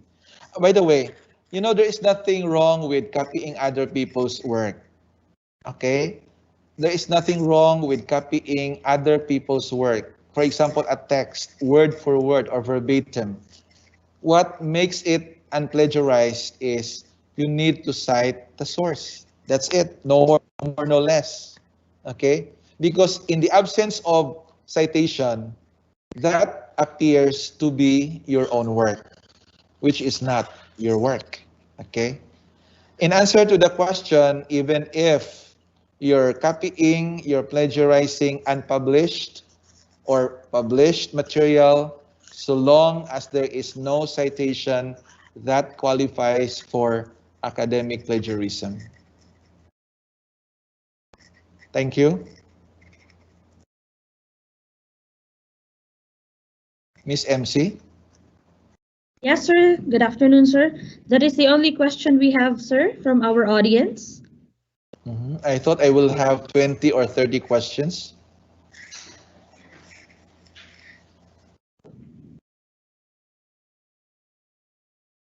We already, that's the only question from all our formats, sir. There is no other question from YouTube or even from Microsoft Teams or Facebook, sir.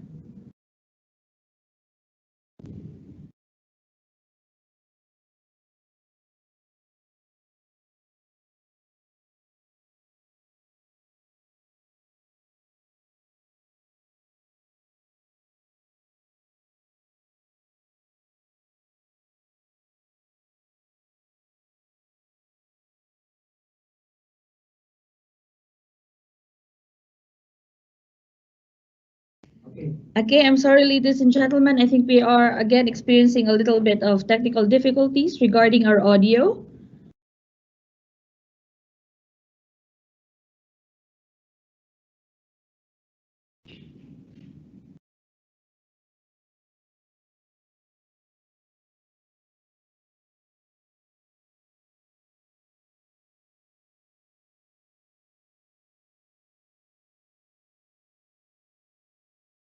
Okay, we are very sorry for this inconvenience, but again, we are having a little bit of technical difficulties, especially with regards to our audio. We cannot hear our resource speaker. But ladies and gentlemen, that is the only question posted in our formats. If you have any other questions, please don't hesitate to post in our comment section in YouTube, and you can also use the Microsoft Teams. If you have any other inquiries, questions, or clarifications for our speakers, again, you can use our comment section in YouTube and in Microsoft Teams.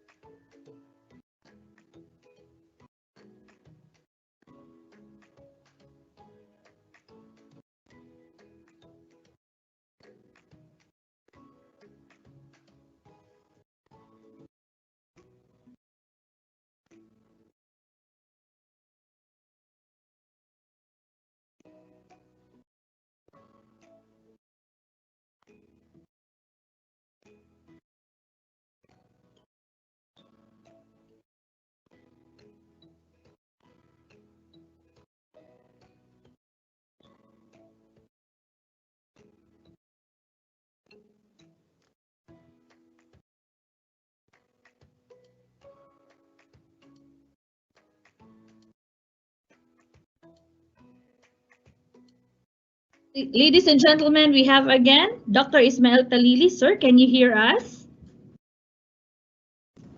I'm sorry, Miss MC. I think I had a problem technically here, so I'm sorry. What was the last question? That was the only question we have, sir, in our formats. Okay.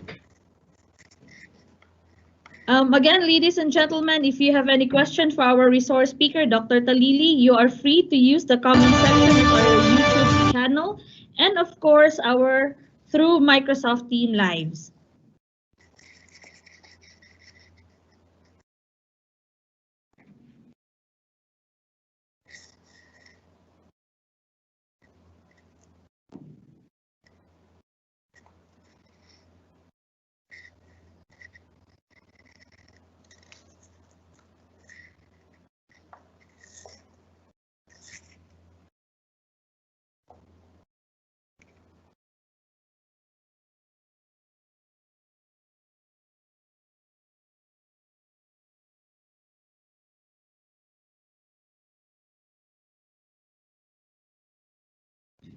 Okay, sir, I think we have given ample time for our viewers, but they have no clarifications. I guess you have really extensively discussed your topic well, sir, and they have taken it well. Do you have any other insights, sir, to share to us, or any other additional points to remember in developing our research papers? Okay, so I think I have said everything yesterday when I gave a lecture on conducting or writing technology-based action research. I just would like to reiterate one important thing I would like to emphasize, that when we do action research, we do not do experimentation, we do not do pre-test and post-test, we do not measure causality or cause-effect relationship between independent and dependent variables. Because action research follows specific models, usually starting with reflecting, acting, and evaluating. These are common steps among the models of action research. What is very important in action research is that you're able to identify or figure out the problem or the topic. You're able to reflect on a particular intervention. You're able to make a research plan as to how you're going to implement the intervention in order to effect improvement of practices in the academe or even in the classroom, in the entire school, or in the entire district. And that is how you write an action research. Simply descriptive in nature. Though we're using descriptive data or statistics, but most likely what we are needing are only statistics or descriptive statistics, which could be presented in a form of frequency or percentage. And in terms of academic integrity, I would like to remind everybody to uphold research ethics, the ethics of research, that we have to always observe the good things, the practices, the values of a research culture.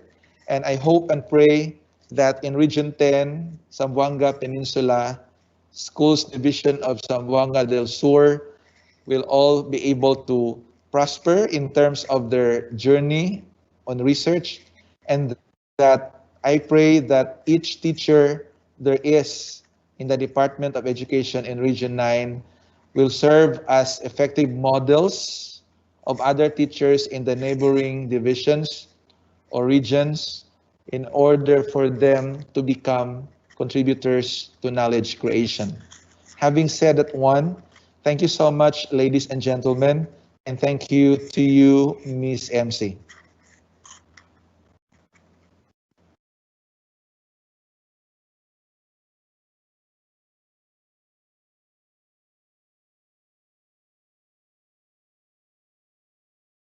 Ladies and gentlemen, that was Dr. Ismael Talili. Thank you so much, sir, for your discussion on academic integrity in research writing. I hope that everyone has gotten the discussions of Sir Talili from day 1, day 2, and now during our day 3 session for this research festival. As you can see, we have a lot of technical aspects, technicalities, and ethical standards that we have to observe, but I hope that we take this as a challenge to produce the best research paper possible. Now, ladies and gentlemen, we have arrived to our last session for today, and our resource speaker is none other than the main person behind this festival. He is the Senior Education Program Specialist of Planning and Research, and he is also the Division Research Coordinator. Ladies and gentlemen, let us welcome to the platform Dr. Lito P. Bahian.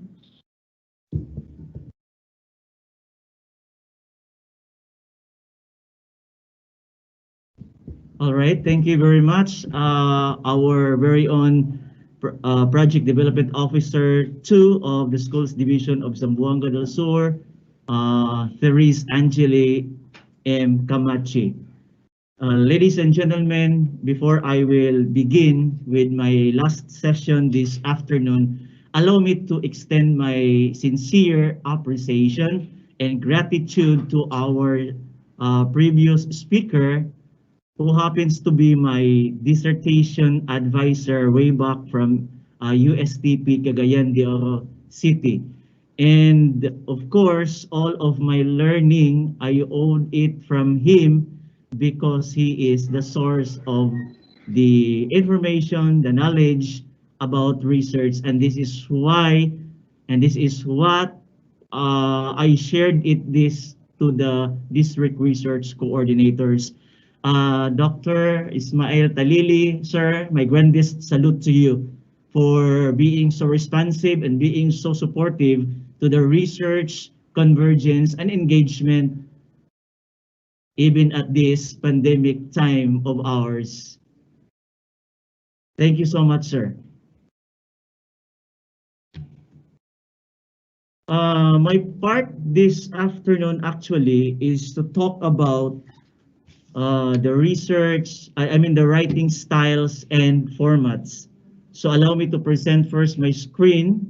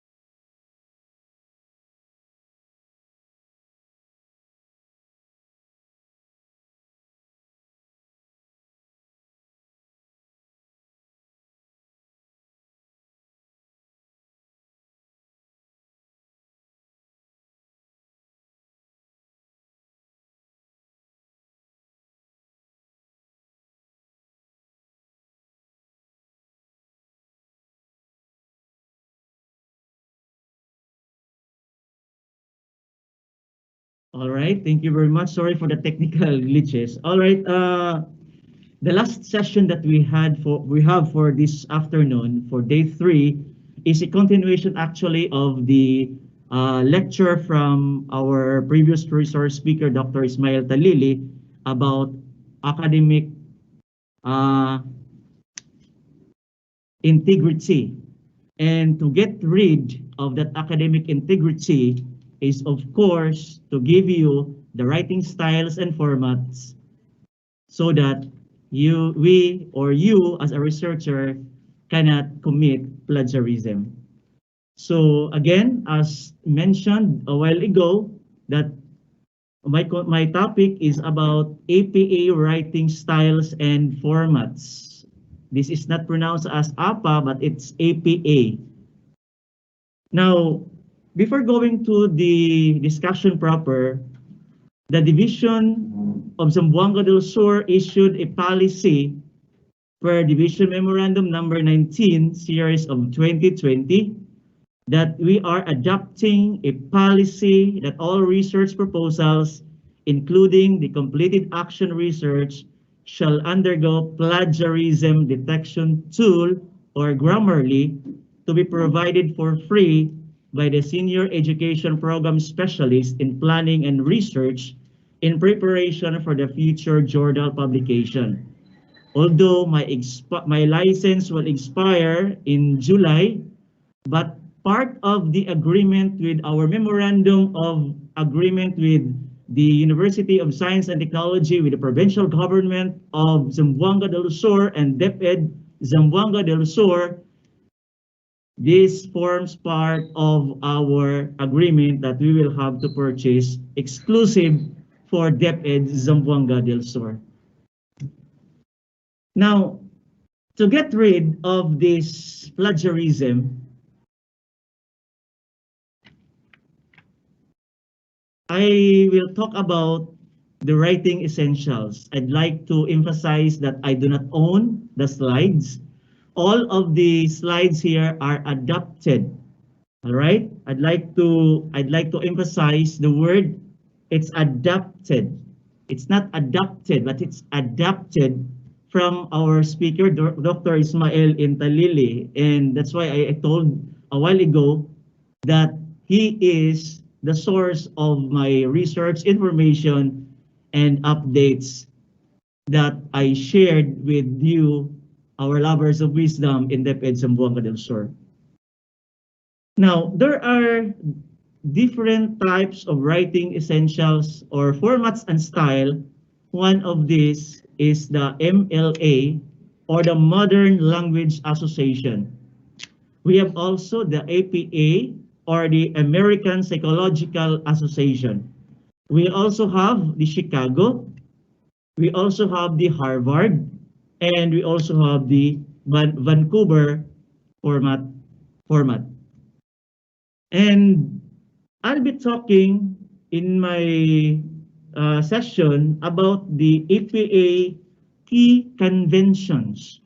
So when we talk about conventions, we mean standards, we mean agreements or writing agreements, we mean universally accepted research practices that every academic writer, every research practitioner or practitioners, research enthusiasts, lovers of wisdom should adhere in order to get rid of being a plagiarist. So, convention number 1 is about the use of authors' names. All right? So, in convention number 1, in APA style, only the author's last name is used in the document as a whole and within in-text citations in particular. Again, remember APA or convention number 1, use of author's name. However, it is only the last name that is being or should be used. For example, Talili, example, Bahian, example, Jacinto. So in citing, that is always in APA style, only the author's last name is used. Second convention is if the author's name is mentioned in the text. All right? So number 2, if the author's name is mentioned in the text. Now, most often, an author's last name appears in the text with the date of publication immediately following in parentheses. All right? So why we give this, why we include this, so that in running out for plagiarism detection, we will no longer find it difficult for you to be able, for your study to pass the plagiarism level, because in DepEd Zamboanga del Sur, we set our plagiarism to 5%, while other institution that's 10, but in DepEd Zamboanga del Sur, we set to 5%. Example, Balls 2000 provides a practical, detailed approach to job hunting. Okay, so you might see in the screen that the family name Balls is mentioned, and then after that, it is enclosed in parentheses with the date of publication. So when you see this kind of citation, so this is what we call in-text citation. I'd like you to remember this. So family name followed by the date of publication that appears in the text. This is what we call in-text citation. All right. Now, key convention number 3. If the author's name is not mentioned in the text, again, if the author's name is not mentioned in the text. Now, when the author's name does not appear in the text itself, but it appears at the end of the parenthesis, followed by a comma, and the dates of publication. All right? This is what we call parenthetical citation. Example, interactive fiction permits readers to move freely through a text and to participate in its authorship.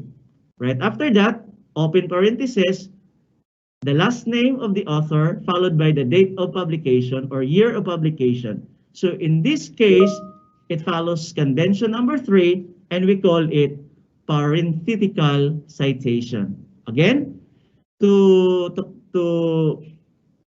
differentiate in text from parenthetical, of course, in text, it appears at the beginning of the text or in the sentence, while parenthetical, the last name appears at the last part of the sentence. Key convention number 4. If there are 2 authors, all right? So when a work has 2 authors, what are you going to do? Always cite both names every time the source is cited in the text. I think this is very clear. Always cite both names every time the source is cited in the text. Example, Cautionback and Smith, 1993, define a team as, take note that there is what we call a quotation mark, because the quotation mark signifies that you are citing, you are quoting a statement from the authors. A small number of people with complementary skills who are committed to a common purpose, performance goals, and approach for which they hold themselves mutually accountable, close quotation, and then there is a specific page number, page 45. Right? That's key convention number 4. Now, moving on to convention number 5. A while ago, it states there if there are 2 authors. What about if there are 3, 4, and 5 authors? Now, this is the convention. When you cite for the first time, you work with 3, 4, or 5 authors, cite all authors. Again, cite all authors. Example, Cogdill, Van der Kley, Kilborn, and Williams, 2001, argue that, open quotation, because you are citing, making back channel overtly available for the study would require making its presence and content visible, and its content persists, affecting the nature of the back channel and raising social and ethical issues, close quotation, and the page number, that's page 109. All right? So if you encounter to have 3, 4, or 5 authors, cite all authors. Convention number 6. Number 5, use of the word and the symbol. The symbol, we call it ampersand, right? So usually, even before I committed mistakes on the use of and the symbol and the symbol ampersand. But I learned because I read and I use and I apply it in my research writing. Now, when you cite for 2, 3, or 4 or 5 authors in your paper, correctly use the word and the ampersand conventions, the and. All right, how? Okay. Masman and Coxwell, 2009, present a theoretical model which contains factors that possibly affects the adoption of social network applications for usage in the educational context. I'd like you to take note of this one. So if it happens that you encounter this kind of sentence or a paragraph for that matter, the use of and, not the ampersand, should be used. And this is what we call in-text citation. All right? Again, so if it is in-text citation, if you use in-text citation, the word and that is spelled should be used. On the other hand, let's take this example. Perceived usefulness and perceived ease of use have positive effects on Facebook adoption in academic usage. So take note, this is what we call parenthetical citations. Take note of the difference. So when it is in-text citation, the word and. But if it is parenthetical citation, you have to use the symbol ampersand. I hope this is very clear. All right. Number 7. What if there are 6 or more authors? Now, here's the convention. If a work has 6 or more authors, cite the last name of the first author followed by it al in all citations. Now, let us be clearer on the use of the word it al and others, because there is it al period and there is also what we call it al period comma. I'd like you to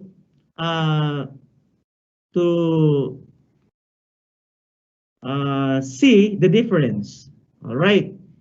So if it is in-text citation, all right?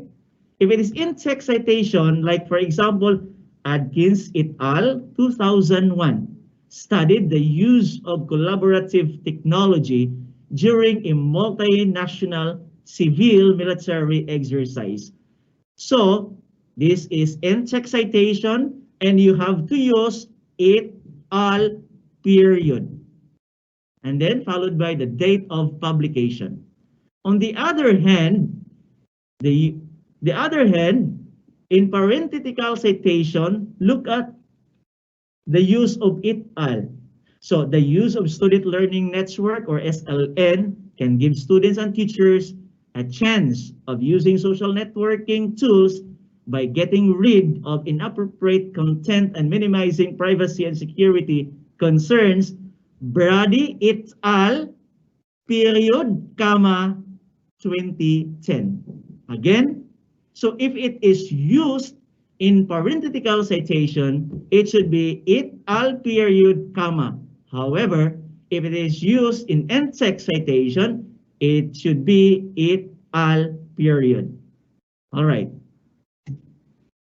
Next convention, it's convention number 8. What about if 2 authors have the same last name? All right. What about if 2 authors have the same last name. All right, here's the convention. If a document includes sources by two authors with the same last name, include the first and middle initial of each author in all text citations. I think this is very clear. Include the first and middle initial of each author in all text citations. Example, R.P. Allen, 1994, and D.N. Allen, 1998, have both studied the effects of email monitoring in the workplace. Now, what do you see? What do you observe in this document? Although they are in the same last name, but again, the difference is 1994 should come first, followed by the last publication of the same last name, which is 1998. Convention number 9. If two or more sources are cited, right? When citing two or more sources by different authors within the same citation, place the authors' names in parentheses in alphabetical order, followed by the year of publication and separated by a semicolon or semicolons. Okay, example. Hypertext significantly changes the process of information retrieval. All right? Because there are instances that you are citing the same citations or content, but different authors. So, convention number 9 is the best example. Again, it states there that it should be arranged in alphabetical order. So, Bolcher, which was published in 2001, regardless of the date of publication, but it is per author's name. Bush in 1945 and Landau in 1997. All right. Next convention. If no author is identified, if no author is identified, all right. So if no author is identified, use an abbreviated title instead. Again, use an abbreviated title instead, followed by the date. Use quotation marks around article or chapter titles and underline book, periodical, brochure, and report titles. Example.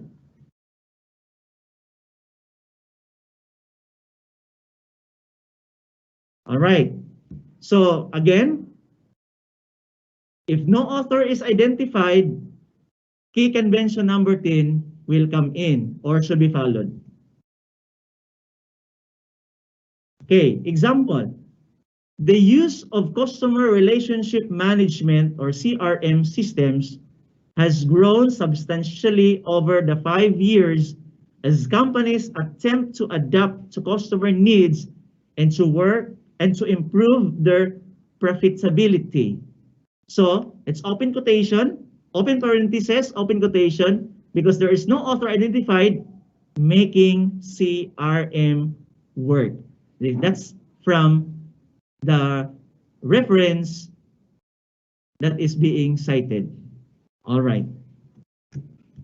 Next, number 11, placement of citation for quoted material. So, if no quotation appears in a mid-sentence, insert the final quotation mark followed by the parenthetical citation, then complete the sentence. All right? So, example, Branscombe, 1998, argues that, open quotation, it's a good idea to lurk. Example, read all the messages without contributing anything for a few weeks to ensure that you don't break any of the rules of DepEd, close quotation. And there is what we call the page number when you join a lit sir. All right? So again, so if the quotation appears in the mid-sentence, insert the final quotation mark followed by the parenthetical citation and then complete the sentence. Okay? So that's convention number 11. What about placement of citations, okay, for quoted material again? However, this time, it appears at the end of the sentence. So, what are you going to do? Insert the final quotation mark, followed by the parenthetical citation at the end of the punctuation mark, or at the end of the punctuation. Example, Branscombe 1998 argues that when you join a lit sir, it's a good idea to lurk. Example, read all the messages without contributing anything for a few weeks to ensure that you don't break any of the rules of netiquette. Close quotation. That's the page number. That's page 7. All right. So this convention, if the quotation appears at the end of the sentence. All right. The last convention, number 13, again, is the same with the placement of citations for quoted material. What if the quotation is long? So more or less 40 words or more, because you are quoting in toto. You are quoting verbatimized, or you are verbatimizing, meaning copying in toto, period to period, without any deletion or edit, for that matter. So what you need to do is, it should be formatted as a block quotation, and the parentheses should appear after the final punctuation mark. Usually this is common in our some of our review of the related literature, or RRL, that sometimes we quote or cite or copy and paste, but then we forget to follow the right convention, that is to format it in block quotation, or the block quotation. So the author followed by the year of publication or the date of publication, and then the statement, and then it ends with a colon. And then afterwards, space, then you write the quotation. The most effective job hunting method is what he calls the creative job hunting approach, figuring out your best skills and favorite knowledges, and then researching any employer that interests you before approaching that organization through your contacts to see the person there who has the power to hire you for the position you are interested in. This method, faithfully followed, leads to a job for 86 out of every 100 job hunters who try it. And then the page number, that's page 57. All right. So again, these are a few of the APA key conventions that every researcher, that every lovers of wisdom, that every research enthusiast should adhere and follow.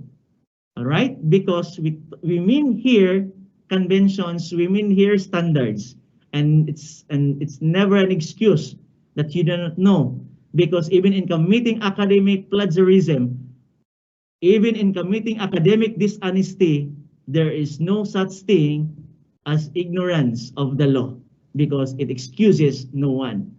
All right. Now, these are the different writing styles. Actually, as what I'd mentioned, this in the previous, or in the preliminary statement. So we have here the MLA, the APA, the Chicago, the Harvard, and the Vancouver format styles. I will go through some of the examples for this so that you will be able to understand and, of course, appreciate, especially on the site that was shared to us by Dr. Talili on sitefast.com. Really, it's very impressive. It's very interesting. It's very friendly to use. All right. Of all the citation generator, I think sitefast.com is the most friendly compared to the other one that he mentioned, Cite This For Me. All right, so don't you worry, because we still have actually more trainings for you, especially on software, because as I mentioned by Dr. Talili in the previous discussions or in day one on writing technologically based action research, we will be talking everything about the Harshing Harshing.com, the peers are published. We will be talking about the Mendeley. All right, we will be talking about other updates on Research 4.0. All right, here's the caveat. All right, so remember that gray sources must not be used or considered in the manuscript. All right, when we talk about gray sources, these are references that are not peer-reviewed. These are references that are not aside from peer-reviewed, that are not scholarly been examined. These are one of the examples are the blogs, because in the blogs or even in Blogspot, that's the personal conviction, that's the personal belief of the author.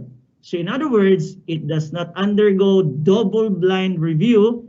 It does not undergo any intercontinental review from other researchers. So again, the third is, I'd like you to know that Wikipedia, or how do you pronounce Wikipedia or Wikipedia, is not a very good source of information, considering the fact that everyone can edit this information. All right. So here are some of the key conventions. Number one, arrange references in alphabetical order. All right. So even in our completed research or even in proposal submission at the schools division office, this is some of the common mistakes. This is some of the common errors of our researchers, that in making or in the references, it does not follow the alphabetical order as long as there is a references for that matter. Or second is there is a site or a URL that is included, but it does not follow also the content or the format in the references. Okay, so number three is citefast.com for easy and fast reference listing. All right, so allow me to have a walkthrough on this, what we call citefast.com. All right, so let us visit this site, okay, in your browser.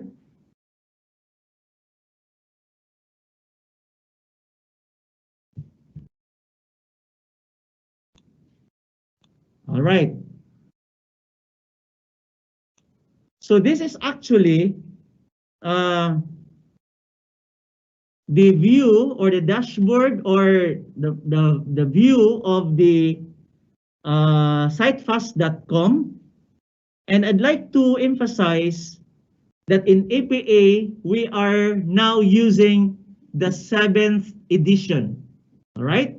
The previous was the 6th edition, but for APA, we are now on the 7th edition. As you can see, it is highlighted in blue. All right. So for instance, okay, in your research, one of the most important sites or URL is in research is scholar.google.com.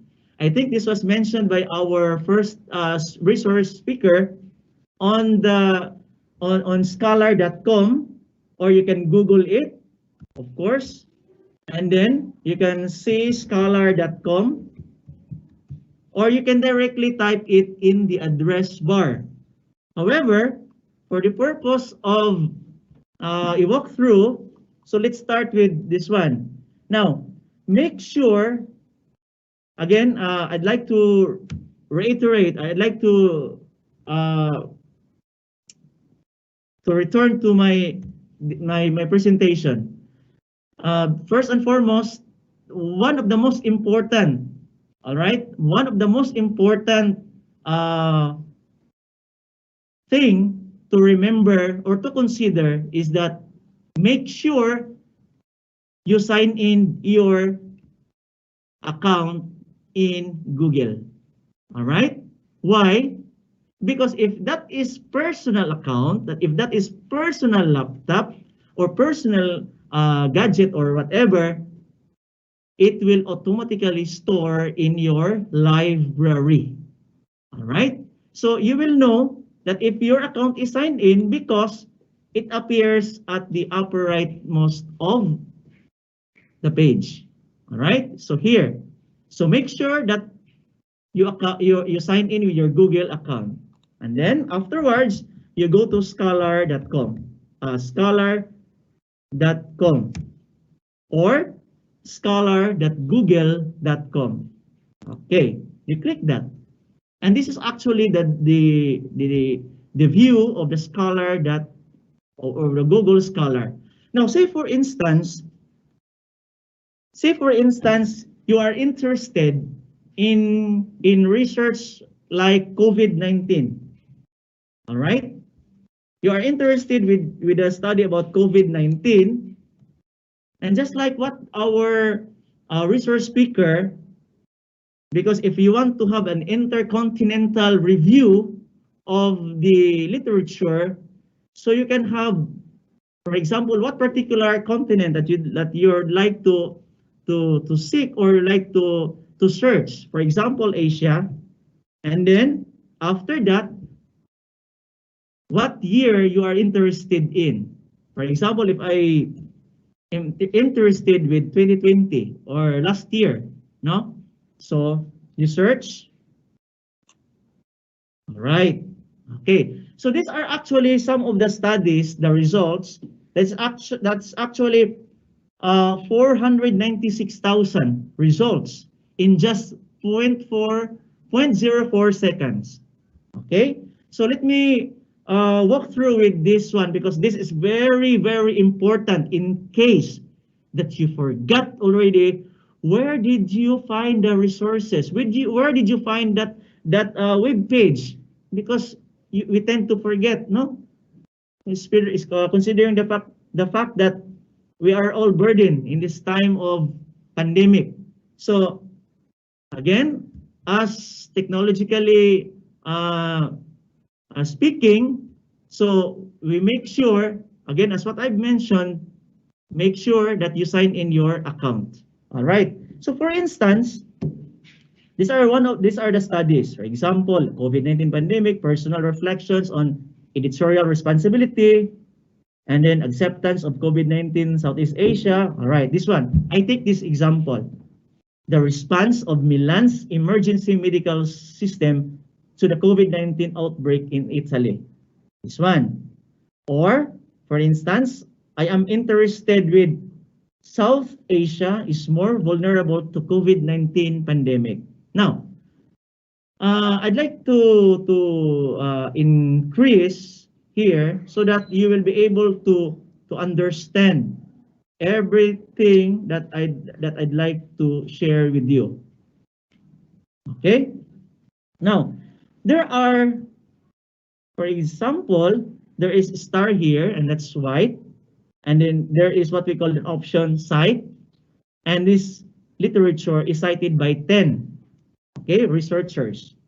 Now, so for instance, if you are interested with this, and you might say, I will read this later. All right, you will read this later.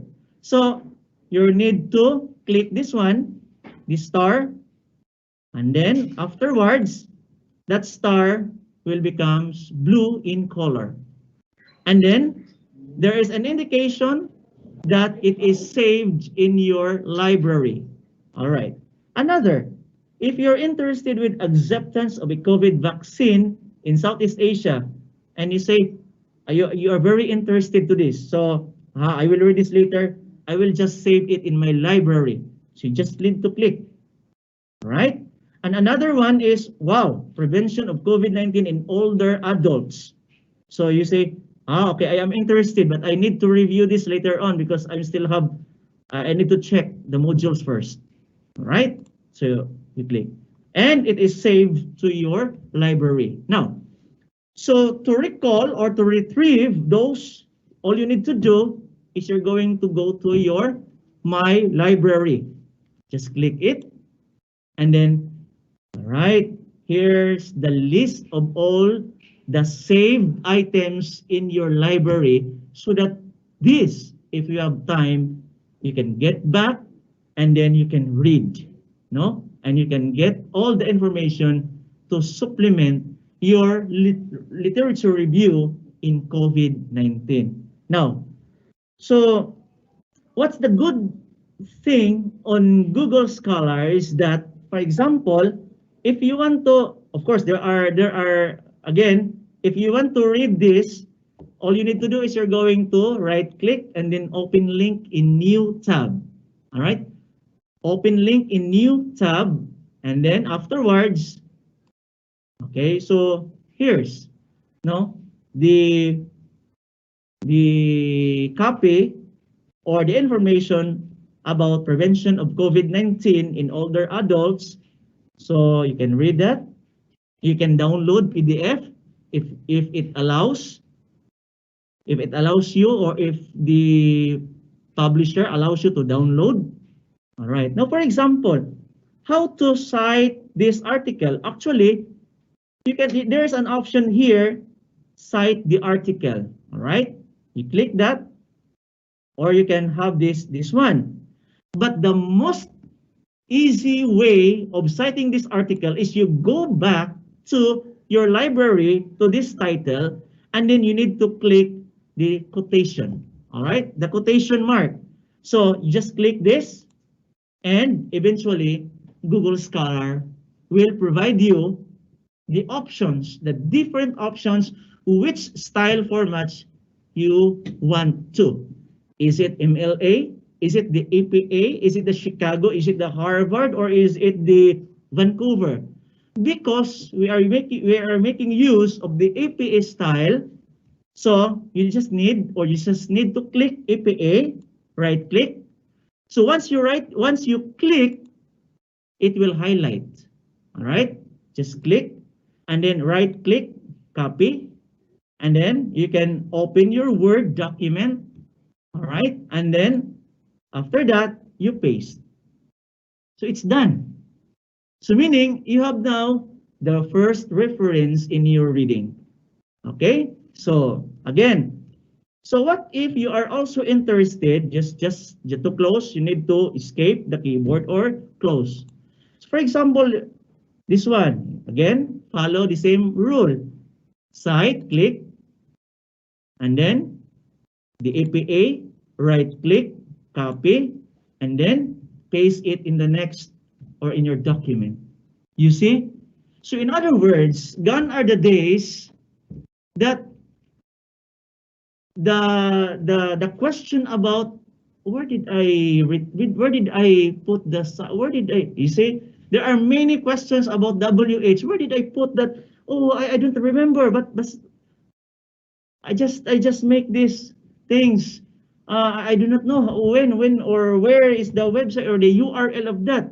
But with Google Scholar, everything is already provided. Everything is organized already. It's just a matter that you save it in your library, and then anytime, 24/7, you can retrieve your save reference or save articles for that matter.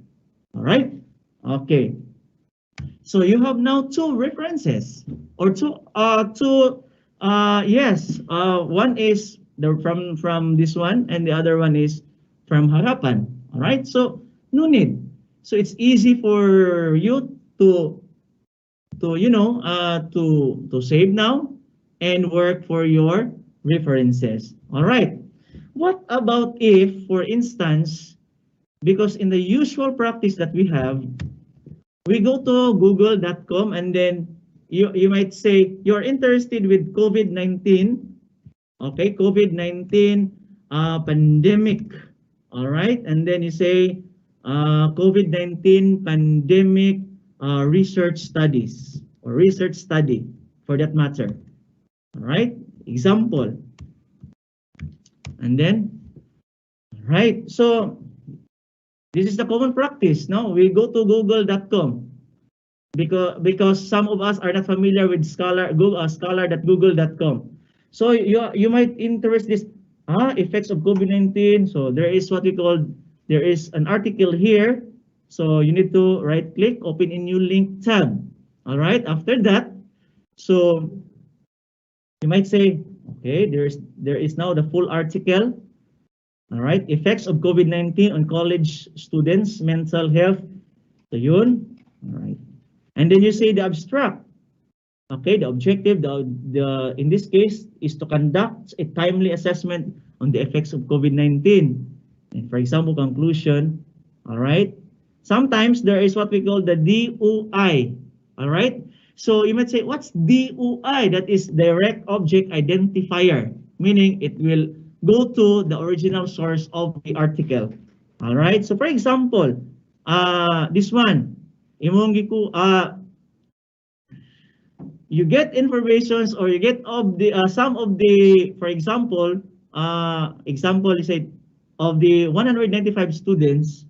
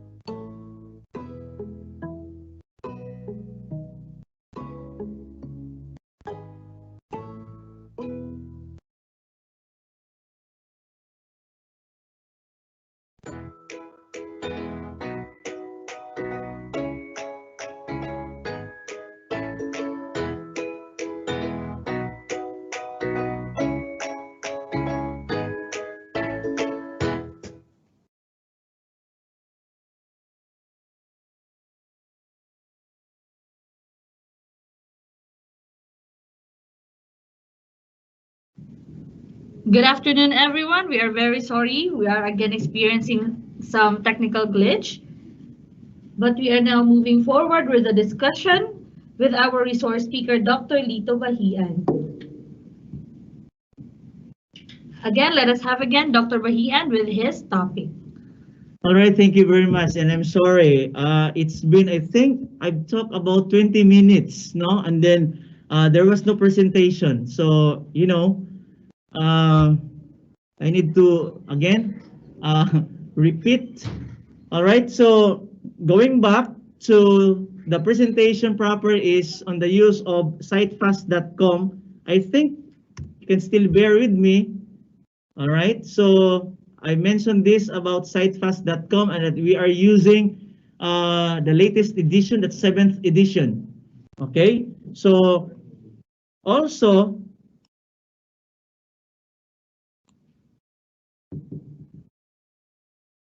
I'd like also to share with you this platform scholar.google.com.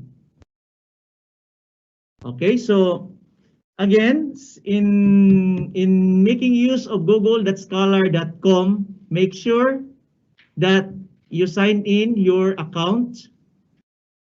All right, by just clicking or logging in to your account, and because later on you are going to save your references in the library.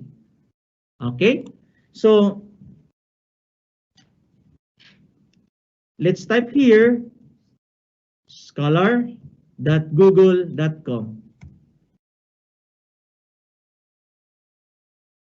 All right, so this is the beauty actually of scholar.google.com, especially in making or in finding references or literature reviews in your quest for whatever topics that you wish to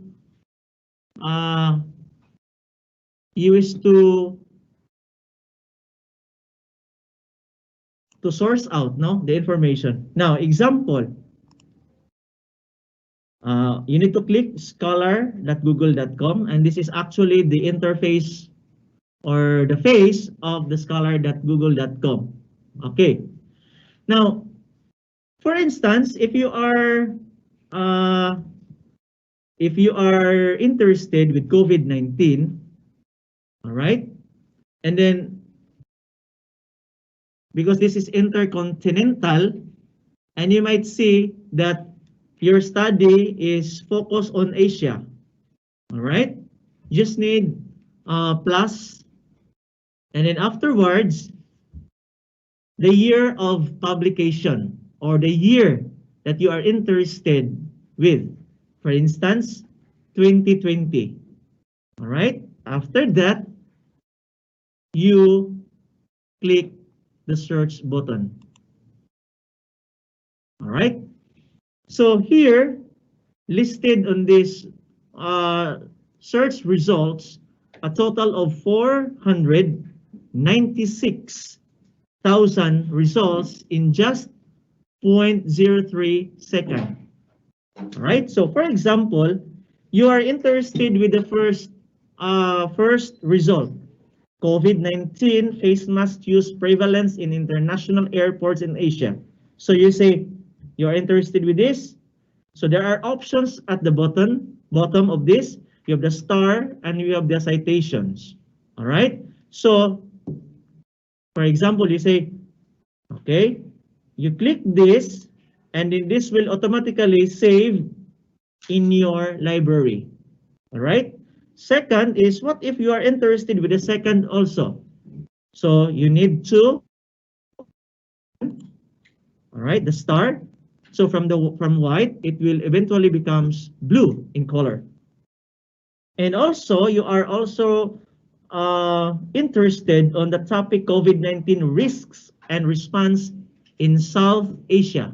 So you need to click, of course, the star, and it is automatically saved to your library.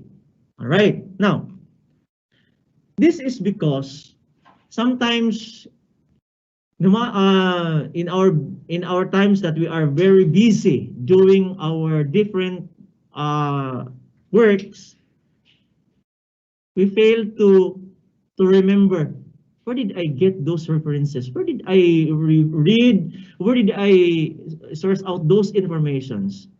And if you are into google.scholar.com, all of the saved informations or references, all you need to do is you go to My Library. All right? So in the My Library, it highlights there, of course, it highlights the references or the links that you previously visited or saved in your library. All right? So, for example, you're interested with COVID-19 pandemic, personal reflections on editorial responsibility. So, this is a very good article considering the fact that there are 145 who cited this study. All right? And then, all you need to do is you're going to right-click this, and then, all right, so you will be brought to the page of the main article. Now, let us wait for a little bit longer. All right, here, the COVID-19 pandemic, personal reflections on editorial board. Okay, so this is actually an author or from, there is always a description here, copyright and license information, disclaimer, and author information. So for example, you read this article, no? All right, you read this article and you find some of the important and salient points, and you just take down notes, and then you get the ideas, all right, and so on and so forth. Okay, now, how to cite this? Just go back to your main library, and then afterwards, there is also an option there. There is a quotation mark. So there is a quotation mark provides you the different formatting styles. We have the MLA, the APA, the Chicago, the Harvard, and the Vancouver. Now, since our concern is about the APA, all right, so all you need to do is you're going to click the APA because the author is Tandon. All right, again, just a matter of click. All right, and then copy, right click, copy, and then open your Word document, and then you need to paste. All right. Okay, so this is this is the good thing about Google Scholar, because it allows you to save or to copy the ready-made citations generated from Google Scholar. All right. Now, another thing is, for instance, you read this article, no, from Z.A. Bota. Okay, so again, you need to cite this.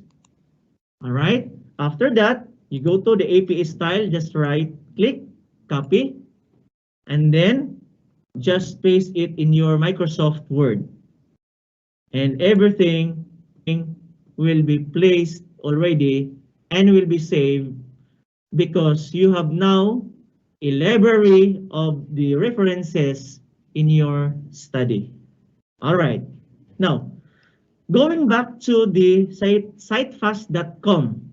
Again, as what I've said, the beauty of citefast.com is that it generates citation. For example, all right, when you Google, example, you are interested with COVID-19, all right, research study. Okay, So usually, you can say, wow, there is a study here. For example, this one, coronavirus research, John Hopkins University. So if you're going to click this one, all right, this one. So there is an article here, okay, from John Hopkins Medicine. So coronavirus research, blah blah blah, and then are working tirelessly to find ways. All right. Okay. So in the event that you find some of the most interesting, all right, or ideas here. For example, this one. Seward Seed and Marshall are studying UV research which can eliminate a high portion of source code from hard surfaces. This one. So for example, if you happen to get this idea, and then how to cite this, all you need to do is you're going to click the link or the URL provided. You just copy it, and then, for example, you go back to the CiteFast or the APA7 citation generator and make sure that it is highlighted in blue. So there are options also web. All right.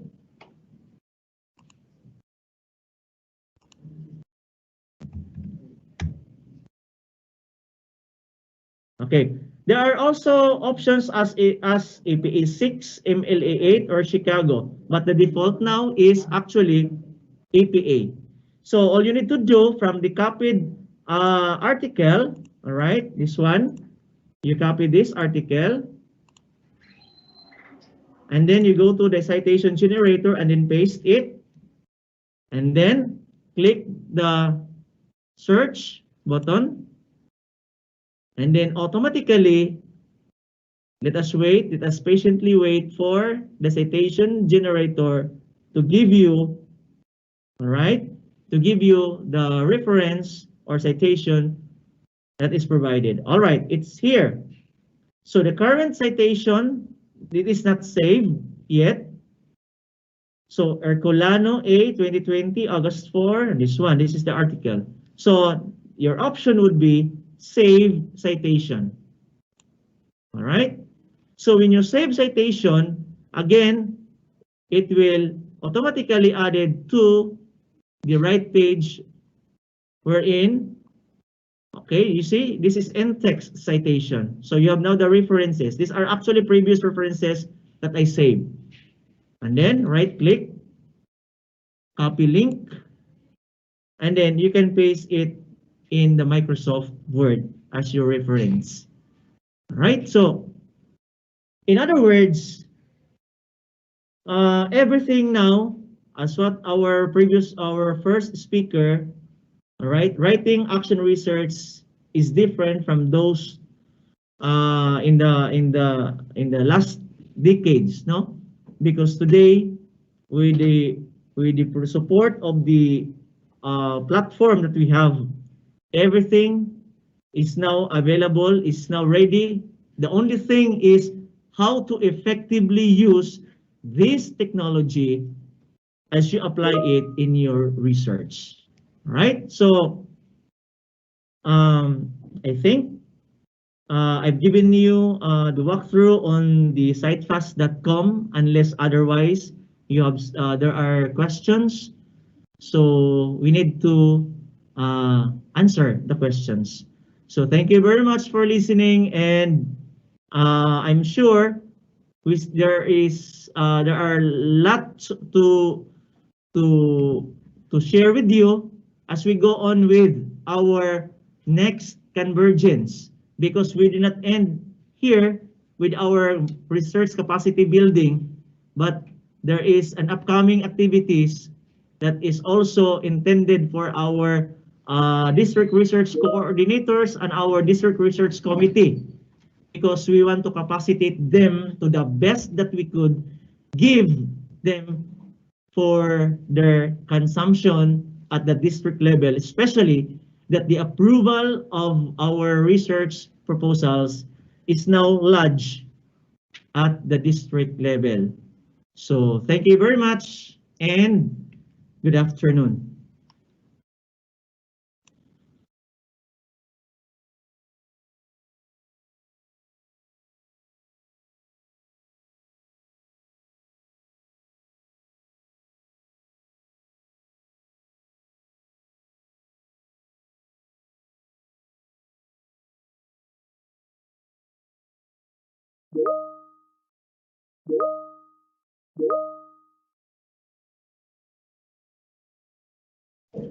Thank you so much, Dr. Bahian, for your very extensive discussion of the APA style, writing style, and format.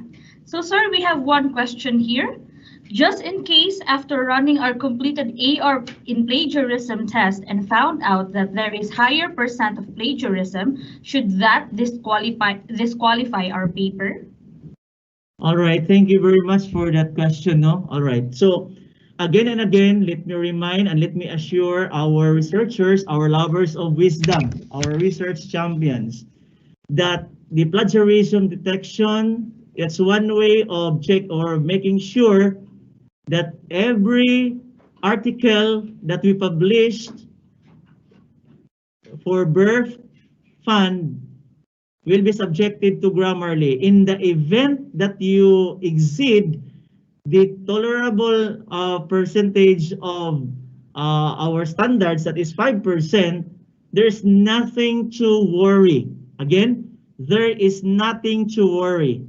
Our plagiarism detection, the use of Grammarly, it's very comprehensive because there is a suggestion to improve your manuscript. All right. So at the bottom of the page, or at the bottom, for example, if you have 15 pages, the last 16 to 20 pages, depending on the depending on the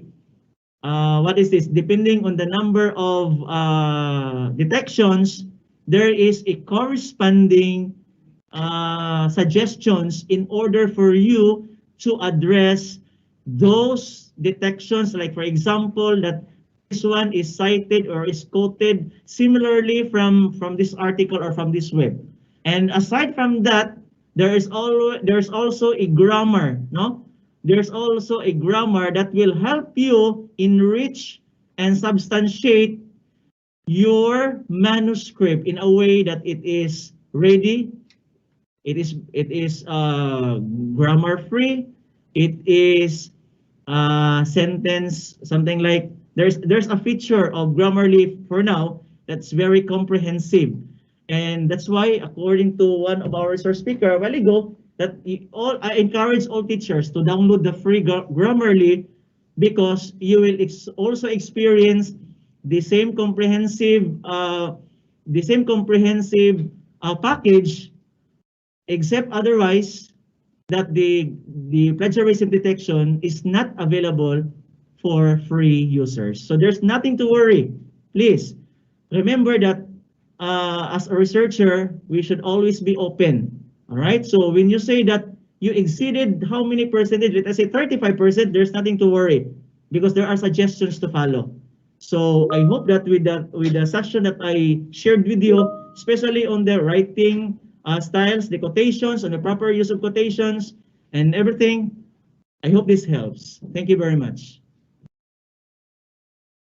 Thank you for that, sir. We have another question here.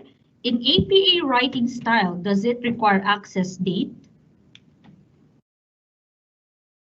Again, the question, sir, is in APA writing style, does it require access date?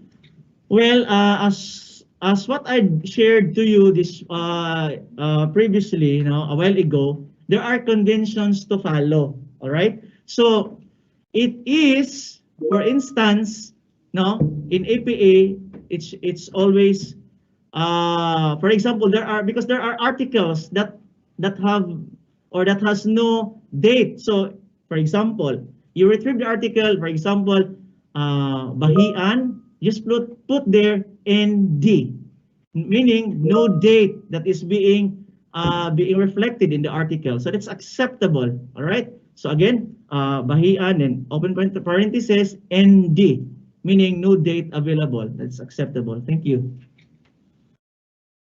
Thank you so much, sir. Those are all the questions that we have from Microsoft Teams and from YouTube. Do you have any other insights, sir, to share to our viewers for today's session? All right, thank you very much.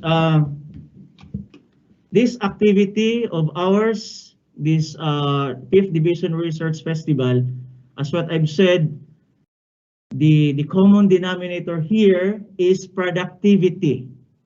All right? So productivity, we will make every district research committee to be productive in their own district. And that is why we provided you some of the technical assistance, especially in research. All right, technologically based research for you to be able to share it also as you go on with the processing of the proposals. And I believe that you are also backed up with the district research coordinators. They have received the package or the training previously, and I hope that you work as a team, because in doing so, we will attain our objectives to strengthen the culture of research in our division. There is no one to help us, but it will always emanate from our responsibility, our shared collaboration, because from this shared collaboration, we truly will see the beauty, no, of this what we call sense of belongingness to each and everyone in the district level. So again, I'd like to say, let's work this together, and if ever you need some technical assistance, there's nothing to worry. We have our division research king, all right, in the person of our SDRC chair, Dr. Romeo Daligdig. I am also here to provide technical assistance, and if it is more of in a higher or publication for that matter, we'll always partnered with our research collaborator for the technical assistance. In other words, we work as a team because we believe by doing so, we will ultimately get or achieve the dream. Then that is what we call publishing our own article in DepEd Zamboanga del Sur, in the context of DepEd Zamboanga del Sur. And this is through the collaborative effort from all of us in the schools division of Zamboanga del Sur. And also, I'd like to say that with the great leadership of our schools division superintendent in research, because every time I submitted my proposal, and there is no turning down of the proposals, because she believes that this is for the good of everyone, and this is in support of the research management and the research agenda in our division, what we call the division research agenda.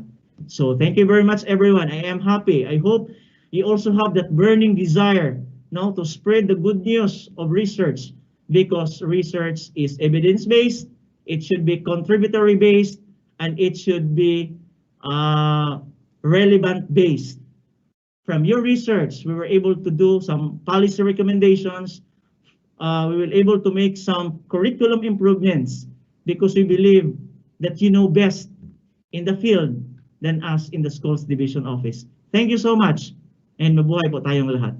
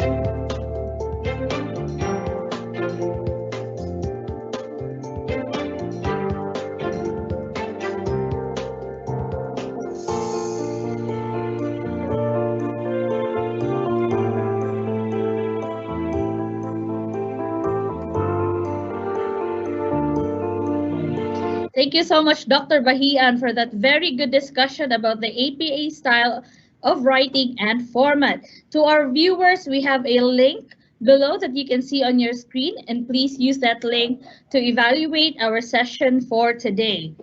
I hope we were all able to listen well and learn much during today's discussions, which included adoption of basic education research agenda, research management guidelines, research in the context of DepEd and BERF, academic integrity in research writing, and of course, APA writing styles and formats.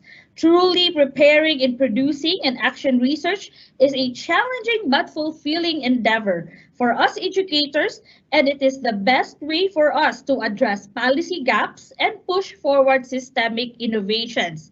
We would like to once again thank our resource speakers for today. We have Dr. Romeo Daligdig, Dr. Ismael Talili, and of course, Dr. Lito Bahian.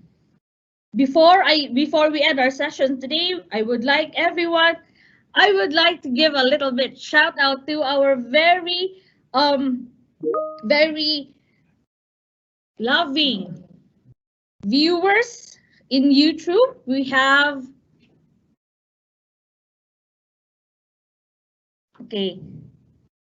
have Sir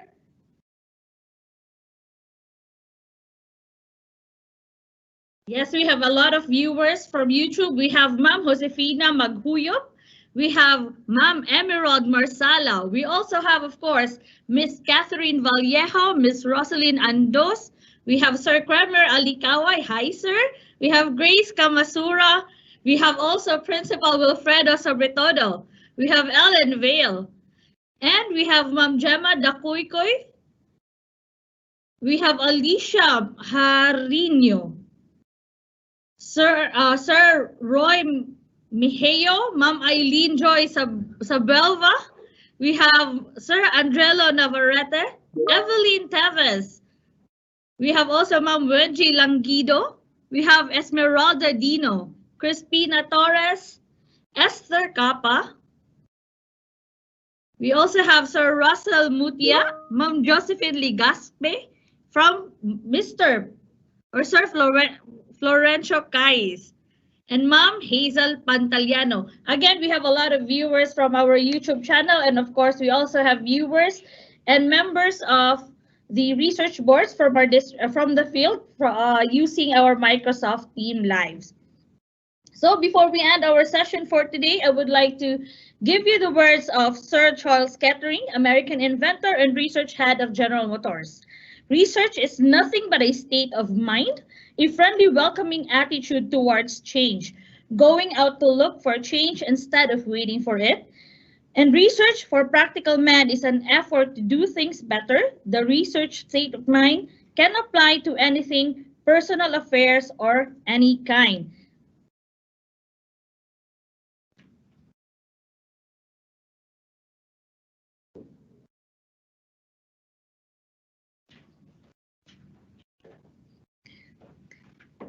Ladies and gentlemen, we still have 2 days of this wonderful festival.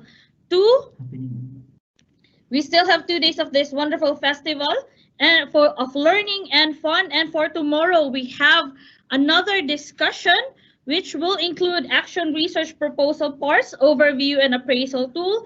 And we will also have an open forum and of course the next steps towards our endeavor of creating and submitting research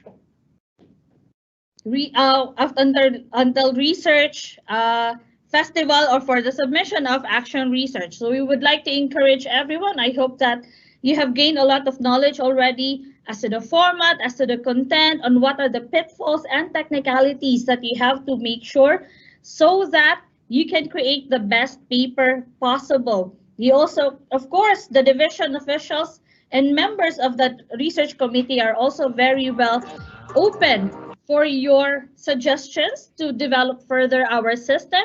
And of course, you can also ask their help to help you guide in the formation of your papers. Ladies and gentlemen, we still have our speakers online. If you have still clarifications or questions, you can give or you can think of those questions and have it tomorrow because our speakers will still be available tomorrow. Our speaker for tomorrow, first thing is again Dr. Romeo Daligdig, and we also have and we will have Dr. Antonio Ganub to help us in our open forum. It is such an honor to have all of you here today, and I hope that we were able to learn and gain a lot in our discussion today.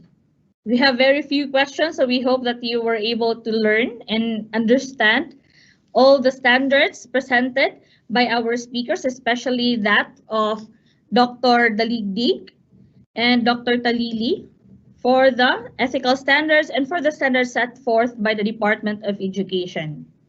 Again, Dr. Daligdig were able to point out what are the possibilities or what are the issues that you can use for your research studies, which could include the assessment, remote assessment, for the career development for our teachers. We have bullying, and we have also bullying and teenage pregnancy for the child protection part. For the teachers, we have social and emotional capacity or capability. So these are very ripe issues that you can use for your research or for your action research. And of course, as said by Dr. Daligdig, the division will lend you a hand as to gathering the necessary data for your research or for your proposals for research. Surely with the pandemic time that we have today, there is a lot of issues that we have a lot of policy gaps that we can address by presenting research papers, and you can work hand in hand with your fellow teachers in creating the best proposal possible. So it's still very early. It's 3:47 p.m. We would like to once again thank our viewers for today. We have Ma'am Erlinda Revelo. We have also Ma'am Rachelita Barakea. We have Ma'am Bernarda Brava. We also have Ma'am Jocelyn Valdez. We have Ma'am Charity Alancas and Jeffy Phil Noval. We have Ma'am Pearl Gay Benasahan. We have Sir Andrew Navarrete. We have Sir Raul Albarracin, Sir Louis Verador. We also have Ma'am Charlita Banak, Ma'am Charmaine Mendoza, Ma'am Eperose or Sir Eperose Micabalu. We have Ma'am Lorelai Atenedo, Merlita Zadonado.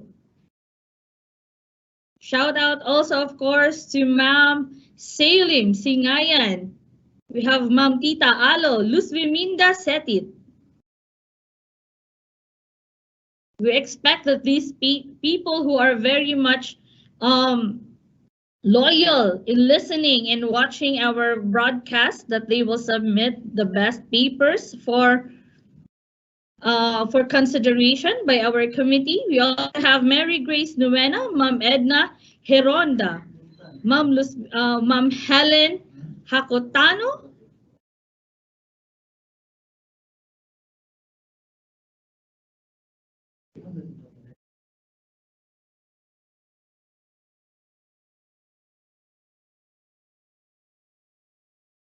to apologize, by the way, for all the technical glitches that we experienced in the past days. It's really, we are trying as we are trying to put forth innovations in our system. We are also trying to develop more our production room here.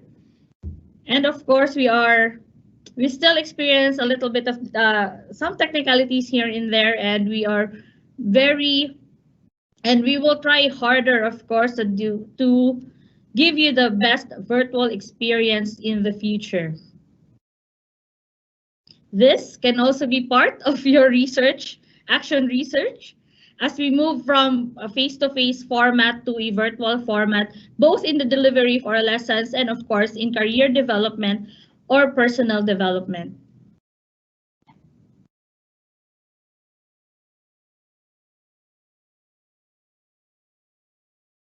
So again, we would like Once again, we would like to thank all our speakers for today, our listeners, our viewers, and I hope that this will further encourage you into producing the best paper that you can have for the benefit of our learners and, of course, the entire Department of Education. Ladies and gentlemen, see you again tomorrow, research lovers, for more fun and, of course, more knowledge. Again, let us all have a quality, happy Wednesday. Good afternoon to us all. Mabuhay.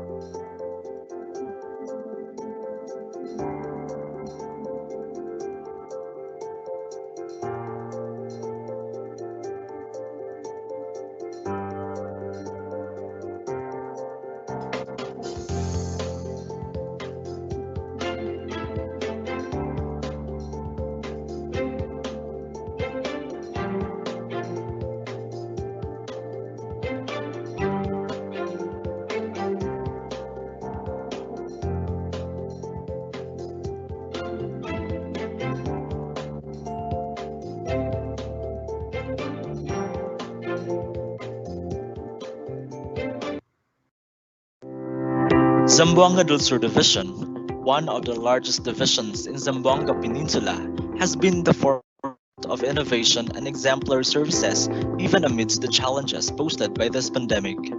Led by its schools division superintendent Dr. Maharani Jacinto, and through its more or less 10,000 personnel, it has remained dedicated in its pursuit for excellence and its mandate of ensuring the delivery of quality basic education to its learners.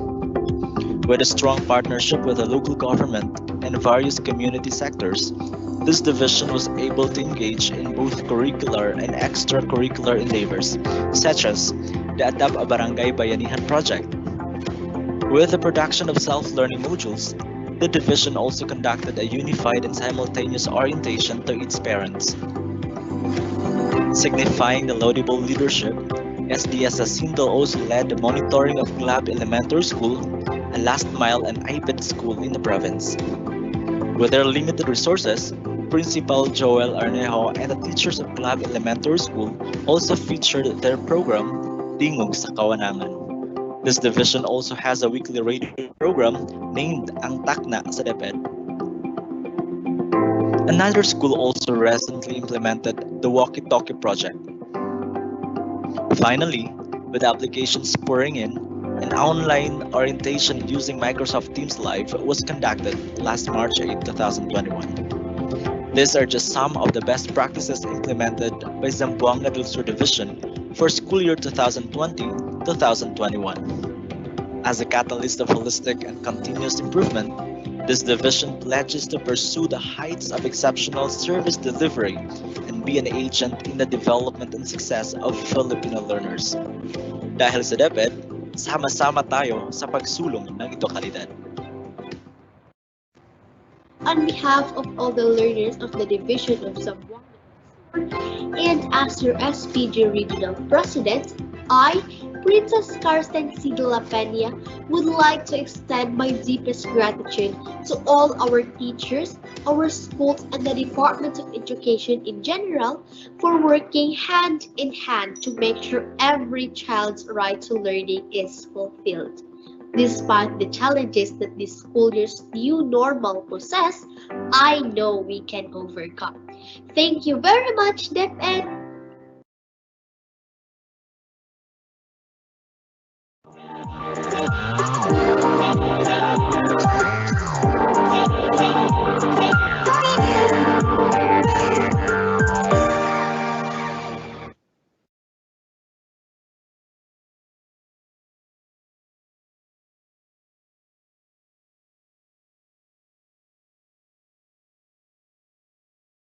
The month of March of the year is the International Women Month celebration. In the Philippines, the following issuances serve as legal bases for the annual national campaign. Proclamation number 224 series of 1988 declaring the first week of March each year as Women's Week and March 8th as Women's Rights and International Peace Day. Proclamation number 227 series of 1988 providing for the observance of the month of March as Women's Role in History Month. And Republic Act 6949 series of 1990 declaring March 8th of every year as National Women's Day. This year's theme is Focus on Buena Laban sa Pandemya, Kaya.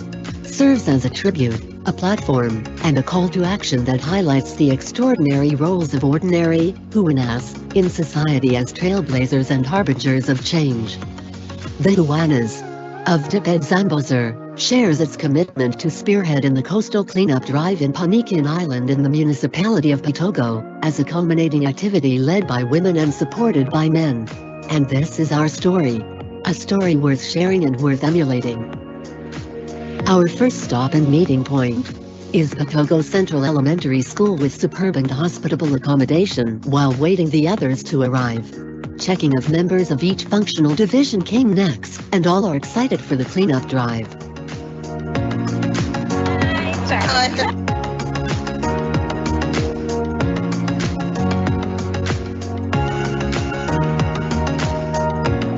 Pitogo Fishboard is our second stop.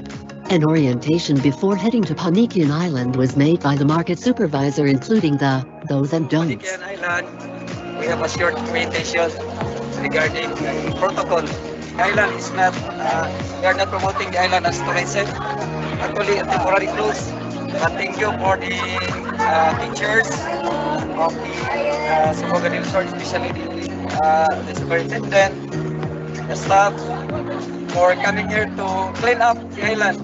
First protocol is don't need to have a picture to post. Ang lang na nato dito, clean up drive ka. Kinahanglan magdala kita garbage bag. Punta dito mag-picture, pero neighbors na nato i-post. Dili na ta mag-picture sa dagat actually. Kay amo yun ang ipangambot sa Pitogo ng lugaran. Kailangan yun ang mabalik. I hope ka ma-enjoy mo sa island. I hope ka mo sunod na punta sa protocol. Kaya palang daan, kinahanglan nagsakay na to sa bangka. Magsakay pa tagbuti, paingon dito sa bangka. Dahil tapos, magkuhan lang ta, mag-operate lang ta sa operator sa bangka. Pinata kinahanglan sa mag-selfie-selfie dito sa kuhan, dahil lisod kayo ang kuhan. Is na ko, pinakadugay nga ulit ninyo is 3 p.m. Ma'am, thank you for coming. I love ka ma-enjoy ang talan.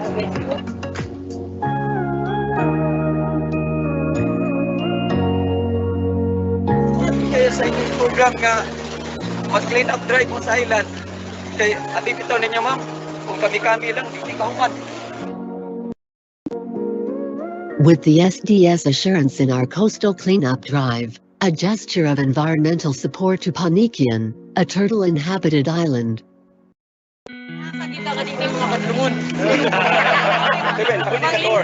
It's a turtle habitat, so let's be very careful with our para dili ta kasala. Thank you for coming. Mayor, kalipay po na namo. Nag-request na big mga pulis para secure niya. A prayer before our departure, to guide and protect us all the way to the island.